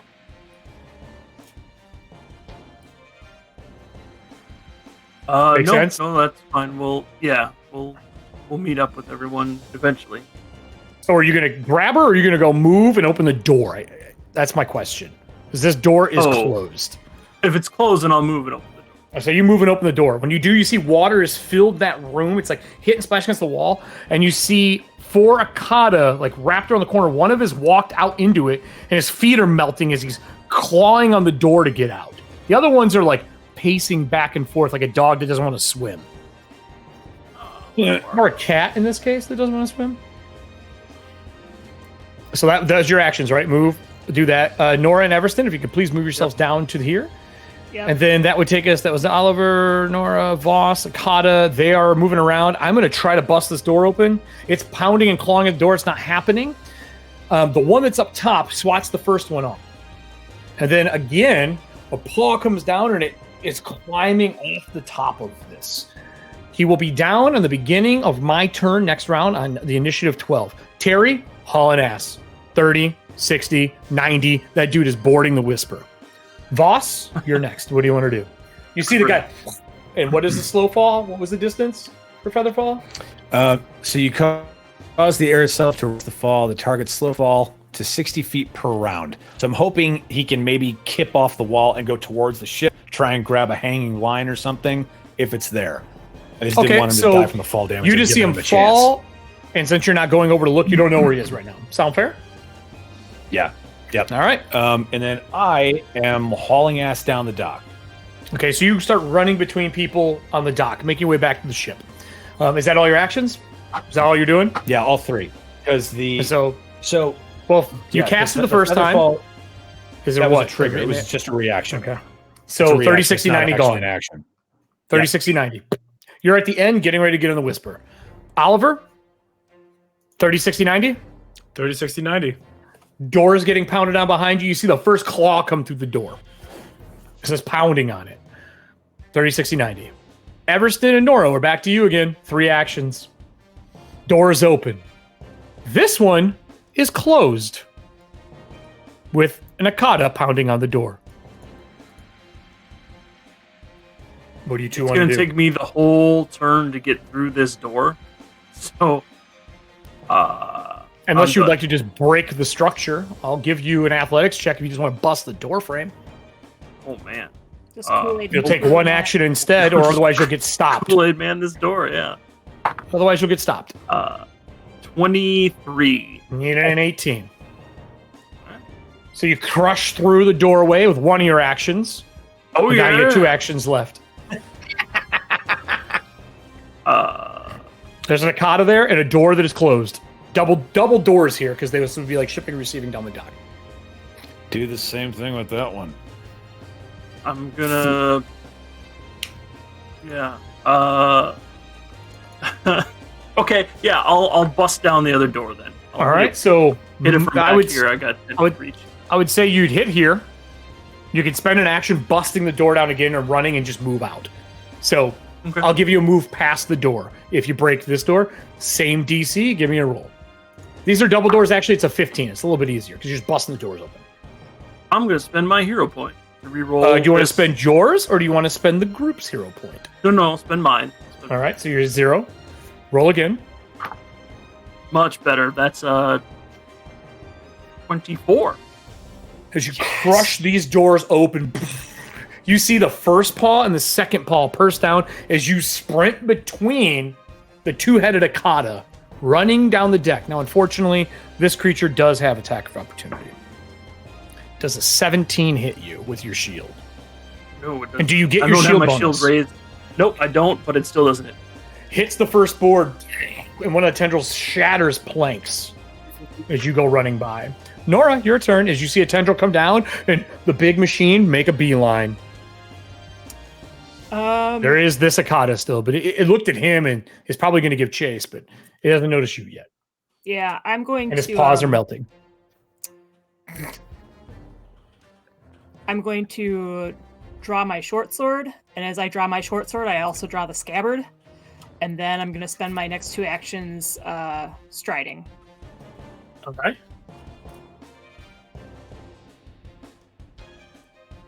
Okay. So you're running down, so you'll be 25 foot down, or how many feet down the plank would you be? So that's the one, then I basically make it out here, then I guess I'd be 20 feet. 25 feet. 25 feet down? Okay. 25 feet out. All right, so 25 feet out. That will take us to Oliver, who's already at the ship. No, we already did you. The Akata. So the big thing steps down. And with his one action, gets down on top of the platform, couple on the bridge. He is as wide. He's like 15 foot wide. He's on the dock, and the dock from his weight.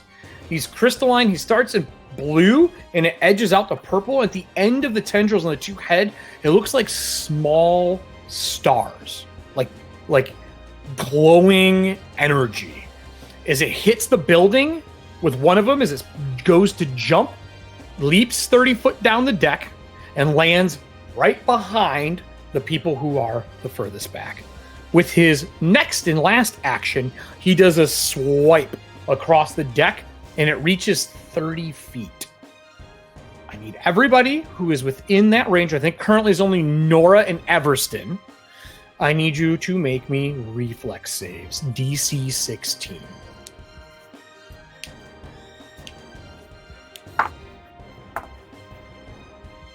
I got 16 on the die.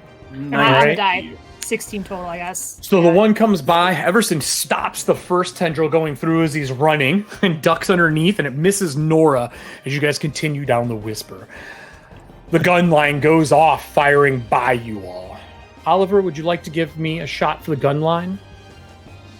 Hell yeah, I would love to give you a shot for the gun line. So the whisper, you hear doom, doom, doom, doom, doom. It's going to level the top floor of the air tower off, but really isn't that the least of your concerns? It's I'm not ending even on every the list. adventure with this. God damn it. But it's really cool. I got a 41. Okay, give me your damage. All right. Airship to airship combat is very different. Or airship to air tower. It's just hitting the area. I just need damage.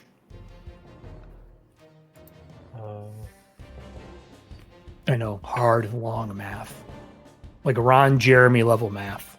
35. 35? Yeah. Boom, boom, and it runs through the cannons. Huh. And the whisper starts to depart. I need athletics for anyone who is not on the ship, or acrobatics to make it to the ship as people are reaching out. You have a +2 to get you on the ship before this beast jumps to it. And we're probably going to cut after this roll. Remember, we have 1 hero point left from the audience. So I think that's Everston and Nora are the only ones who are not on the ship. Yep. I rolled 17. Okay. I'm sorry, did you say what we needed or no? No, I did not. Okay. I will as soon as I get the second roll, because then you can decide if you need to use the group hero point. I got a 22. You need an 18. Oh. As Everston is making the leap, and everyone is reaching out, and then they look at their hands and look at the large guy reaching out, going, "We're not strong enough." All right. Would you like to use the hero point from the audience? If everyone's cool with it, I'm cool with it. I'd like Yeah. Use it. Here's the other option. Would you like to use the hero point for the guy plummeting that was part of the crew? Because I failed my roll.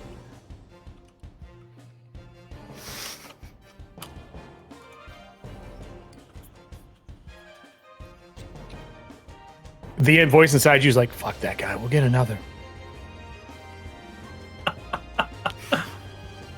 Up to you. Up to you. I will. You know what? The crew doesn't get a choice. Everston, this is your choice. Oh, put it on me. Yeah. It's just a crew member. Who gives a shit? Besides Oliver. I give a shit. Todd, in your defense, a you didn't even see him get knocked off. You don't even know he's a thing. That's true. You don't know. You actually do not know. No idea. You hear a yeah. Is it Terry? no. Terry's No, on the Terry's ship. not on the He's ship. reaching out for you. Terry's reaching out on for the you. deck. Then we're okay. I'll take the roll. And Replace that was a There we go. 23. 23. All right. Yeah. So you jump and you grab the ladder that Terry throws out, a rope ladder, and the ship moves a little bit as it drifts away. and the big Akata's there, and they reload, and the gun line goes off again, and it jumps off the tower, misses, and lands into the tides. And that's where I'm going to end it for the night. So, God damn. So as Fucking hell. as the Akata hit you, boom, and the tides spread, and you see it bounding after the ship until your ship ascends high enough out of the range to see it anymore, into the clouds. And you can see Merrifield below, and the going from east to west, a chunk of it is just decimated from the gun line going off over and over again. We're going to end there, and we're going to do downtime in between as the group settles in Merrifield. You're going to have 2 weeks of downtime as a crew. We're going to do one of our side quests. We'll decide off air who's going to do that. As Merrifield and the tides recede back, because Hollows, tides raise and lower more than any other month out of the year. There's something about where the moon is, where the stars are, that cause the tides to react differently. But for the next 2 weeks, they are very low. So low, in fact, you can see parts of the crater as the ship is raising and the tides are receding back. As the sun comes up and over, as it's cresting, because you guys went early in the morning, and piercing into the crater, you can see swarms of Akata running back into tunnels. And on top of that, you can see the big Akata jump off of the cliff into the crater below, into the tides, and disappears. Douglas steps out on the deck, the air marshal, bandaged up, new Thomas arm in place that has had to be put on. And he says, I didn't think we were going to make it out of there. We killed roughly 40 of those creatures off the top of the Zeppelin. The Whisperers sustained damages, but minimal. The crew did well. And the telegraph seems to be set back up since we got message from Jean. Jin, in the now ghost form, looks to the team and the crew and goes, "We lost one. He fell. But he is alive. We need to recover him." It's like, we'll send out a team immediately. And as the tides recede back, you can see that he did fall, but he hit a deck below. Legs broken, crawled between two crates. He is sitting there, signaling with a lens for help. And we'll cut there for the night. Thank you, everybody, for watching. Oh, no. You got something to say? No, he would... he wouldn't have broken his leg. Like, the fall damage, it slows you to 60 feet around, but if the target reaches the ground while the spell is still in effect, the target takes no damage. The spell ends as soon as the target lands. But when he had to jump off the other level to avoid the swarm of Akata, he would. Gotcha. I thought he Thank just you, landed interruption on conjunction. that and No, no, he landed and had to jump another. Trying to save the dude's leg. You Trying to did. save his leg. The Featherfall I felt saved him. for him. He dropped 2 floors instead of 9. You built him a really cool mechanical leg when you built that. No, So they're broken. They could be healed. It's going to take me 3 more days. So we'll cut there. Thank you, everybody, for watching tonight. Hopefully next time I will have our loot cards, our stream deck cards in place. I just wanted to give us another week of playing together. Thank you for those who bought merchandise tonight. Thank you to Norse Foundry, to Jason Bowman from Blue Tiles for providing the map we use for the city, and we got more of that coming. Dyson Logos for the city map. Subscribe to his Patreon. I love what he does. Obviously, to my cast and friends who have been here, this would not be possible without the 5 of us. And to the audience who was just fucking awesome for showing up tonight. And what is our sign out, Oliver? I love putting Are we him on using the it? spot. We're using it? We're using Using it. it. So you gotta tell me what it is. Oh god. Oh, yeah. Oh god. Come on, sign us And out, Oliver. And remember, the tides will come for you. And that's it from us, everybody. Enjoy your week, be good to each other, and stay safe.